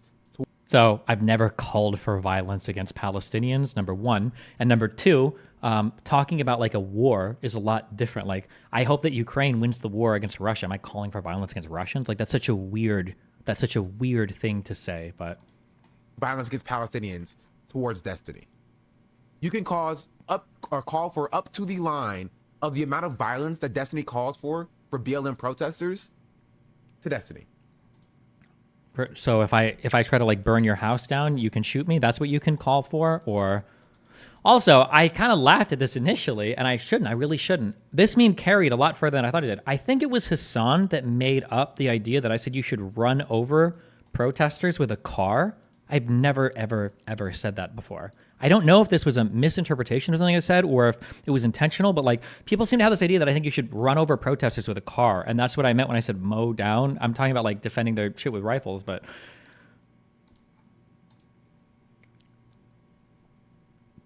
So even though, right? Even though in my clip, mow down sounds like with a car. Okay, that might be for you. That might sound like it, but I have never in my life have I ever heard he mowed down those people with a car. I don't think I've ever heard that expression ever. I played a lot of GTA growing up. You're mowing people down with rifles. That's what I've always heard. But maybe in some circles, like a lawnmower. Yeah, I've never heard that expression. He mowed those people down. I'm always thinking a gun, never a car. But I didn't call for any violence against Destiny. You should totally be allowed to call it violence against Destiny. But also keep in mind here, so this is where I guess it's kind of glad, or it's good that I went over this shit at the beginning of the stream for my little, how I'm like thinking of people's positions and everything. So this would be an example of like the constellation and like downstream effects, right? So if you think that, so if you believe that,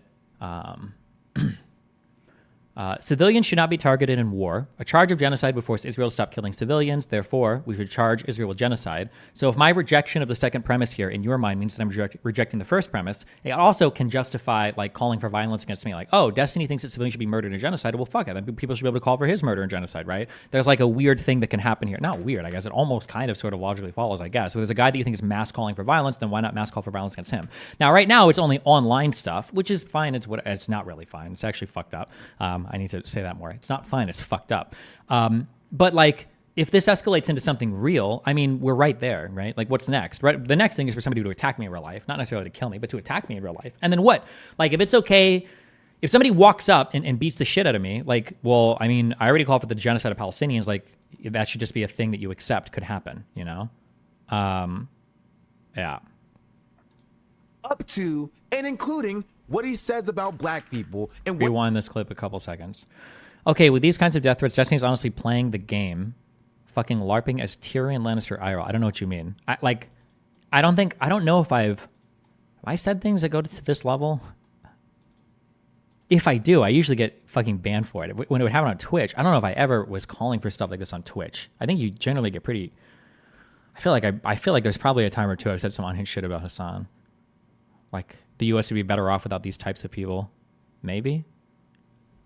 I don't know. Maybe. But even though in my clip, I didn't call for any violence against Destiny.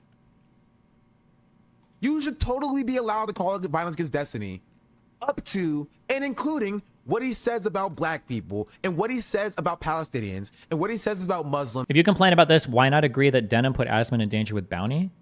What do you mean? I agree that was wrong for her to say it. I don't think I ever had a different position. Do you think I supported that? In general. What he says about women in general. You don't get to pearl clutch. I don't disagree with Destiny at all, but I'm also conflicted because kill yourself comments seem to be at least in the same room as these vapid death threats. What? Fuck you, kill yourself? You think that's in the same room as saying, like, we should be able to kill a person because of their political positions? No, I don't think these are remotely in the same ballpark. About violence against your favorite streamer or whatever. Oh, this is what Twitch is allowing. When your favorite streamer, like literally like 2 weeks ago, would come out and call for violence against other streamers in the platform. Like, what is he even? What is he talking about there? 2 weeks ago, I came out and I called for violence against other streamers on the platform. What did I say 2 weeks ago? Does anybody have any idea what he's referring to there? Against other streamers in the platform. But yeah, I have no idea. Oh yeah, okay. And then just for the link, this is a guy that like Hassan pretty strongly supports. He retweets his stuff. The internment camp for that one Asian girl. Oh, the Caroline thing? I feel like, wasn't my overall message there that like these are the strongest arguments for the camps that these people talk about? Isn't that what I said? People tried to make it sound like I just wanted to put her in a camp for no reason. I thought my full statement was like, these people are the strongest argument for the internment camps that they want to re-educate people. I thought that was my full statement. I don't know. Somebody's linked it. We can go back and watch it. To be honest, you did directly say you wanted to kill someone's mom. Based.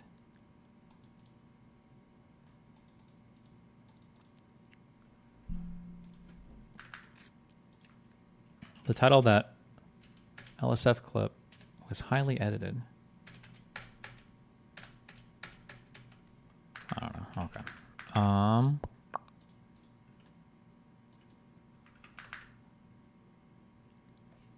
Later on, he explains that he's referring to encouraging Casey trying to eat more that'll lead to her death. No shot is that what he's referring to. No shot. That cannot possibly be the case.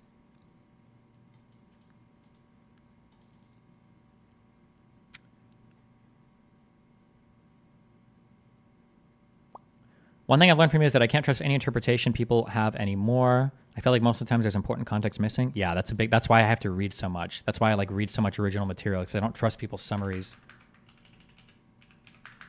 Oh, holy shit. Wait. People like her are the strongest argument you can make for internment camps. We want her in one. What's up with the ellipsis here? Wait, what the fuck? Hold on. If you think people like Ludwig or Poke are bad, watch Caroline Kwan for 5 minutes, and you want to blow your brains nuts and shit. Right? No, I've watched her talk before. People like her are probably like the strongest arguments that you can make in favor of like forcibly interning people. Like I see people like her speak, and I'm like, holy shit. This is why lefties want to do re-education camps. Like, I fucking get it, right? You see people like her talking, it's like, oh my God, these people are where the gulags came from. Like, not because she'd start them, but because you want her in one. Like, it totally makes, I totally 100% get it. People like her are the strongest argument you can make for internment camps, ... We want her in one. Nice. Okay, that's a good LSF title. This got 1,300 comments. Okay, glad to see that they remove misleading titles or out of context titles. That's good. Nice. Okay. I wonder how many fucking Hassan threads they removed over the past fucking week. You didn't even say we want her in one? I think I said at the end, this is why we would want her in one. Is that what I said? Hold on. Not because she'd start them, but because you want her in one. Like, it totally makes, I totally 100% get it. Also, oh wait, yeah, did I ever say internment camp or did I say re-education camp? Hold on.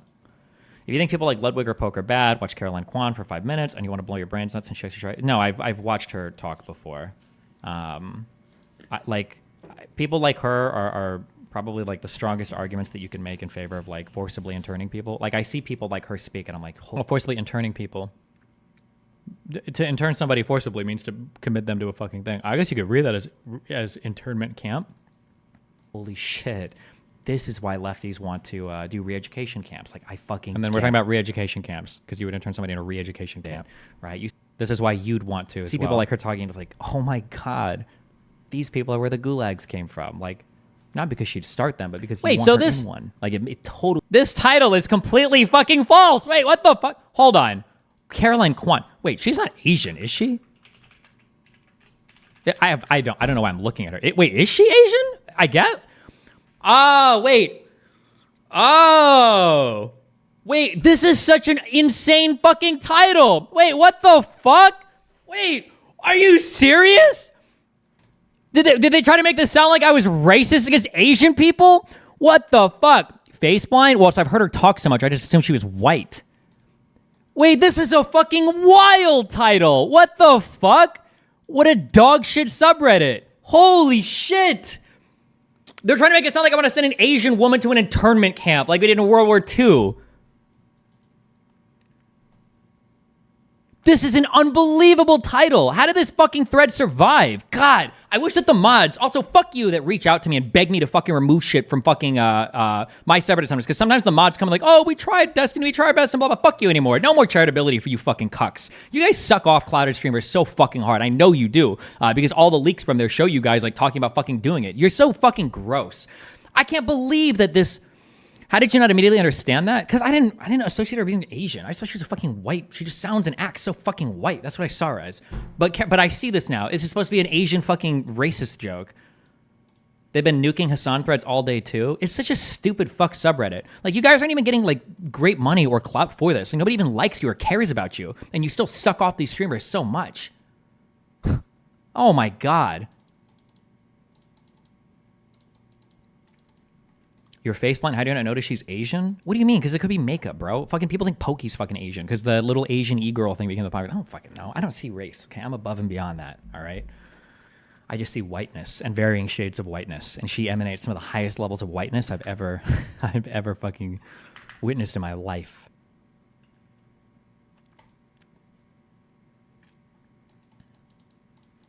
Quan? I thought that was a bad guy in the Star Trek movie, all right? The Wrath of Quan?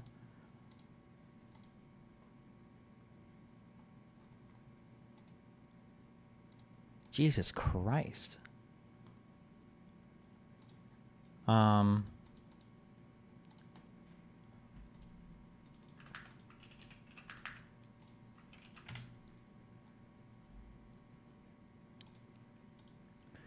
Clickbait and title etiquette. Titles that contain harmful misinformation or misleading titles where it's not abundantly clear that they are a joke are not allowed. Additionally, submissions whose titles contain excessive caps, emoji, exclamation marks, etc. will be removed. Inaccurate or opinionated titles applying to only serious or controversial topics. Your post may be removed if the title is not accurately descriptive to the content of the clip or contains an opinion about the clip. We strongly recommend for topics like these to directly use a quote or be as accurate as possible about what is happening in the clip. To deem whether a clip is serious or controversial, we look at several factors such as voting, comment sentiment, and the overall circumstances and context surrounding the clip. That's so wild. This is such a popular thread. 1.3 thousand comments and none of the mods even didn't even watch the video because it's shitting on me. It's just like anything goes. Like, come on, bro. I try to keep like an even head on my shoulders, but you got to understand that anybody in my circumstances would think that like there's like some crazy ass conspiratorial bullshit. This is fucking wild. That is especially when they're like removing Hassan threads with like 10 fucking comments because they're like, oh, not fair. Holy shit. Anyways.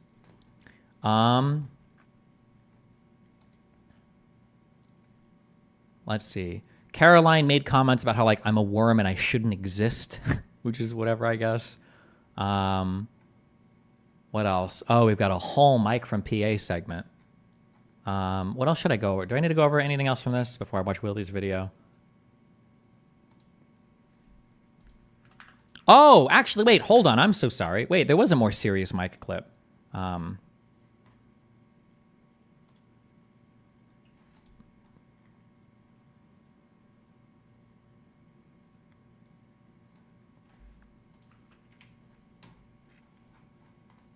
With kids like this all the time at high school, and I dealt with kids like this all the time at high school, and as an adult you have to at some point respond, but keeping it to saying shit about character and not physically is great. I mean, listen, all I'm saying is on site, you know.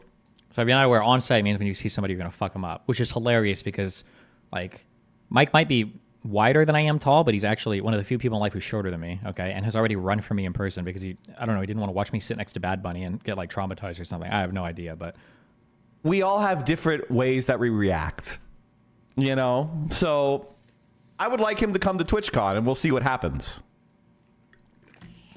I have enough. I can afford all the lawyers. It depends. It's not like that. Like, these are just like threats, right? Like, these are just...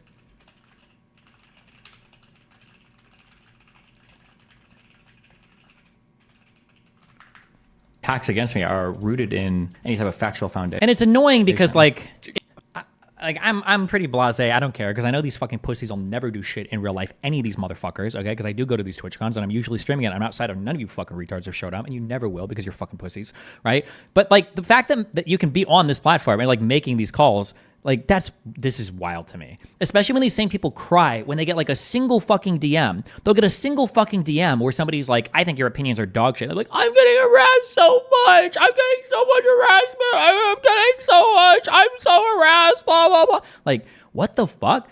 And like you can be making comments like this. It's just wild to me. That's fucking wild to me.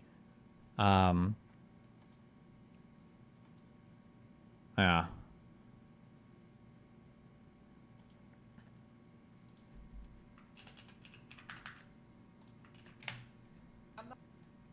Remember, what is this? A white creator using the word cracker, he has a strong stance on. Oh my god. If he's gonna watch my clips, then Hassan, I hope you watch this, okay? Regardless of your view on any word whatsoever. What do you think is the reason why they don't get banned? I think a lot of people that work behind the scenes at Twitch really don't like me or my politics, and a lot of them really like Hassan and his politics. I've got good reason to believe why that's true for multiple reasons. which is pretty fucking pathetic. But on any word whatsoever, okay? If you use a word in a hateful manner, it does not equate to another word being used in a non-hateful manner. In this instance, I think, even though I don't approve of their usage, I don't think Disney should say it. it's so stupid that like XQC even has to fucking say this. Like it's so obvious. Like this is such an obvious thing. Like it's so dumb to have to run through this. He used the word as a, this guy is saying this, not this slur word in a hateful way, the way that you and your buddies have been using it. Like when you say, hey, this guy's a fucking C-word full slur on hateful fuck white people. I don't think that's how Destiny used it. I don't think Destiny said, oh, hey Hassan, fucking word hateful, blah, blah, blah. I don't think that's how you did it. If you want to say that both are the same, you do that, brother. You do that, brother. Good luck with your socialism, brother. Good luck, man. Good luck. A white person saying. Good luck in the gulag, bro. Remember. What? Did he just call for the internment of Turkish people in internment racism camps? Is that what he said at the end there? Clip it. Somebody linked this streamable. I'm guessing this is Hassan explaining exactly this like 5 years ago. Like it's Trying to conceptualize this as a steel man, but at Destiny, if we compare what Mike from PA said compared to Sam Hyde and his threat to Hassan, how do we compare the two? Or are both unacceptable / bannable? Sam Hyde is pretty close to bannable. If he was like saying that on Twitch, sure. However, Sam Hyde can enjoy like a wide degree of ironic protection. Now, whether that's good or bad, like it's undeniable that Sam Hyde engages in a lot more irony, right? We know that. So he does have a little bit more cover there. But I mean, that's important because not only could he not mean it, but people could look at him as not meaning it. But like, is Sam Hyde engaging in rhetoric regularly that we feel like increases the likelihood of Hassan getting killed? Like, is Sam Hyde calling his fans to go out and kill, is Sam calling his fans to go get Hassan, or saying like this is why it's okay to kill Hassan? Maybe he does on his program, and if he does like on a live stream, or if he does like on a podcast, any programming he does or whatever, then I would say like, okay, I'd view that a bit differently. But I think it's different because like these guys are making strong politics streaming political arguments for why I should be killed. I think it's a lot different there. But I mean, like if Hassan if Sam were to say these things on his live streams or whatever, then I would also be more critical of him saying it there too. Yeah. Especially when you're like complaining about anti-white racism for the past like fucking couple months, or not couple of months, sorry, for the past couple of days, which is like extended into this like massive thing, and there's probably a much higher likelihood that you might have been bullied. I think there's a difference between saying I'm gonna kill you versus like here's the reason why this guy should be killed. Like if I was like I fucking hate you, I'm gonna find you, I'm gonna fucking get you. I think that's different than like, well, here are like 17 reasons why it's actually logically consistent to want this guy to be murdered for the things that he said. I think that those two things are different. Both might be unacceptable. You probably shouldn't be able to say you're gonna go kill somebody. Both might be unacceptable, but they're different. And I think the second one is more scary than the first one. Higher likelihood that you might have been bullied for being Asian, but even then you're talking about it right here, saying that like you don't have any racism amongst your black friends, and that you and your black friends actually are they say racist stuff to one another all the time, openly admitting that they see you as an Asian person and not as a white person in your group of friends. And even when you guys are racist to one another, which is perfectly valid amongst friends, by the way, like you make jokes that you normally would not make in other circumstances, and you're saying that like you're defending that principle. I have no fucking idea what he just said. I don't know. I don't care. Okay. Anyway, Jesus. I never thought I'd see crimes like solicitation for homicide not get you instant banned on Twitch. I don't know if I'm trying to think if the mic stuff.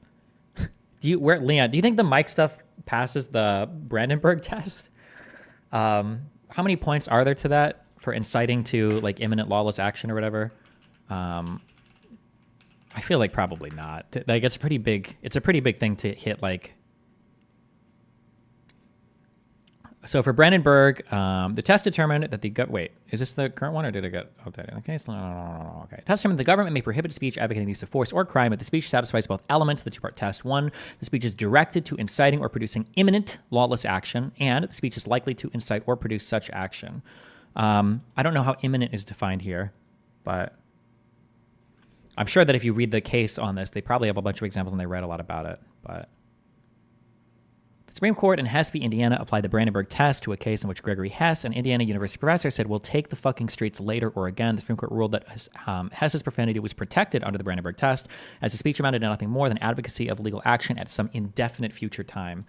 Ooh, so he called the time because he said at TwitchCon, and he said on site, which is some sort of like at least assault, right? Yeah, I don't know. I don't know what the actual fucking legal criminal standard or whatever would be for this, but the Aiden Ross shit 100% passes this. I don't know anything about Aiden Ross's stuff. I'm not sure. Like it's hello. You do have to recognize. Hi, quick. I'm running out of time. What's up? Okay, so I've been seeing a lot of this discourse about like actionable threats and people saying like killing and shit. Did you see? I don't know if you talked about this. The Denham's Asmongold thing. Yeah, that was pretty wild. Yeah.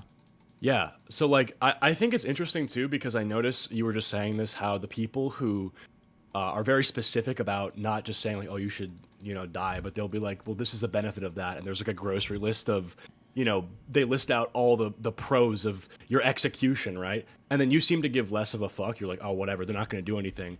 But when Sam Hyde will be like, oh, I'm coming to kill you, Hassan, or whatever, he gives way more of a fuck when I feel like it's less serious. So it's like the more serious threats you take less seriously than the less serious ones that they take more seriously. I think this is a byproduct of something on the internet. We used to talk about this, my generation. We talked about this a long time ago, like 10 years ago. There were talks between differentiating between like harmful ideas versus just harmful words. And one of the early arguments that people would use against like the SJWs, that's what we called the wokies back then, was that like, well, if you guys focus so much on words and not like the content, what if people say actually harmful stuff, but they use the right words and you're not mad at it, but then people say things that aren't that harmful, but you get mad because they use different words. And it was kind of considered a meme thing back then because everybody knew that was kind of a bullshit argument. But now today, that seems like the actual case. Like as long as you use the right words or you don't say anything that is like a trigger word, then you can say like pretty unhinged, insane shit. Because like I said, like if I would have said any of these things about like trans people, bro, I would have gotten nuked from orbit. Twitch would have found a way to ban me from having a fucking bank account. Like it would be over. But because I'm like greenlit as a targetable person, like, yeah, like you're saying, it's not even like if one guy was like, fuck Destiny, like I would fucking kill this dude, blah, blah, blah, which would still be crazy. It's like, well, if we did kill Destiny, we'd have socialism. There'd be less negative things on the internet. Like every single puppy would, and it's like, whoa, what the fuck? We're making like a pros and cons list for my assassination that you're calling for? Like that is unhinged. But because they're in the right ideology and they're not using the wrong word, it's okay. Yeah, that is fucking wild. Yeah. Yeah, I don't know. But I think, but then, so how, even if they're saying it in the most like dressed up talk way, and it's it's that like corporate safe way of speaking, but you can the writing on the wall is super clear what they're actually saying. Like, are they actually just like ban proof because they talk correctly? Yeah, basically. And they have the right, they're sharing the similar political ideology as like the Twitch staff, so it's okay. As long as they're all on the same team, yeah. I guess. I don't know. I just like, if I hear someone say something so tongue-in-cheek, and like it's like the most like obvious thing, like, oh, we should nuke blank. And I'm just like, oh, okay, well that's like in every way that's not serious, but I guess to Twitch they're like, well, he said it. I don't know. It's sort of like if you say something in a joking way and they read it back to you in court and it's just like, well, that's not how I fucking said it, Oh, I've had a journalist do that to me before. It was really awkward. Yeah. Dude, it's like I feel like there's no room for that anymore, which is just very annoying, but yeah, I don't know. But okay, I'm gonna finish covering this. I'll let you be careful. Thing. Bye. Bye, cutie. Okay, are there any other videos or things I need to cover before we do the Willie Mac video?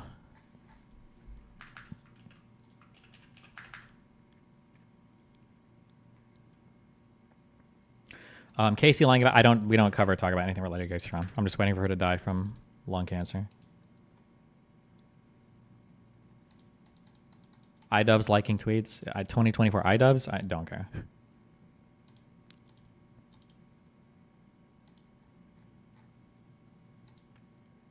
Hassan's response to XQC.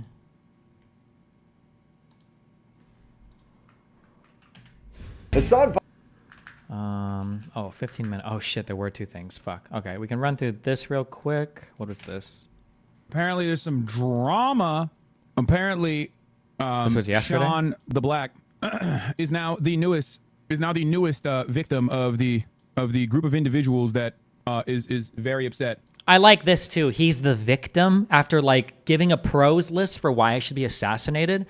Dude, you have no idea like how, if I was any other human being, okay, about how unhinged my comments would be about this fucking loser if I was anybody else on this planet.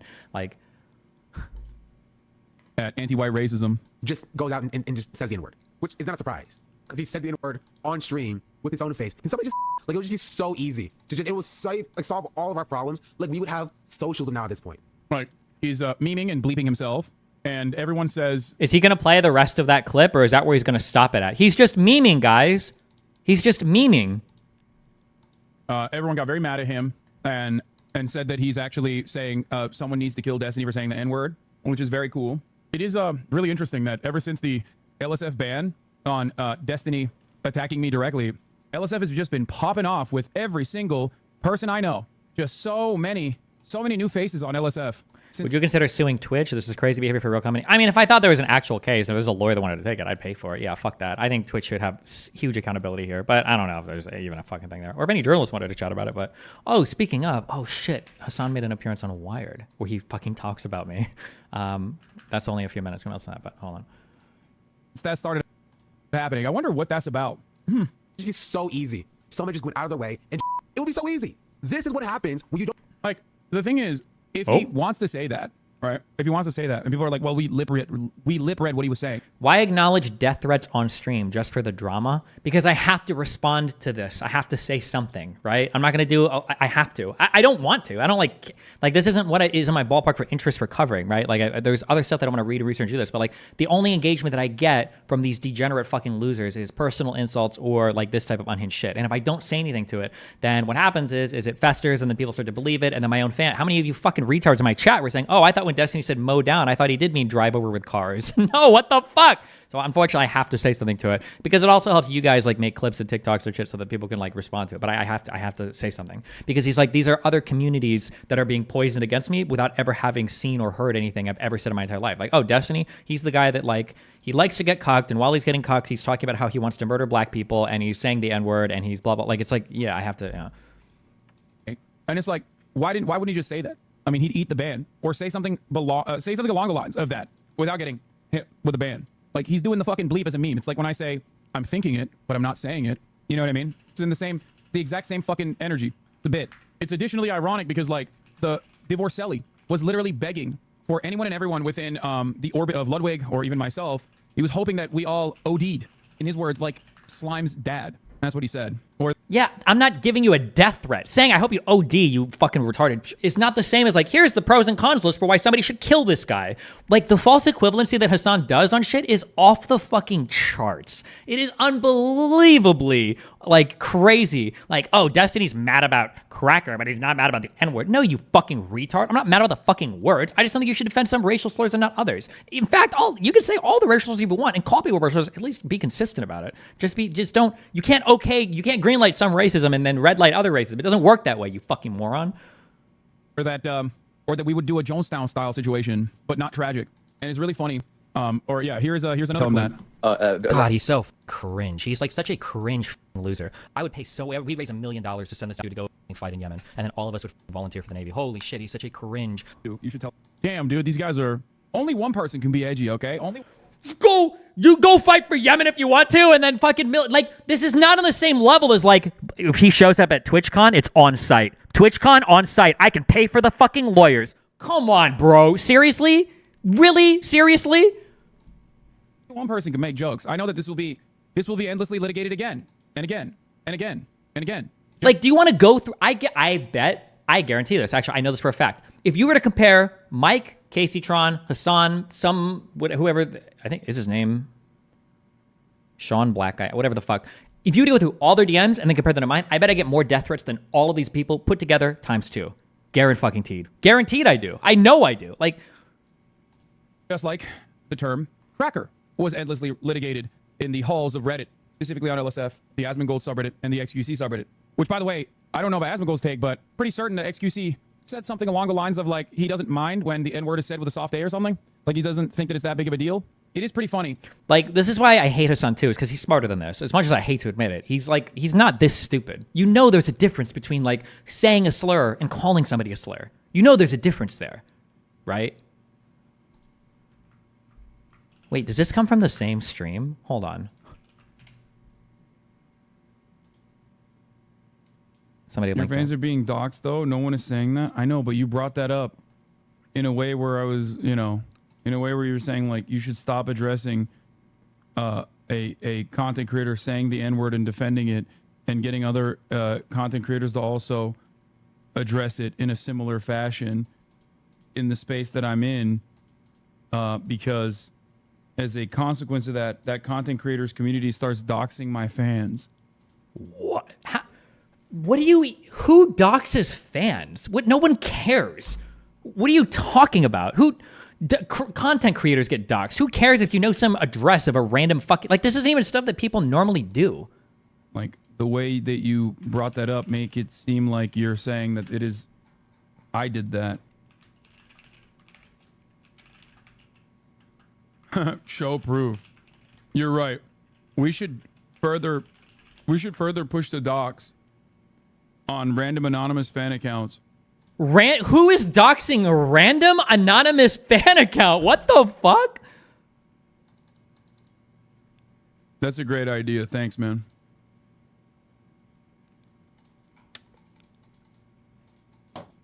You all have no proof. See, the irony about doxing is that you can't really mention it, because the only thing that you do when you mention it is you further spread it around. I don't know if you know this or not. I'm sure you think... Okay, just to be clear, Hassan and Ludwig personally have doxed every single one of my viewers. I don't know if you guys know that or not. I didn't want to say that because I don't want to spread it around more, but I've seen... Unfortunately, I can't show you because I'd be spreading the dox, but they did. Just trust me, they did. They doxed every single... Actually, they only doxed my minority viewers. They only doxed all the minority viewers and said they wanted to put them in either internment camps if they were Asian, slave camps if they were black, and lolicon conventions if they were libertarian and white. Think that this is like a convenient way to hide the truth or whatever, but unfortunately, it is the reality. I mean, you should know that better than anybody else, considering the community that you come from. It's so crazy that my community has this insane reputation of like doxing and harassing. Where is it? Where has this happened before? Like, I have such an active community online. Like, are involved in so much stuff. Notice the only time people can accuse my community of doing any of this stuff, it's always like, well, here's a Twitter account with 6 followers that was created 1 week ago, and this is a DGG. Like, the fuck out of here. You're such a lying snake fuck. That all of this started because Slime dared to say something along the lines of Divorcelli uses Wikipedia. Keep in mind that that's not why this started. It started because he obsessively was talking about me on Reddit. Oh, this is why I went over the timeline, remember, okay? One is, that's not all he did. He made that comment, and I didn't even really respond. I was like, whatever. It was because he obsessively spoke about me on Reddit, then he obsessively tweeted about me, and I made one harmless response to the tweet, and then he immediately went in on the crazy cuck jokes, okay? And then at that point, oh, fuck it, well, we're gonna go hard. Let's fucking go hard, okay? But also, that wasn't even what started the Cracker drama. The Cracker drama started with Rogan. That had nothing to do with this. Those two dramas are only close to each other in time. That's it. They're not related in any other way. But Hassan, this is why we went over the timeline earlier. Hassan has found a way to make it that apparently Slime did nothing, and that's why I attacked him. So he's removed all agency from him and totally distorted his initial attacks on me. And then this poor black guy is getting attacked for no reason, all because of me and Slime, because Slime just made a Wikipedia joke. That's it. Ignoring everything that these guys did to instigate it every single step of the way. What the fuck? Dared to say something along the lines of Divorcelli uses Wikipedia. What is this? XQC's take on N-word usage. You are too edgy now. Also, I like how this spineless cuck fuck is so much of a clout-thirsty, hungry, clout-semen cock demon that he won't call out Asmongold or XQC's community directly because he still sees some possibility of a clout bridge existing there. Notice how all of the fighting for this, I've been gone for 3 fucking days, bro. Fucking your mom, okay? I took her out of the $3 million mansion and we fucking fucked all 3 days in Vegas. It was amazing. She had a wonderful fucking time. I've been gone for 3 or 4 days. All of this drama has been happening with X's community and with Asmongold's community. Why the fuck am I catching the blame for this? And it was because the stupid white wannabe Muslim girl that you fucking support, Frogan, who apparently is too busy moderating your community than to work a job and raise fucking money for rent, right? Because she decided to go on stream and be racist, and your ass decided to fucking transmog yourself into a white person and defend the racism. That's why this is happening right now. It has nothing to do with me. Jesus Christ, bro. Like, I'm not the boogeyman you want me to be. That's Sam Hyde. Have a brain, care about words and hurting another race. It's too far. That's what I'm telling you. That's what I'm telling you. Like, I don't think there's a massive consensus on this, is there? I don't even fucking know. Sometimes I see fucking people on the videos, Asians, Hispanic, Middle Eastern, they say the word and nobody really blinks an eye. I don't even understand like where are the rules, where are the lines. I don't know. I don't make the rules. I don't know them either. Okay, and I'm not. Remember, a white creator using the word cracker, he has a strong stance on. I'm sorry, wait. So if a black creator were to call another black person like an N-word, like the hard R hatefully, you'd defend that? You think that's okay? Is that what he's trying to say here? White person saying the N-word, he's like, I don't know. Who are the rules? Why won't you say it then? If you don't know the rules, why won't you say it, Felix? Just say it, Felix. What's happening? Like, what point is he trying to make here? Like, who cares? Like, nobody cares, bro. There's a reason why every single time, by the way, there's a reason why every single fucking time I go through drama like this, I never lose fans and I never lose followers. I might lose a few or whatever. But like, you can go through, you can follow me through every single fucking drama. I don't bleed fans off in drama like this because people know what to expect because nobody gives a fuck. As opposed to when these fucking retards are fighting with each other and they're trying to clout straddle whatever fucking clout cock they can find. Like, oh God, I went too far. Oh, I lost 10,000 fucking subs. Oh fuck. Or be Vosh where you have to do a 500K subscriber celebration like every 6 months because you keep losing fucking followers. Okay. Because you hit the same sub count 3 fucking times, right? It's so fucking pathetic, bro. Nobody cares. Happening here. I think he knows the rules, by the way. Stop saying slurs and stop making apologies for your fucking creators. We used to do a lot of things in the past. We don't live there anymore. No one is being soft. You are being dumb, holy. Like, and he's pearl clutching about it so hard. That was just so, I couldn't believe it. When, where's my JDam tweet? This comment in his Discord, I'm shocked that no clip of me saying I'm confused why LSF made no stink about Destiny saying that Edward 19 days ago on his podcast made a fraction of the drama that was caused by Crackergate made it to. This was the white dude who got bullied all along. Like, how would you even know? Is he watching my podcasts? Is he watching me and Dan on anything else? Like, does he turn his shit off and ignore like whatever shit he's got in his life? It's like time to watch Destiny shit. Maybe he's just sent clips of me and he's like, well, here's what Destiny said with it on his podcast with Dan last night. Like, bro, what the fuck? Why would you even know about this? Oh yeah, I've seen him talking about like Gisticle and all the memes around Gisticle. He like knows everything about my orbiters. Like, dude, you're obsessed. And I don't even mean like obsessed in like we both do politics, but in like at least respond to me politically. If you want to be this level of knowledgeable about all my shit, then have arguments about the shit that I say. It's all the weird personal mining and shit. Like, Jesus. Crazy, y'all call me schizo and then write up some cringe shit like this and like it. Who the fuck cares about my soft A usage as a white dude? He compared saying it to using drugs. He said you can be fine with people using drugs, but it doesn't mean he will take those drugs. But why doesn't he have that same take for Cracker? Boner really with a more... I can't believe he's this dishonest. It has got to be... Fuck, dude. Maybe he got ass fucked by RFK and the brain worms like came out of his dick and are in fucking Hassan's head right now. And Hassan is like only barely alive because like the finasteride fucking toxins seeping into his skull are keeping the brain worms like just small enough that they're only eating little bits and pieces at a time or something. I don't know what that interaction is like. More direct suggestion of violence against you. What is this? And I might be mistaken, but I did not hear Asmongold subreddit up in arms over it. I did not hear Asmongold. I've never wanted to see somebody get hurt so badly in my life. I'll say this a million times, but maybe people don't understand, or maybe Hassan, I truly can't tell if he doesn't understand, or if he's just so blinded by like the clout and the hate. Okay, I don't think I've ever in my life, even when I was the most edgy, you can go dig back. There are clips of me talking about slurs like 12, 13, 14 years ago. I don't think I have ever defended calling somebody a slur. I don't understand how that is so fucking hard to understand. There's a huge difference between saying a slur, saying nigga, versus like calling somebody the N-word. And it's like, it's one of those things where it's such like, it's an obvious, like, at least he plays my whole clip. Does anybody have to even, like, that's so painfully obvious that to pretend it's like, wow, people were mad at Frogan because she called Ludwig a racial slur, but then here's Destiny just saying the word, like, wow, how hypocritical. No. There's no way he's like this fucking brain broken, right? Like he must understand. There's no way he doesn't understand it. Like, yes, the N-word and its severity, given the historical context. Oh my God, and it's back to the buzzword bingo. It's back to the buzzword bingo. Holy shit. Historical context, imperialism, colonialist. The reason why Cracker is okay and the N-word is not okay is because if we look at the historical consequences of the colonialist imperial invasions of the culturally appropriated hegemonic influence that the United States has around the world, and you look at the subjugation of colonized black slaves compared to the white colonial settlerist apartheid slavery pro-Jim Crow, like it's just like, Jesus, like, bro.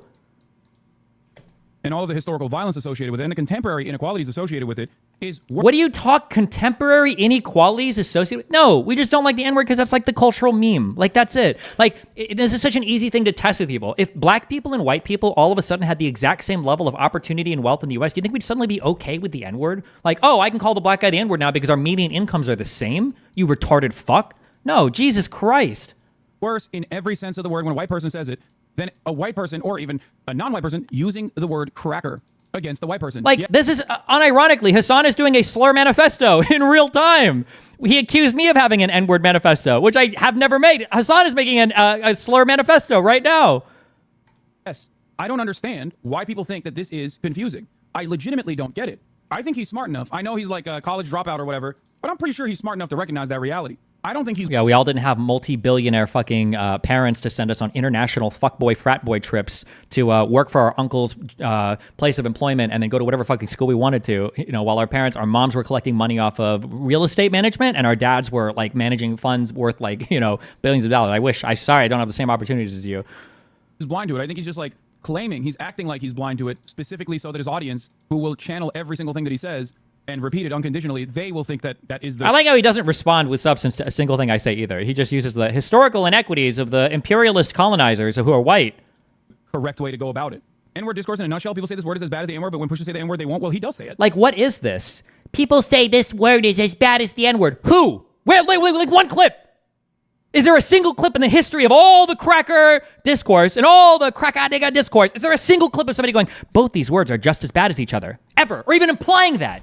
You just probably shouldn't call people racial slurs. It's not that hard. You probably just shouldn't. Or if you want to and you want to be based and do it, okay, fine. But then, like, people are probably going to call you slurs. And probably going to say you should call everybody slurs then. If you want to call people slurs, call people slurs. But you can't say some are okay and some aren't okay. I can't believe I'm having to retread the fucking 2016 iDubbbz take on this. Jesus Christ.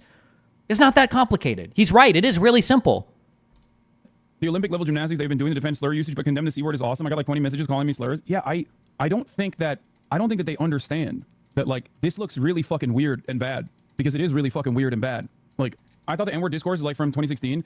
Do you think American culture is going to openly start saying that? Like, the only reason why this discourse is back is because of you guys. Do they understand that? All of this started because a white person decided to start throwing around a slur against another white person. And then, like, that's where this all started. This all came from Frogan. Like, that's why this conversation is happening right now. Just don't call people racial slurs. It's so easy. No, I don't think so. I don't believe that this will be... I don't believe that this is going to be a new trend that he's like championing. Liberals hate civility. I mean, liberals hate uncivil behavior far too much to allow such a thing like that to happen. But I think his community disagrees with him pretty frequently. Yeah, dude, I think that's cope. I'm not going to lie to you. I think that's actually cope because this cycle happens every single time. Over the course of the past 5 years, I've always seen it. People disagree with them. The loudest people get fucking culled, okay? And maybe they get unbanned later, but the loudest people get fucking culled and they fuck off. And the ones who remain are the most loyal. This happens. Anybody have, this would be August if this is a video. This is the time where you make, how many times has Hassan banned like a 32-month sub, banning a 2-year sub because they like clipped him or they asked a question in chat?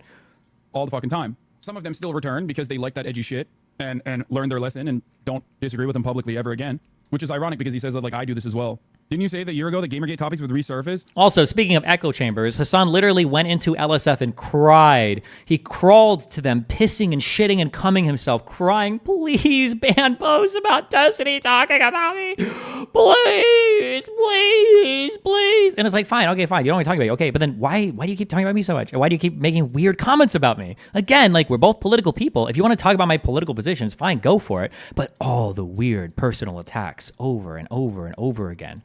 Oh my fucking God. Holy shit. Yeah, but even I didn't think that we would go back to like actual N-word discourse, like saying that, like running around and saying the N-word is okay. Like that's ridiculous. As a matter of fact, the cracker discourse is the other side of this, right? People getting upset at people saying cracker is directly a consequence of the fact that like a lot of white guys want to say the N-word and they get yelled at for saying the N-word, which is why then they turn around and go, okay, well then you can't say cracker. No, you just shouldn't call people racial slurs. Stop projecting your weird like racial fetishization on whatever the fuck it is you're like obsessed with. Like we can't all be racial shapeshifters like you, but even so, like you just probably shouldn't call people racial slurs. Yeah, that's gonna make people upset. If you try to like destroy people's lives over racial slurs, you probably can't greenlight your side using racial slurs. That's gonna piss people off. That's pretty obvious. It's probably pretty reasonable. We literally moved away from cracker and racial slurs across the board are bad, which is already problematic for this reason, because this is the other side of that argument, and immediately the real argument comes into the... What? It's bad? It's problematic. What is the warping, the tanky plus progressive mind rot? Well, actually, saying that all slurs are bad, that's actually problematic. Holy shit, we're in the Nazi... It's the Nazi joke. The woke guy and the Nazi guy are the same. Where the woke guy is like, I'm just saying that I don't think that racial slurs are necessarily a bad thing, depending on who you're using them. And the guy's like, I agree. Like, I've been saying this for years. I've been saying it for years that blanket banning slurs is highly problematic. Thank you. Which is why then they turn around and go, okay, well then you can't say cracker. We literally moved away from cracker and racial slurs across the board are bad, which is already problematic for this reason, because this is the other side of that argument, and immediately... Hold on. Destiny does swap all the time being half Hispanic? No, I don't think I've ever... What the fuck are you talking about? The real argument comes into the fray. But I didn't think that we would actually openly get to the advocacy for saying the N-word in public part. And it is... Who's advocating for saying slurs in public? Who's advocating for any slur usage? What are you talking about? Kind of crazy. Like the influence. The strongest utilizer of slurs that I've seen in the mainstream internet has been Hassan weaponizing Gusano against me. I've never in my life seen a larger content creator with more people in a Discord. Does anybody have the clip of the video where I open his Discord and it's just like a wall of fucking Gusanos, like for minute after minute after minute, this whole... Does anybody have a link to that video? It might have been during the K9/11 stuff. I don't think I've ever seen anything like that on the internet before. That this very resentful person who does not have any like decipherable or discernible politics beyond just pure spite and anger at the world. Like, I have no discernible politics. Like, I have no... Who knows what Destiny believes about anything? His beliefs are a total mystery. There's absolutely nothing. No work, no writing, no research, no reading. Not like Hassan, who has... How many tweet threads does he have open right now? Oh, it's a light research day. I only see 3. I guess he's just... Oh, wait, is this me? No, that's him. Okay. World, anger at everyone he perceives as wronging him, and his lack of interest in ever admitting that he's wrong, and constantly cornering himself in like worse and worse arguments as a consequence of this, has caused a lot of people to also take very idiotic positions. Like XQC personally likes Destiny, and I think that, and he probably looks up to Destiny, and I assume that is the reason why he's taking this unimaginably idiotic position where he... And it's like, so the projection is crazy. Nobody could ever like, and right after saying like Destiny can never acknowledge what he's wrong, but XQC is only giving this take probably because he is like looking up to and agreeing with Destiny. Like, really? Destiny shares screens of Hassan's Discord being racist. Unfortunately, we had to lock this thread. Wow, good job. Wait, where's the Oh. I'm gonna do one personal shout out that I don't normally do in times like these. So in case you're not familiar with this, I didn't even know this was a slur for Cubans until I met lefty communities because I'd never been racially slurred before. Apparently, if you're not aware of this, Cubans that came to the United States really don't like Cuba. That's pretty common, by the way. Most people that leave socialist countries think they're shitholes. There weren't a lot of people trying to jump over the fence to go from West Germany to East Germany, okay? Typically, it only went one way. But people that escape formerly communist and socialist countries usually fucking hate them. And the meme, I guess, for Cubans is, well, if you escaped Fidel Castro, it's because you were a Batista supporter and you had slaves and plantations and you owned slaves, and so you just came to the U.S. to defend it. So now, despite the fact that I'm not Cuban in any technical sense, because Cuban's a nationality, my mom was Cuban, I'm an American, and I've never been to Cuba, don't know anything about Cuba history that much. I know like a little bit about like the Castros and Batista, but not like a ton. And I certainly don't support slavery or any of that shit. But apparently I do. And all of my political beliefs come from that. So the idea is when you find people from South America, especially Cuba, although it applies to like Venezuelan stuff too, and you're anti-communist or anti-socialist, not even, you don't even have to be conservative, just anti-socialist communist, they'll call you a gusano for being a traitor to the cause, basically. Yeah. I'm going to do one personal shout out that I don't normally do in times like these, just because I have an audience here right now. If you happen to be a member of Hassan's Discord and you ever feel like reporting this place for racism, for some reason they find it funny and hilarious to spam a whole bunch of racial slurs related to this shit is wild. Like everybody in the server just spamming racial slurs at me. Fuck that bullshit. It is TOS and you should be reported for spamming slurs on fucking Discord because that is reportable. Fuck you. me in their Discord. If you happen to be a member in there, go ahead and report the server to Discord. I don't know if they would ban him or not. This is but I wild. personally think that racism on the internet is super not cool. Yeah. I know that Hassan was already banned one time from Twitch for being racist by using slurs against white people or other people. Just saying, I don't know why they think it's appropriate in a moderated Discord to be spamming slurs like crazy in there, especially some. Oh, we directed got a towards cracker me there too. and my nationality, or the nationality of my parents. You know, just throwing that out there. But let me go with Drake real quick. You guys are fucking losers. That server is fucking wild. Oh, and by the way, they wiped that whole server yesterday. I wonder why. But Piker is the. Wait. He has a very strong stance against cracker being said by even a white person, okay? Nope. Nobody said that. Nobody cares. Nobody. I don't care. I don't really care that much. Nobody cares. It's when you're using things as slurs against other people. That's when people care.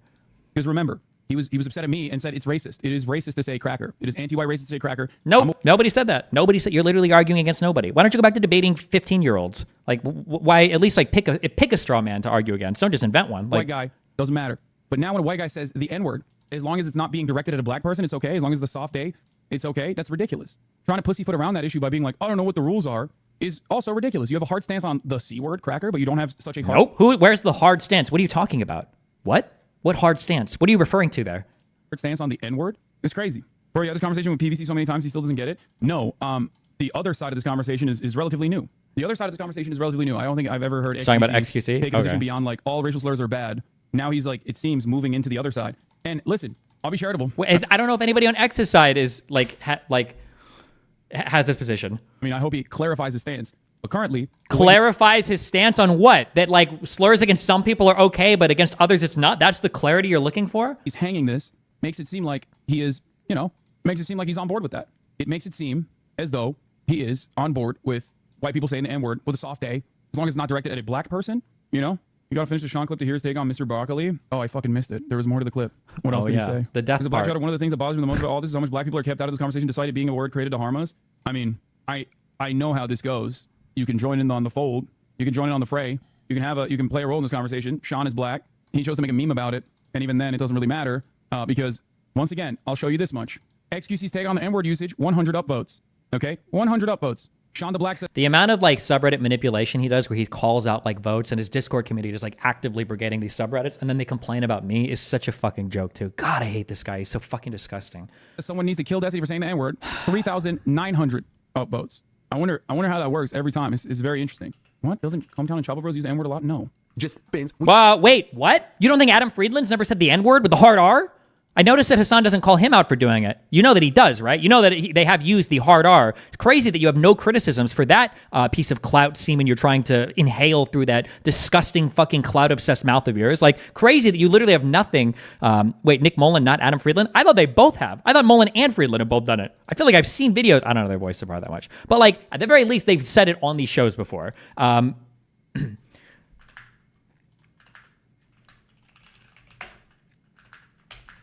Fucking Norm uses the hard R. True, Finkelstein uses the hard R. Like, when you don't kill every single slave owner after slavery went out of their way, and it would be so easy. This is what happens when you don't kill every single slave owner after slavery. They have children, and their children have children, and their children. Or they say, yeah, the F slur too, but like it's okay because they're his friends. So children's, and then their children have accidents that should have ended up on a sock, and it becomes destiny. Was on a fan of Cometown, and why they bring that up? I'm curious. I went on the Adam Friedland show, which is not Cometown. Yeah, his take about slave owners is a take that I have also repeated many times over, which is like in the Reconstruction era, in the aftermath of the Civil War. This is so gross, dude. What is it? What is a self-hating? What's the white version of Uncle Tom? What do you call them? Is there a name for that? Where you're like a self-hating white person? Do we just call them progressives? Like, oh my god, dude. God, he's such a fucking bitch. He's so bitch made. It's fucking insane that somebody that tall, okay, can be that much of a fucking pussy ass bitch. I have never seen such 4'8" energy, such fucking actual dwarf goblin tier energy, and his body's even misshapen. Well, I shouldn't make fun of appearance. Sorry. God, fuck. War. A big part of the problems within the management of the South was the genuine interest by slave owners to maintain the racial hierarchy. That's how they created the Klan, and that's how they started very quickly doing unimaginable, untold amounts of violence to black people. The reason for that was because the federal government, instead of literally fucking wiping out all the slave owners, or at least punishing them, instead of doing what you would do in other circumstances for treason, because Abraham Lincoln famously had no fucking issue executing What do you think Reconstruction means? I'm sorry, hold on. Is he implying that we should have executed like every single Confederate soldier or killed every single slave? Is that the implication? I'm sorry. Hold on. Sorry, hold on. I'm getting too excited. Let me go back and listen here. Maintain the racial hierarchy. That's how they created the Klan, and that's how they started very quickly doing unimaginable, untold amounts of violence to black people. The reason for that was because the federal government, instead of literally fucking wiping out all the slave owners, or at least punishing them, you know, or at least punishing them. I mean, they lost the war, and I'm pretty sure they were. I'm pretty sure they lost their slaves. They lost a lot of shit. Instead of doing what you would do in other circumstances for treason, because Abraham Lincoln famously had no fucking issue executing an untold. What is this? JSTLK. He skipped because he already watched the opening. You dumbass. Oh yeah, I already watched. Yeah, they dropped the full inventory. Okay, Jesus. Beginning part, the bleep part, but we can watch it again if you want. Yeah, he's doing a fucking bit. But regardless, wait. Is that the Destiny? You know nothing about Reconstruction or the Civil War.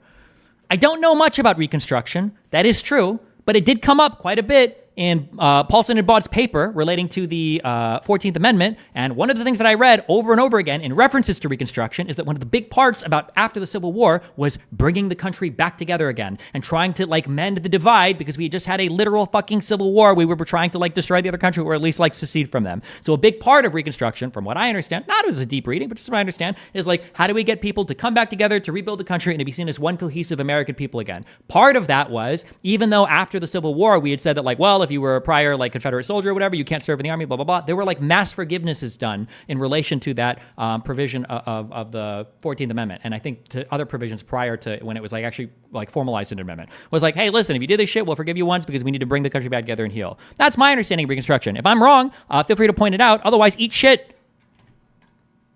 The Orbiter account that clips shit all the time. Yeah, that's so funny. Anyway, what does his username stand for? I've always wondered what it stands for. JSDLK. What does that stand for? What does he say it stands for? Because I heard he was like a Nick Fuentes orbiter as well. I don't know. I've heard the most obscure DGG lore ever. Like, what the fuck? How much does he know? Wait, how much does he know about my communities? It's just open to interpretation, JSDLK. Yeah. There's a clip of on Twitter of him saying the hard R. Anyway, the thing I was saying is, like I mentioned, in the Reconstruction period, there was desperate attempts to maintain the racial pecking order, the racial hierarchy. This is how the Klan was created. And a big part of the problem in Reconstruction was specifically the federal government's lack of interest in actually addressing the... He was logged into his DGG account yesterday. Everyone at him. Wait, really? No shot was he.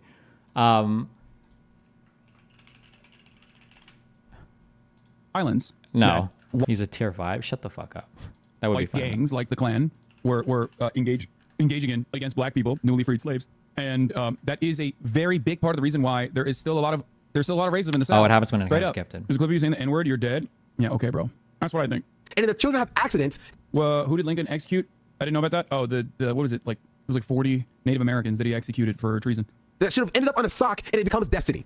That's what you get. That's what you get. When you don't murder every single slave owner, every single Ku Klux Klan member, and they have children. And he knows he's wrong. He's filling up online space with this information to take you down with him. He wants to make you look weird to normies who don't understand the nuance by drowning out your voice. I don't know what you're talking about. Do you think he wants to make you sound weird to normies? Bro, you bring me up on talk shows that you go on and make up weird shit about me. You sound weird all on your own. Like, you're the one out here doing the, like, America deserved 9/11 and fucking Crenshaw got skull fucked by some brave mujahideen, that your fucking uncle that jump-started your whole political career had to dress you down live on fucking 4K, 60 FPS in front of the whole fucking world for.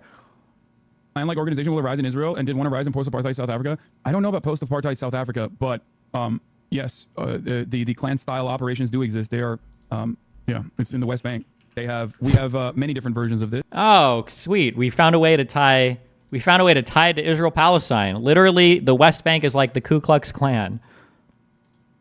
You have Kahanists, followers of Mayor Kahan. You have numerous different groups. The echo chamber that Kanye fans live in is incredible. He's a white guy screaming the N-word, laughing at children dying in apartment buildings, etc. Yeah. It's just completely ignoring his behavior effective. There are other creators who don't like that you refuse to mention or talk about it. I don't know why he has drugged this shit out of you. It's dominating stream. No, I think that because for the past 5 fucking years, I've never really talked about him. Every single time I cover it for even 20 minutes when he's... So that's not true. He does talk about me. He just like will always code it by calling me like Pepe La D and shit like that. Yeah. Not even attacking me directly, but attacking like Sean the Black or whatever. You guys immediately go, oh my God, why are you doing this? And you start crying. I get it. You know, I don't understand how you cannot comprehend that. I mean, this dude literally fucking did this for 5-6 years at this point and never seemingly stopped. You know, Hassan, you lying bitch. Okay. What is this? Destiny and Asmongold communities are currently feigning outrage over a black man saying slave owners should all have been killed. They are brigading a message. Oh, Casey Tron is trying to clout farm off of this. I like how they think that's the issue. God, I hope people can at least see the dishonesty. Fuck. I can't. It's like so shameless. It's got to be intentional. She has to know she's lying, right?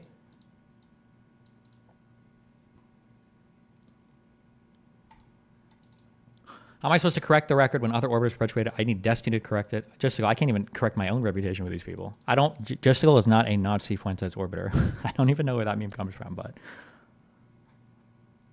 they cut the clip.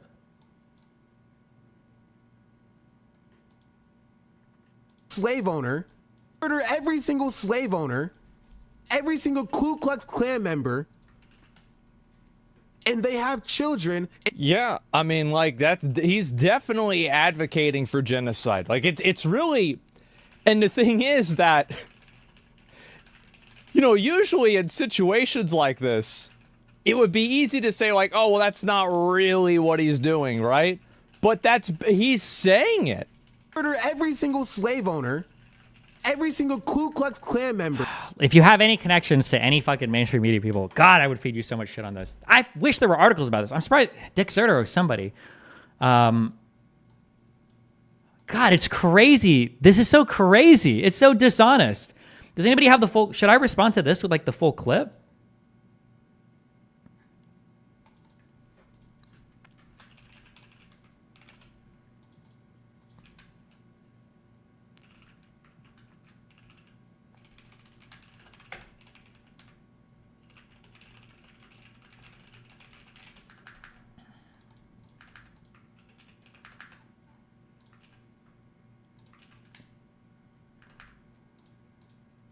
John Black says someone needs to kill Destiny? Someone needs to kill Destiny? What do you mean?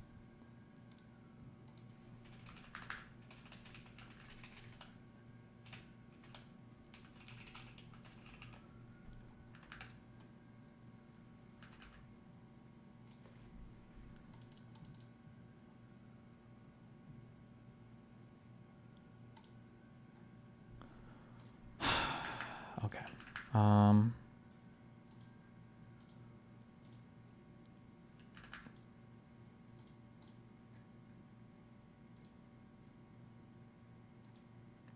We don't have time to watch the Willie Mac video today because I have to do my show in like 45 minutes. We can watch this real quick, I guess. I'll do the Willie Mac video tomorrow. God, fuck. I don't want to waste so much fucking time on this. Socialist with... God, he's such a weirdo creepo. And he gets to go on a show with just like people that are just like his total fucking simp fuck fans because they're all like these Zoomer socialist white people archetypes. A nice car, fuck that guy. So turning these... Oh, and he's got his like fucking... it's California, boys. Because he's doing a podcast. Oh, yes, I know that. Oh, I hate that guy. That guy's like a socialist with a nice car. Fuck that guy. So turning these like dramatic moments and like beefs with other creators into teaching moments for your audience. I try to, yeah. Like the last round of this was like so laughable to have this conversation and like with adults, but Are we bringing up Destiny? Is that what yeah, I was about to say like I wasn't gonna name names. Yeah, no, there's a content creator who like loves debating, doesn't really care about any of the things that he debates about, but like he will assume like ridiculous stances, ridiculous positions. He's relatively skilled in rhetoric, not necessarily very knowledgeable on the issues, but rhetoric goes not knowledgeable. Not anyway. So here's my 52 TikTok video thread for shit that I learned today about like, oh my God. very long way in debates. But beyond that, this dude is very edgy. Loves saying gamer words, the N-word specifically. Yeah, that's me. Yeah, when you think of Destiny, Destiny, he's the guy that loves saying the N-word. That's like definitely the totality of what I do. God, he's such a disgusting snake worm. Fuck. Recently, I feel like that happened recently. It happened like 2 weeks ago where he said the N-word on a podcast. And 2024. Said the N-word on a like, bro, oh my, it's like the pearl clutching I would expect from like a 17-year-old. Holy shit. And we have people getting really upset about the word cracker. Yes, which is really funny because like that is definitely a very like reactionary aspect of the gaming space in general, unfortunately. Yeah, I mean the power dynamics there are questionable at best. The power dynamics. The power dynamics. The Western colonialism, imperialism, power dynamics. aspect of the gaming space in general, unfortunately. Yeah, I mean, the And- power dynamics there are questionable at best. yeah, and it's been going on. It's been going on for like the past like 5-6 days now, where everyone is like, "Yeah, you can't anti-white slur." I wonder why. And does he ever bring up Frogan in this? Does he ever bring up where this actually started from? Probably not a single time. Fuck Wired also, and fuck the people on this podcast that didn't do any fucking homework before letting him come on and spew this shit as well. I understand if you're like vapid dipshit fucking fans, but like you should do at least like the bare minimum of work before you collect your, you know, whatever fucking bullshit ass paycheck you get. You probably don't even need mom and dad are rich anyway. Fuck these Slurs people. are unacceptable. What do you mean? Like, you don't care about anti-white racism? And I use that as an opportunity to try to explain to people like the etymology of the word. The etymology, yeah. As we talk about anti-white racism, let me tell you why it's okay to be racist against white people because of the etymology. This is like the weaponization of wokeness at its like peak. This is peak weaponizing these fucking topics or these concepts. And like the power dynamics and the history of chattel slavery. So it's not just like drama per se. It's not just me being like, that guy says the N-word. You're listening to a guy who says the N-word, and I don't hear you criticizing him saying the N-word. You left that shit off, but then you fucking spend a ridiculous amount of time talking about how dangerous it is to make anti-white racism permissible. I mean, we're all three of us are white in this room. It's laughable, right? It's a laughable thing to be like, someone called me a cracker. Oh no. I've been called so many worse things. Exactly. Destiny poison Hassan's well when you come to podcast too? No, I don't, and you're permabanned for even implying that. I have gone so above and beyond when I go on shows. Fuck you, eat shit and die. I can't even believe I have gone so far in these shows. I'm like, yeah, you know, like I don't agree with this, whatever. But they're really good at networking. Or Hassan does a lot of work. He streams a lot. Well, until now, I don't anymore. Now I don't, and I haven't as of a week ago, and I won't just because of dipshit fucking morons like you. I will not ever give these people credit anymore. You fucking loser. I always give people credit, even when I hate them, even when I don't agree with them. And I've always given Hassan credit for it. Networking really well and doing a lot of fucking work because he puts in the hours and he does. Fuck you. I won't do it anymore. No point in even fucking doing it because dipshit like you be like, oh, you poison the well too. Poison the well. No, if anything, I'll state disagreements we have. And I'll say I think he's crazy because he said X, Y, and Z. But it's not because of him fucking calling the cops on his fucking ex-porn star girlfriend. It's not because of his being a failure of a fucking personal life. It's not because of him going to fucking brothels and shit. Usually it's because of some unhinged political shit that he said. 99% of my attacks against these people when I'm on other shows are like of high substance, right? There's a reason why they don't talk to me and it's just like divorce selling and cuck jokes, okay? So fuck you, okay? Tide Pods, buy them. Right, and it's like it's so obvious what's going on, but I do think that a lot of people get duped, like good-natured people that have some biases get duped into like reactionary framing on that issue. It's like bullying. It's wrong. It's bad, sure, but it's like when you make that comparison, when you bullying. So saying a slur to nobody or at whatever, that's bullying. But calling somebody a racial slur if they're white, that's not bullying. When you flatten it out and say like this is all bigotry and it's all unacceptable, and the people saying that are literally also saying the N-word simultaneously. Simultaneously or in response to saying like, well, why is it okay to do this but not this? It's not like everybody was saying the N-word and then somebody said the C-word and they're like, oh my God, no, that's not okay. It's more like, damn, that's crazy. White people or other people can call white people slurs. Well, what about this word? Oh, now you're saying the N-word? You don't think we should say the-? Like, I think people are probably just like, oh, probably just shouldn't say racial slurs or at least not at people, right? I'm like, well, you don't think that kind of bigotry is unacceptable at all? Kind of seems like really. Who's defending that? God, I hate that. I hate the Wired people more than Hassan on this. The fact that they're just sitting here like eating this up. God, they're so lazy and stupid. You're making this a talking point because you want to expose hypocrisy where no such hypocrisy exists. So that's, you know, I try to use that as a teachable moment for other people who listen. Teachable moment. Who are the other streamers that you do like that are focusing on politics coverage right now and doing it well? There's a lot of great people. You got Sean the Black, Frogan. Why does he never get any pushback on these podcasts? Because these people are all bought into the same Zoomer socialist bullshit aesthetic, right? Like these are the same. Like the peak moment for Hassan's life was him, sitting as coming from a billionaire family with some poor Venezuelan kid on my Discord crying, and Hassan's trying to tell him why actually Venezuela is going great, and this poor kid saying like my family lost our entire life savings and we eat rats on the street, and Hassan's like you just don't understand. Like it's just like this weird. It's unironically, it's like the white savior trope, but it goes in the other way for progressives. And Caroline Kwan, Central Committee, there's hypocrisy exists. So that's, you know, I try to use that as a teachable moment for other people who listen. Who are the other streamers that you do like that are focusing on politics coverage right now and doing it well? There's a lot of great people. You got Sean the Black. Sean the Black, who just made the death threat against me. Frogan, who started the whole cracker discourse by using racial slurs against white people. Also celebrated October 7th. Caroline Kwan, who said that Palestinians and Christians and Jews all live together happily in Palestine in the year zero. Who said I shouldn't exist. Central Committee. These are Oh, Mike from PA, the guy who said that he just named like 4 insane people in a row. These are all insane people. Mike, the guy who said that if I show up at an event, he's got enough lawyers to fucking light up, show up. What's the word? The term I'm looking for? On site me, like. There are a lot of like Twitch streamers specifically that also do political coverage. Carter's another one.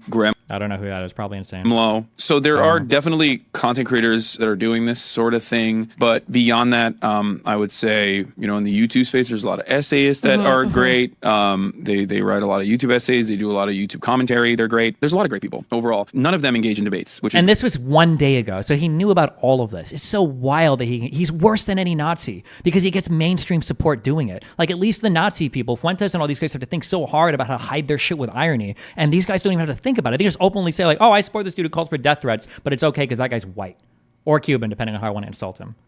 Great. I hate people. Only for you. Yeah. No, I mean, I actually do spoke debates to you in 2021 about the Sam Cedar Stephen Crowder debate and like how stupid it was. Yeah. Well, that's the thing. Like debates are just purely for entertainment. I think it can have an educational component to it for sure. But overall, it's not about like whose facts are solid. It's more so about who says them in a more solid way. And also it's the theatrics. It's a good way to maybe bring some people over to your side in the margins. But overall, it's not activism. It's not, doing something meaningful. It's not even like. It's not activism or doing something meaningful, like convincing people that you're correct about a thing. By the way, that's all of politics, you fucking retard, right? Like if you look at the founding of the country, if you look at like any big like people arguing in Congress over amendments that you're trying to pass, like the founding fathers, like literally writing fucking pamphlets and shit to try to debate people into like, hey, here's why you should support the federalization of our fucking country. Here's why you should support like writing pamphlets and shit. The Federalist Papers, writing pamphlets, it's literally debating people on fucking politics. Here's my political opinion. Here's why I think it's right. Please support it so we can have a fucking country. No, debate isn't real politics. What real politics actually is me driving home from Starbucks in my $300,000 car so that I can get in my $3 million house so that I can come into my $5,000 or $50,000 or $150,000 a month job to tell you about why socialism is the best thing ever. Like that's real politics. Like genuinely learning about an issue. It's more so learning the talking points. Which honestly makes Twitch so interesting. Yeah, people don't learn about an issue. They just learn the talking points. Anyway, so this is why the Western colonialist power, Israel, is an apartheid genocidal regime that is bent on the eradication of the Palestinian people. It's not, doing something meaningful. It's not even like genuinely learning about an issue. It's more so learning the talking points. Which honestly makes Twitch so interesting as a platform for all of this, because this was not what it was made to do. Yeah. Well, I feel like this is a good point to end our chat on. Thank you so much for talking about all of this with us. And let's take a quick moment and then come back for...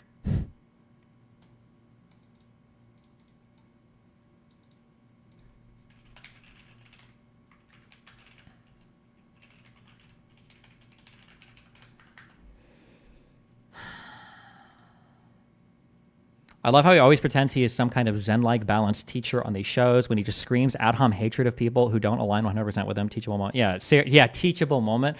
Like, I'll be unhinged. I'll be unhinged on shows. I think it's probably a little bit more unhinged on my stream than if you see me. But, like, I'll argue with people, like Jordan Peterson and stuff. But I usually go on more disagreeing shows than agreeing ones. Hassan can't handle any pushback whatsoever. But yeah, Hassan goes into these shows and he's like, yeah, so I look for teachable moments. I look for teachable moments through all the fighting and the agony of the online discourse. And I try to help people go to a better... And then on his stream, it's like, this is why Divorcelli is a fucking cock!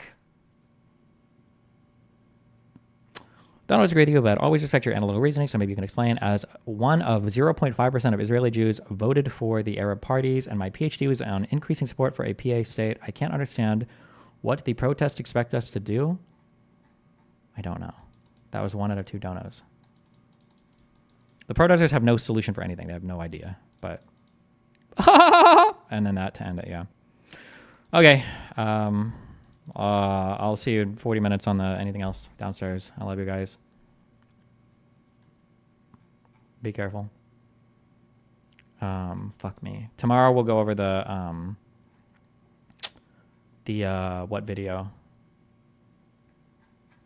The Willie Mac video. Is there any merit to the Optics Bro points about toning down the unhingement on shows? Bro, shut the fuck up. Are you serious? I am so fucking calm on shows and these people still walk away ass mad. The fuck out of here, you fucking moron. Toning down the unhingement? I was so gentle to Candace and Jordan and they both went and cried afterwards. No, I'm not toning it down any more than that. I have no desire to talk to people if it just has to be like a mutual suck fest where both of us get on our knees and fucking suck each other off for 2 hours on the fucking camera. I'd rather kill myself. Where's that one guy that I told to buy fucking Tide Pod? Send me half the fucking container. Jesus.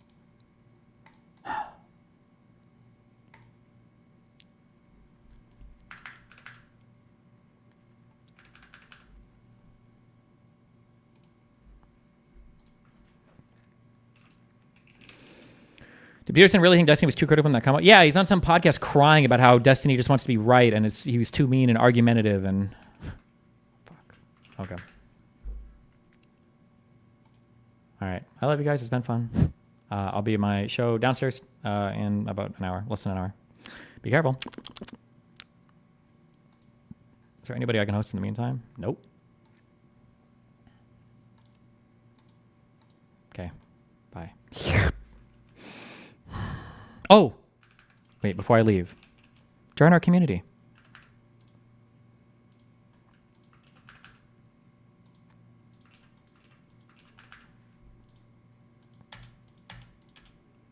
Bye.